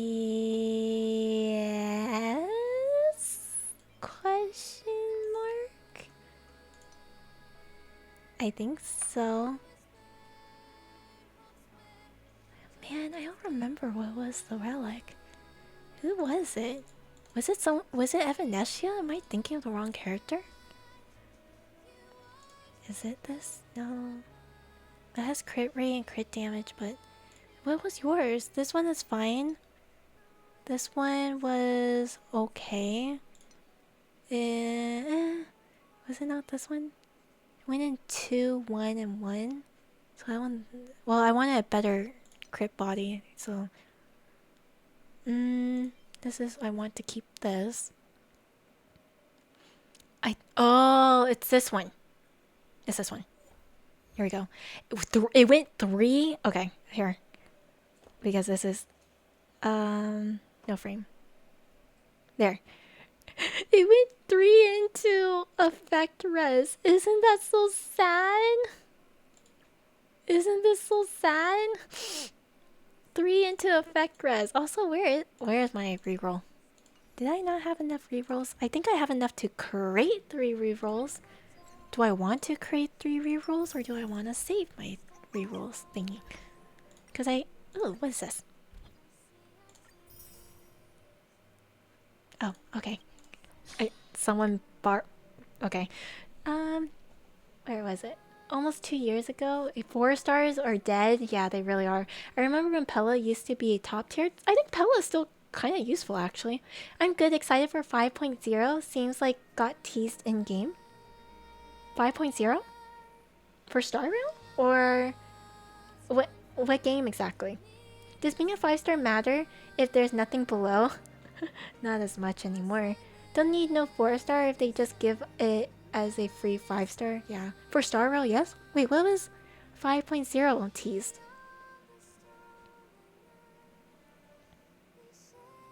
Wait, what was 5.0 teased? Are you talking about leaks or anything? Because I do keep up with leaks, but I've been very absorbed into the adventuring leaks right now. Okay, I have 6. I will get 2 for my battle pass. Yeah, I'll make it. It'll be okay. I gotta go. Thank you for stream. Bye. Have sweet dreams or sweet daydream beans. See you later. Thank you for suffering with me. I've been suffering a little bit too much. But yeah, now I remember. It's the boots. See, this is what I mean though. I make Mose my holder because I don't like him. He made me upset, so I put him on hold. We block that, and we hope that it goes more into crit rate and crit damage. Or I'm okay with attack. Well, I don't know. To be fair, we all know Wave Flare would need it, but oh well. Hope for the best. As long as it's not all 3 on the effect res. Ooh, same crit rate and high crit damage? Actually, probably for the better. I like that. Not the most hate. I have E30 of him. I literally got his E6 in one go. That's how angry it was. I don't like that, and then now he haunts me everywhere I go. And to be fair, guys, I'm very biased over Topaz, and unfortunately the community has made me very angry about how much people compare her and Mose. I don't like it, so my dedication to Topaz and Aventurine, I don't like Mose. Yeah, struggling to fully build my Evernight as a free-to-play. It is a struggle to build characters, let's be real here. It is not fun. You're trusting his hands to hold the precious relics. I'm trusting him to hold the relics that he's never going to be able to have himself. Because once I take it off, he has nothing. Nothing. Nothing, I say. It's yeah. Oh, I don't have any more. I've been farming a lot. I've been farming a lot of relics to see if I can get better stuff. It's a little rough. Yeah, not the relics. Yeah. Yeah. Okay, I gotta save. I don't want to use my... I already used quite a bit of this, and it's not worth it if I just need... How many more do I need? I only need like 28 as 40. I literally only need 12. It's not worth it. It's not worth using my little thing for it. I'll just wait. Or okay. Hang on. This is what I've been doing for farming. This is what my team is. So first, I love my follow-up team, but they suck on auto. Okay, let's be real here. So I've been going into my Elation team, put on Dan's ability, go into the relic, go as much as I can. I like to go full like all 6 runs, the highest amount you can, and then I just auto. And then they just do their thing, and then the character almost like never attacks. But like this, all my characters will not lose HP. It'll be great. They do great damage. I actually joined the VC for a second jump scare. I do that too. I accidentally do that all the time. I jump scare myself. But yeah, no, that's why I give Mose the relics, so he can just hold it. He's the holder. It'll be relics he'll never get to have. But that's okay. I just have a dedicated character to hold things for me. So, but yeah. Do you guys know when version 2 of the beta is gonna come out? I heard it's like supposed to be in a week, like, or all the betas is a week apart. Question mark. Next planet in 5.0 should be a Gates World. Melostanon had one of the earliest recorded Stellaron disasters. Is where Idrulia, the beauty, ascended to Aeonhood. In the Mirai Celestial, Elio said we will fight Celanova there? Really? When was that hinted? Besides the Elios thing. Also, thank you for the follow hack. Thank you. Hakon? How are you? How you doing? Wait, really? I figured we'll go to a planet for beauty, but I didn't hear about that. I mean, we know they're prepping something for Kafka. I have been seeing a screenshot. I don't know if this is a leak. I don't know if this is part of the game. So just in case it's a leak, cover your ears. I've been seeing a screenshot going around about Kafka doing some kind of like... I think she's playing a game with you. And one of the comments that she made is she said she used to be a Knight of Beauty. I don't know, and we don't know if that's necessarily true or not, but you know, she made that comment. So, like, is that where it is? That probably wasn't a lie? Maybe not. If that hint is true, then maybe not. These relics sucks.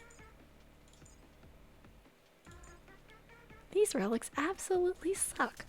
Anyways, but yeah, so is that like where some of that hints come from? Is that a leak? I guess is one of my first concerns. I don't mind leaks. I'm trying to be just mindful because I know other people care about leaks. So I don't care about leaks. So I will talk about them all the time. All the time. As you guys can tell. Let me switch back to my team. It's mentioned with Kafka in the Astral Express radio in 4.4. Oh. Oh. She's on Pentaconi right now with a mirror of transience, which is believed to be a fragment of Idrillia. Oh, interesting. The Kafka one is from Welfu. Oh, was it? I don't remember anymore. So that was an old thing. Okay, that was an old thing.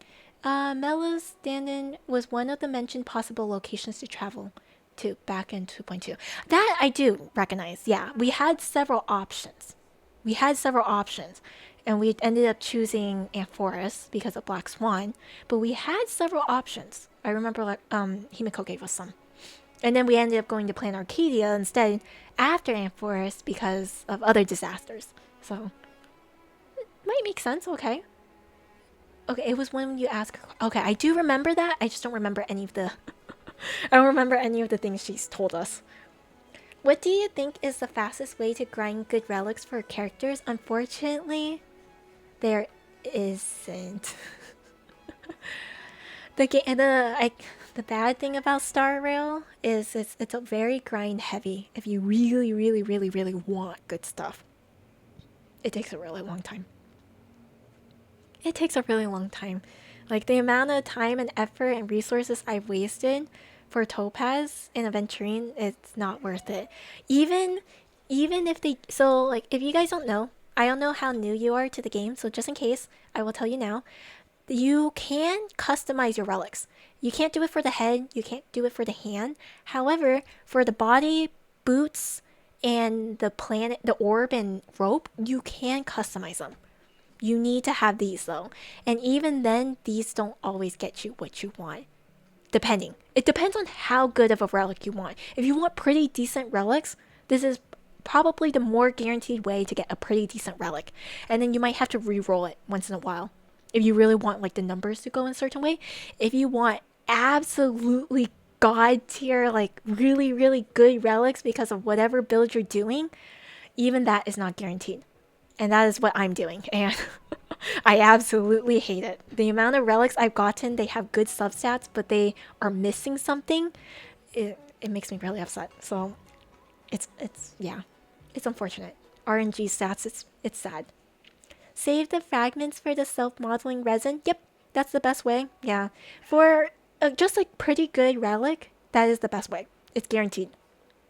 But you might have to re-roll it once in a while with the re-rolling. Because they might go into, you know, the wrong places, and that's a whole nother thing. That's a whole nother thing. Anyways,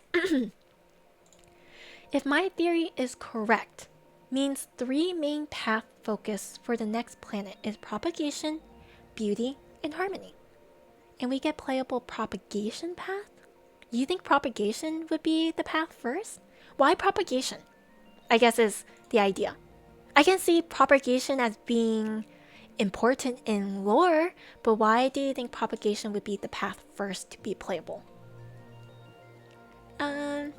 They have been hinting at the propagation and beauty have some kind of connection. Yeah, I can believe that. Then harmony, because if we fight Solanova, it's harmony. Yeah, understandable.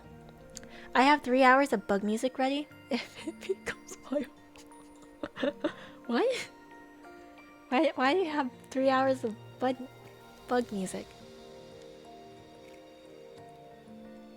Propagation's also only path remaining in DU or SU that's not playable yet. It's true. That is true.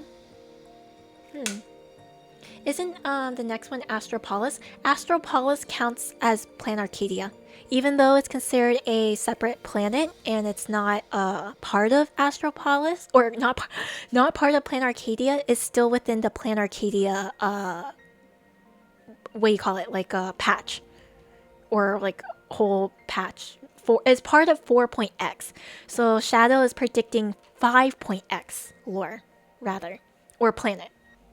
I can see that. I can see that. We have known that the Knights of Beauty has beef with propagation, and we do have a lot of lore regarding propagation. Like we hear things from Ruame, we had heard things from Locha to some degree, so we actually have had a lot with propagation, and we do know that he's missing, or isn't he in amber right now? Isn't that because of it's because of what's his name? I forgot his name, but it's all for the Amber Lord. That's what I remember. The Amber Lord preservation, whatever his name is. It's him, right? So didn't he trap him? Trap the bug in like amber? Something like that. Could be, but proper propagation faction was the bugs, no? Yeah, it's the bugs. Well, yeah. Isn't that one of the emanators? I keep forgetting. I don't.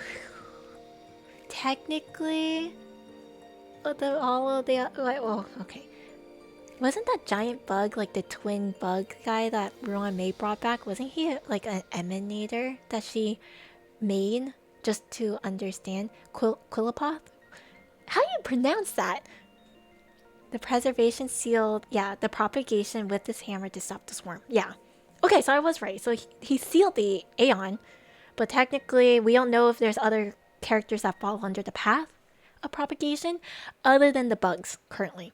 Also, hi Hanako, hello. How are you? How you doing? What's up? Sorry, we're talking about lore stuff.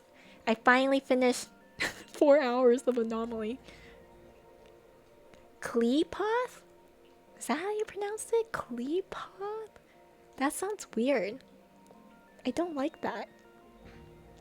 It doesn't... that doesn't sound quite right to me. But, I don't know, that doesn't sound quite right to me. Kleepoth? Also, where... I see all these clips. I gotta watch these clips later. That's how I heard it? Oh, really? I always play Chinese versions, so I don't actually know how they say any of the names. I'm doing pretty good. How about you? I'm losing my voice because I've yapped too much. Way too much. But yeah. Bug music has been added to the music channel. Uh-oh. There's bug music? Oh, it's literally 1 hour of bug music. What the heck? 1 hour of silly tunes for bugs. That's so... Why is that a thing? Why is that a thing? Why do you have that? Oh man. I mean, Firefly's lore was propagation, I think, yes. Yes. Her lore behind it was she was created, like the Gammoth, whatever, her whole like faction initially that kind of died off, and she's like one of the few basically left, or one of the only ones left, if all the others haven't died quite yet, is to fight against the propagation. The disaster swarm, specifically. Which is kind of sad. But almost all her people died. I think all of them are either dead or they will die. And that's why Firefly is trying to find a way not to die. Because they have the entropy syndrome, which is gonna kill them. It's like a self-destruct button, which kind of sucks. Is the internet silly? Things are always welcome. That is true. I was more of just like, why is it in your pocket? Why do you have that? Leave me and my bugs alone. Oh, jeez. Dragon may be onto something though. Oh no. You're listening to it? Since your forest, we kinda got 3 high focus paths per planet. I'm not going to lie. I really like that though. One of the things I really liked about Star Rail and what I'm very interested in is the paths.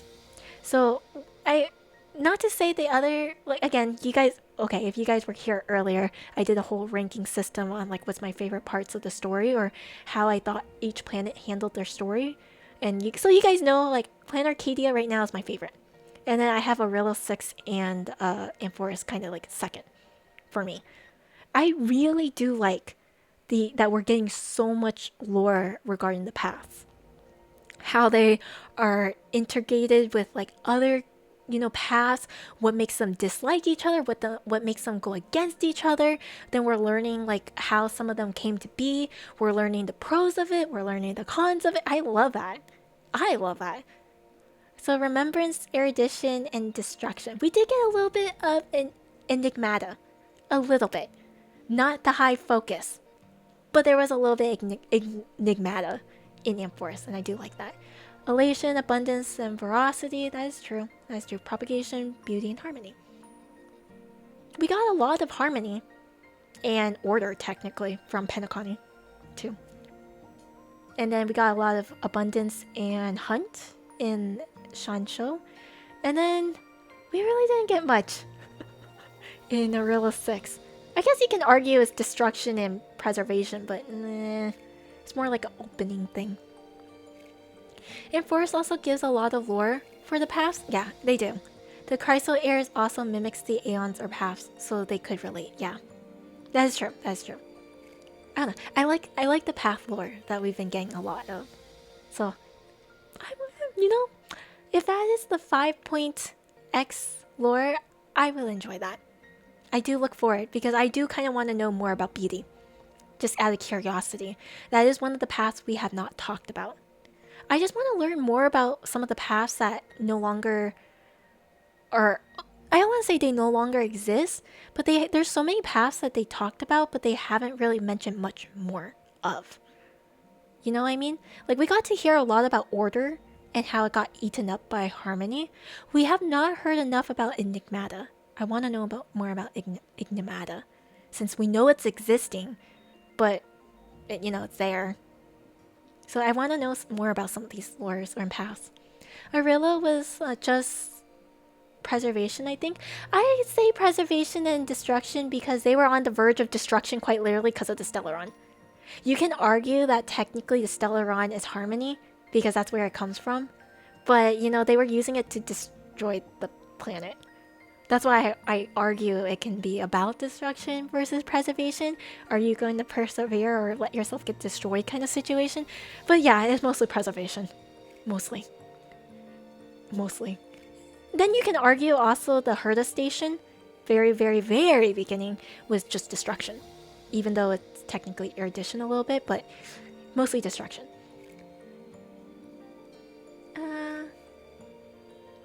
I'm curious about Eudrelia, the only gendered Aeon. Are they the only gendered Aeon? I thought no matter what, they're still called as they. Well, technically, they also refer to each other sometimes as she and he. Technically, this is not an Aeon, but isn't Gaiathra Triclops also referred as she? Because she's the mother goddess. They refer her as the mother goddess and also capitalize her name and everything, exactly like the Aeons. Like when they say she, it's all capitalized like the Aeons. I don't know who she is. Maybe she's like the Order, a tiny little like god of sorts. Does Herda Station even count as a planet? I count it as a place because if you think about it, does the Sun Show count? They're not a planet, they're just a bunch of warships. Do they count? And I count them as a different place, right? So I kind of count it. For some reason, Idrelia is addressed as she, while the others are they. I did not know that. I actually did not know that. Also, sorry, I'm getting distracted because I hear my dog chewing on a bone. I've given her a bone because Miso really loves bones and I wanted to give her something to distract her. But now all I hear is her chewing on that bone. And she's not very subtle about biting her bone. Anyways, also give me bug music to chance. Should I? Should I? I've been listening to a lot of meme music lately. That is another thing. A lot of the memes or like shorts that has like music in the background, I've been giving a lot of those music a try because they're good. Good beat. Don't think that's true anymore. At least games still says it's they. I mean, there is that possibility that most of the time they are referred as they, but there is sometimes Irelia was mentioned as a she. I think is maybe the point, unless that was a error. That could be an error too, because let's be real here. Star Rail has a lot of translation errors and sometimes text errors that they should catch more often. Could have been an error. I know it was a certain point the game changed it all to they. Oh, really? I have music for encountering a what? I'm not gonna try. I'm not gonna try to pronounce that. But yeah, it could be a translational error because unfortunately Star Rail is kind of. Let's be real here. Star Rail is kind of known for it. They have made a lot of translational errors. They still have translational errors that could be fixed, and they don't. So it's. I won't be surprised. I won't be surprised. I don't know. I'll be quite honest. I'm not even thinking about the 5.0 or 5.x planet. I'm just looking forward to Astropolis. I want to know more about the IPC. I want to know more about the Stone Hearts because that's the faction I'm really interested in. So I want to know more. I want to see the internal fighting.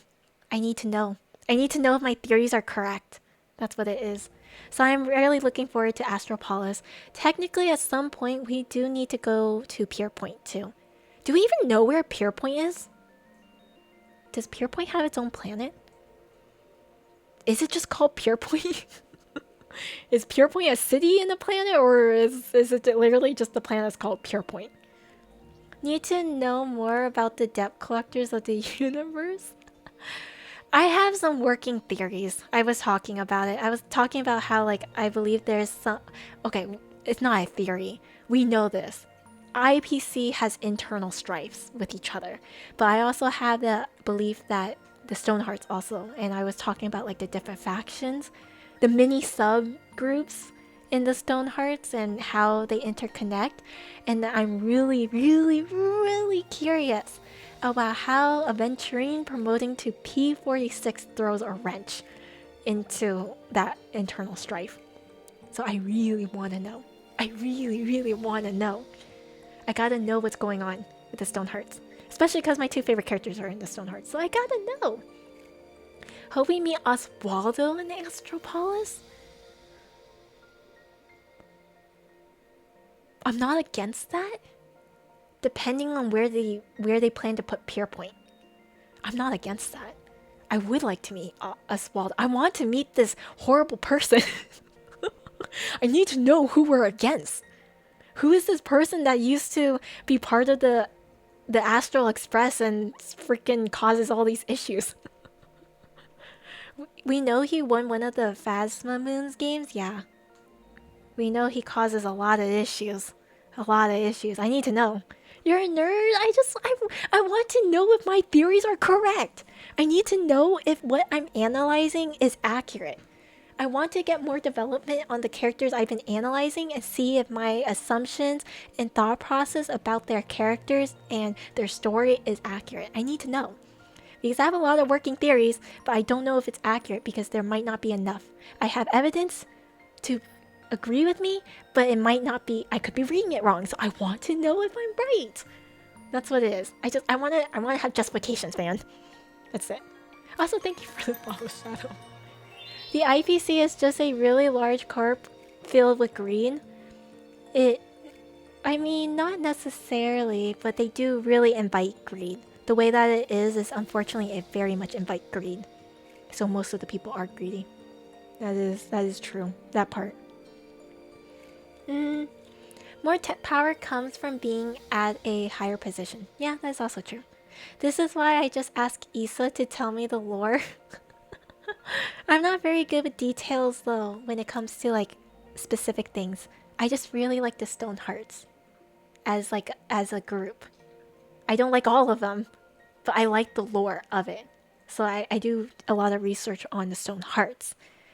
But obviously I have favorites and I don't have favorites. I still will try to analyze them nonetheless. IPC, I have a little less information on them because there's just so much information on the IPC itself. A little too much that I have a really hard time keeping up with them. The rest of the factions, oh god.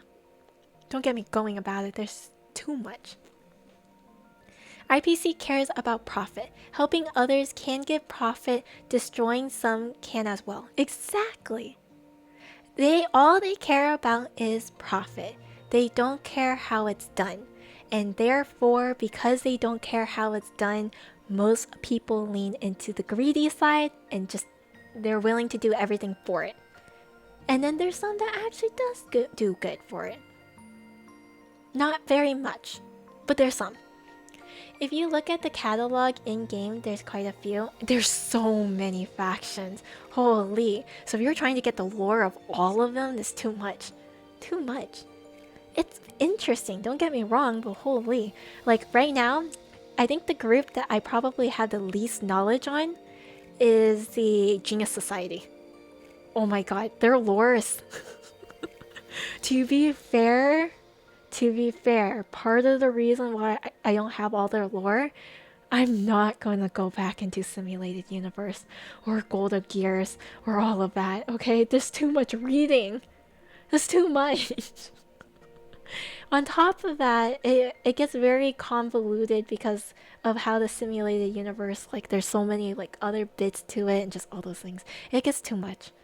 Genius Society is just a collection of geniuses. No, I know that. I know that it's a collection of geniuses, but a lot of them actually has like different roles. They do different things. Like I think the one thing I do kind of have some familiarity regarding Genius Society is there's one genius named Polka. That's her name, right? Polka? It's like Polka Dot. That's how I remember her. Polka. And she is like she has like a secondary role in the Genius Society where if there's ever a genius who knows something before like knows, she would basically assassinate them or something. It's something along that. That might not be the exact lore, but she basically kills off certain geniuses.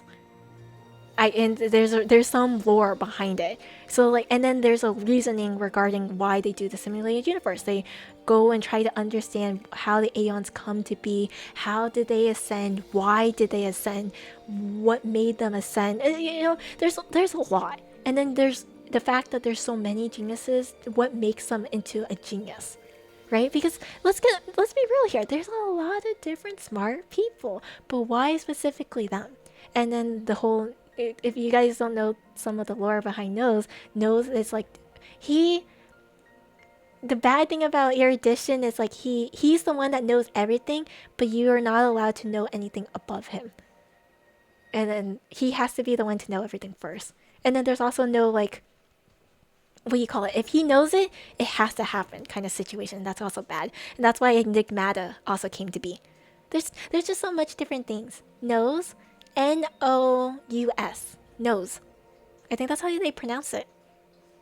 N-O-U-S. That's the Aeon of Erudition.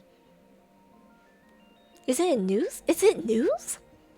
News? No, I don't know. You guys know what I mean. The Aeon, okay? Yeah. So anyways, yeah. She prevents anyone from going too far. Yeah, she prevents anyone that strays or apparently like learns too much. Which, isn't that what Erudition's for? So like there's a lot of lore that I don't know.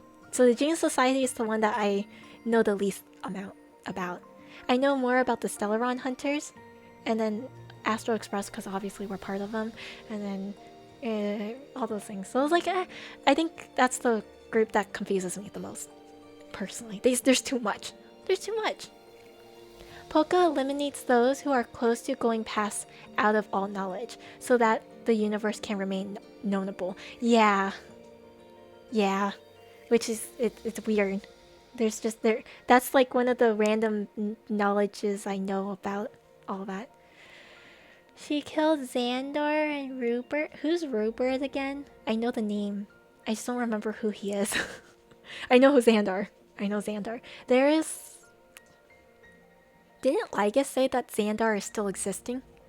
Not as Xandar exactly, but like there's multiple copies of him now that are all different. So there's like I know I heard because I had a friend who really likes Ratio. And there's this whole theory, this whole working theory that Ratio is one of the Xandar's clones or something. It's so strange, but like it actually makes sense when you look at it. There was somebody that made some kind of like crack theory about that with all these like different references. It's kind of funny. But it's actually kind of makes sense. It's really cool. Somebody that really loves Ratio made a whole theory about it. The initiator of the mechanical wars. Think it was the third instance that news predict. Oh, I see. Oh, I do remember that. Okay. I do kind of remember that. Very, very little though. Very, very little. HSR has such insane scaling and concepts. That's why I really like the world building because they have so much freaking potential. So many potential. And then sometimes they just don't write the story very well. Like Penacony. But I digress. I enjoy thinking about this. I enjoy nitpicking. I enjoy the analytical side. Just sometimes there's too much. So if you can focus on one group, I think it's easier.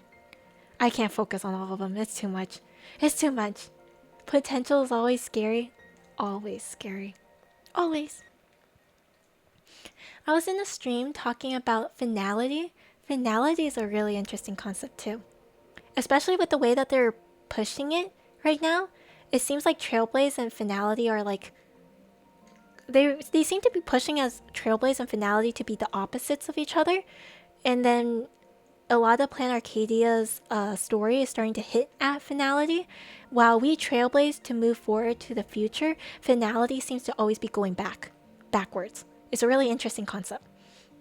Polka formed Device IX to stop the theory of 4 apocalypses, and joined by Dr. Primitive, Acheron after Device IX to kill IX the Nihility. Oh yeah, I do remember that. Galaxy Rangers after Device IX to find Dr. Primitive. Device IX is organization, but also physical location is said to lie between reality and Nihility. That's too much. I didn't know any of that. Besides the Acheron one and the Galaxy Ranger one. I knew those ones. That's too much. Theories state that finality was the end result of Trailblaze. Oh. Another theory was that Trailblaze was both Akavili and Terminus. We are starting to learn that the Aeons are really weird. They exist because of certain concepts. And for example, Foley does not exist. Foley does not exist until the end of the world, basically. So the Foley that we see is a Foley that's looking back on the past. It's really strange. So Foley right now technically doesn't exist, but we see Foley sometimes. So I won't be surprised if Akavili is actually Terminus, and Terminus is actually Akavili. Just at different times, points of time, you know? It's time itself and space is really strange in Star Rail. It gets really confusing, but it's so interesting and confusing as heck. It has some base because of the repeated appearance of alternate Trailblaze. Yeah. That theory is having a lot of it's having a lot of good evidence for it right now. A lot of good evidence. And it makes sense. It really does. I always thought Foley was weird with the finality. What do you mean? Foley... Okay, because Foley represents remembrance, aka the past. Foley is just literally the past. So when Foley does not exist because the past is not the past, right? It's because it right now what we're looking at is the present. But the Foley that we see in the future is the Foley looking into the past because something happened. Foley also does not exist because Foley's goal, the only reason why Foley exists is to make sure the universe does not end. If the universe Sama reason goes into extinction, Foley is supposed to come back to restart the world using memories. Hence why, like, things... I guess in a way, you would never know if the world actually ended, thanks to Foley. The world may never end because of Foley, and you'll never know. Like, for all we know right now, maybe world has already ended in 5 years, but we don't know that because Foley keeps making us go back. And then during that time, technically something else can happen to change it. It's a really weird way of like looking at how like things never end. You're in a weird cycle of repeating, but things can be different. But at the end of the day, everything ends and then Foley have to restart the world. I like Remembrance the most, I'll be quite honest.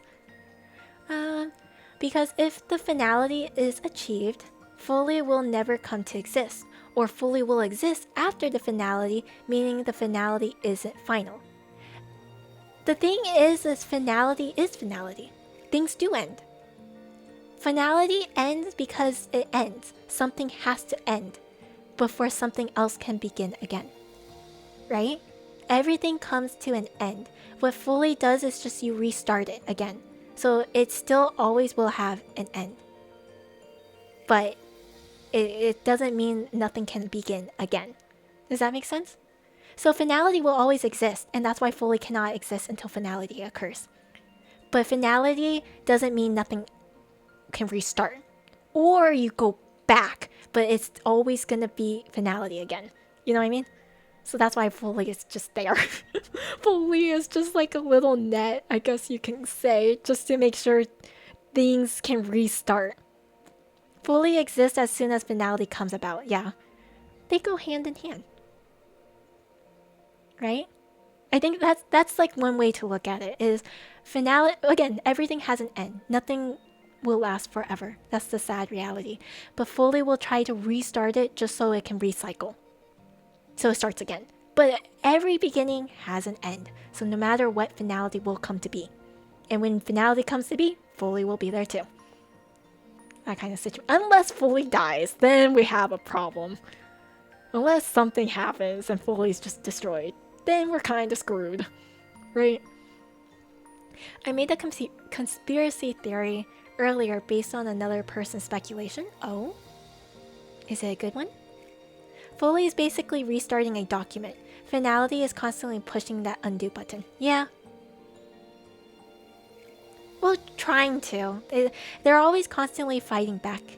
It's more, I look at it more as Foley is always trying to restart the document, while finality is trying to end it. So let's say you write a document, 1 page, finality is going to try to end it at that 1 page.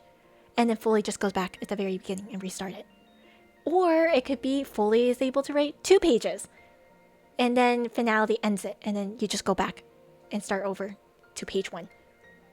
So it's like it's like a weird tug and pull situation. That's how I look at it. I can find it? Okay. I like these. You guys can tell I can talk a really long time regarding this. You guys have kept me for an extra like 30-40 minutes already.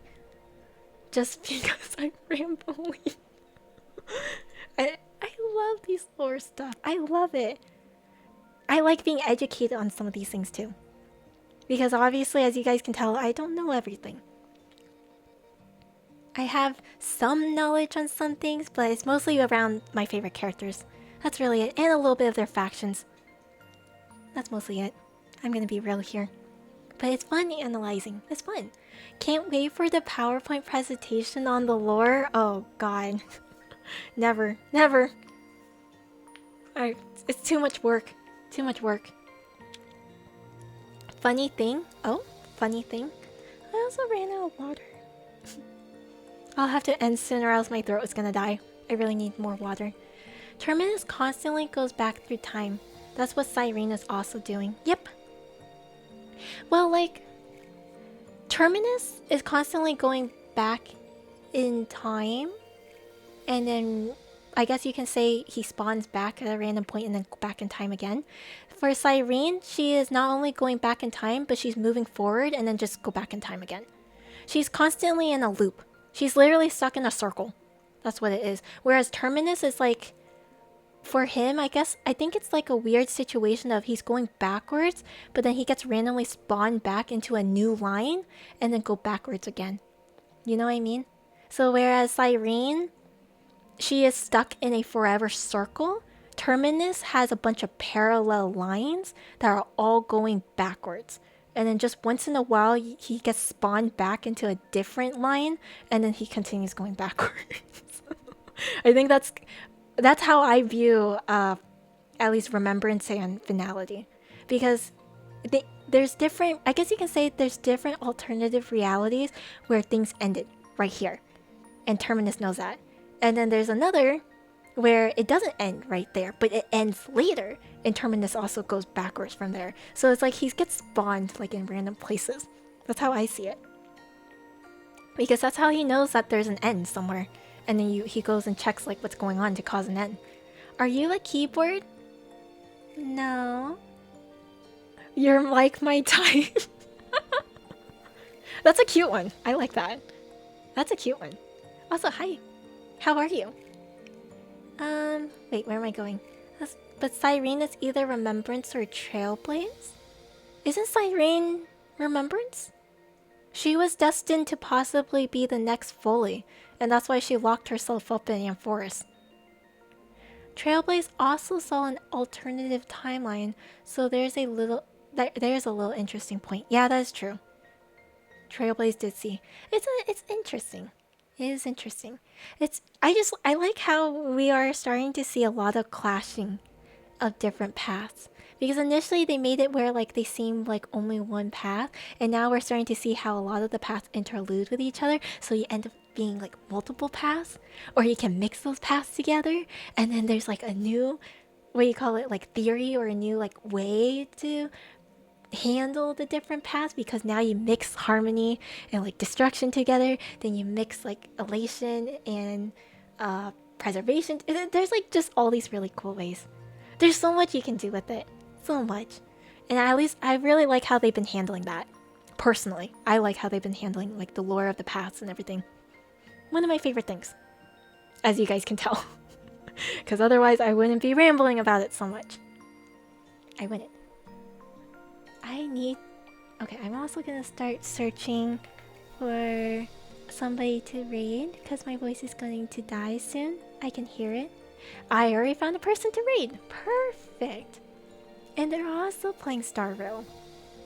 Perfect, perfect. But for now, I'm gonna continue to yap a little bit with you guys. Let me see.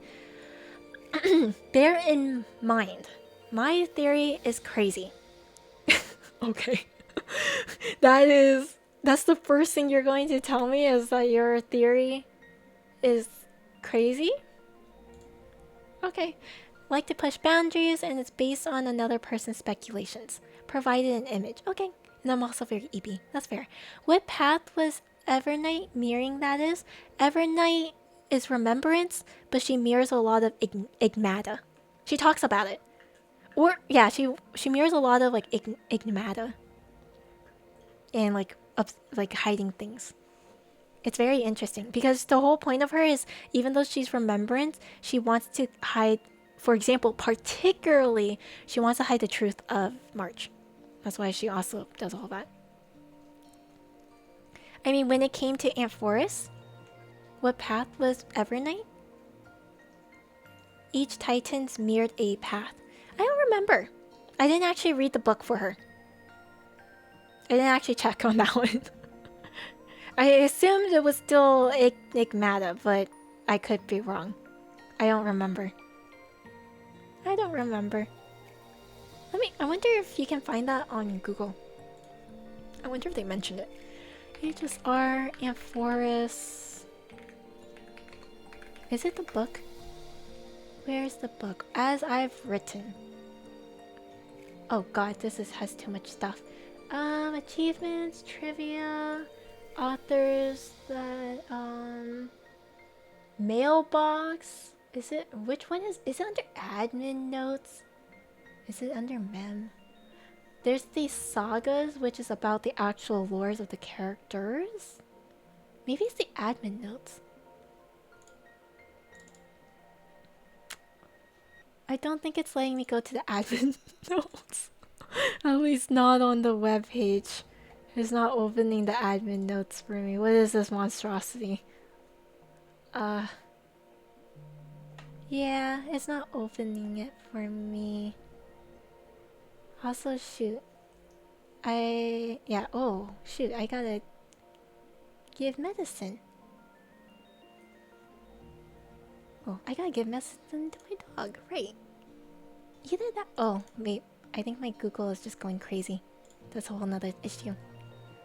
Got a wiki? Oh, you got it open?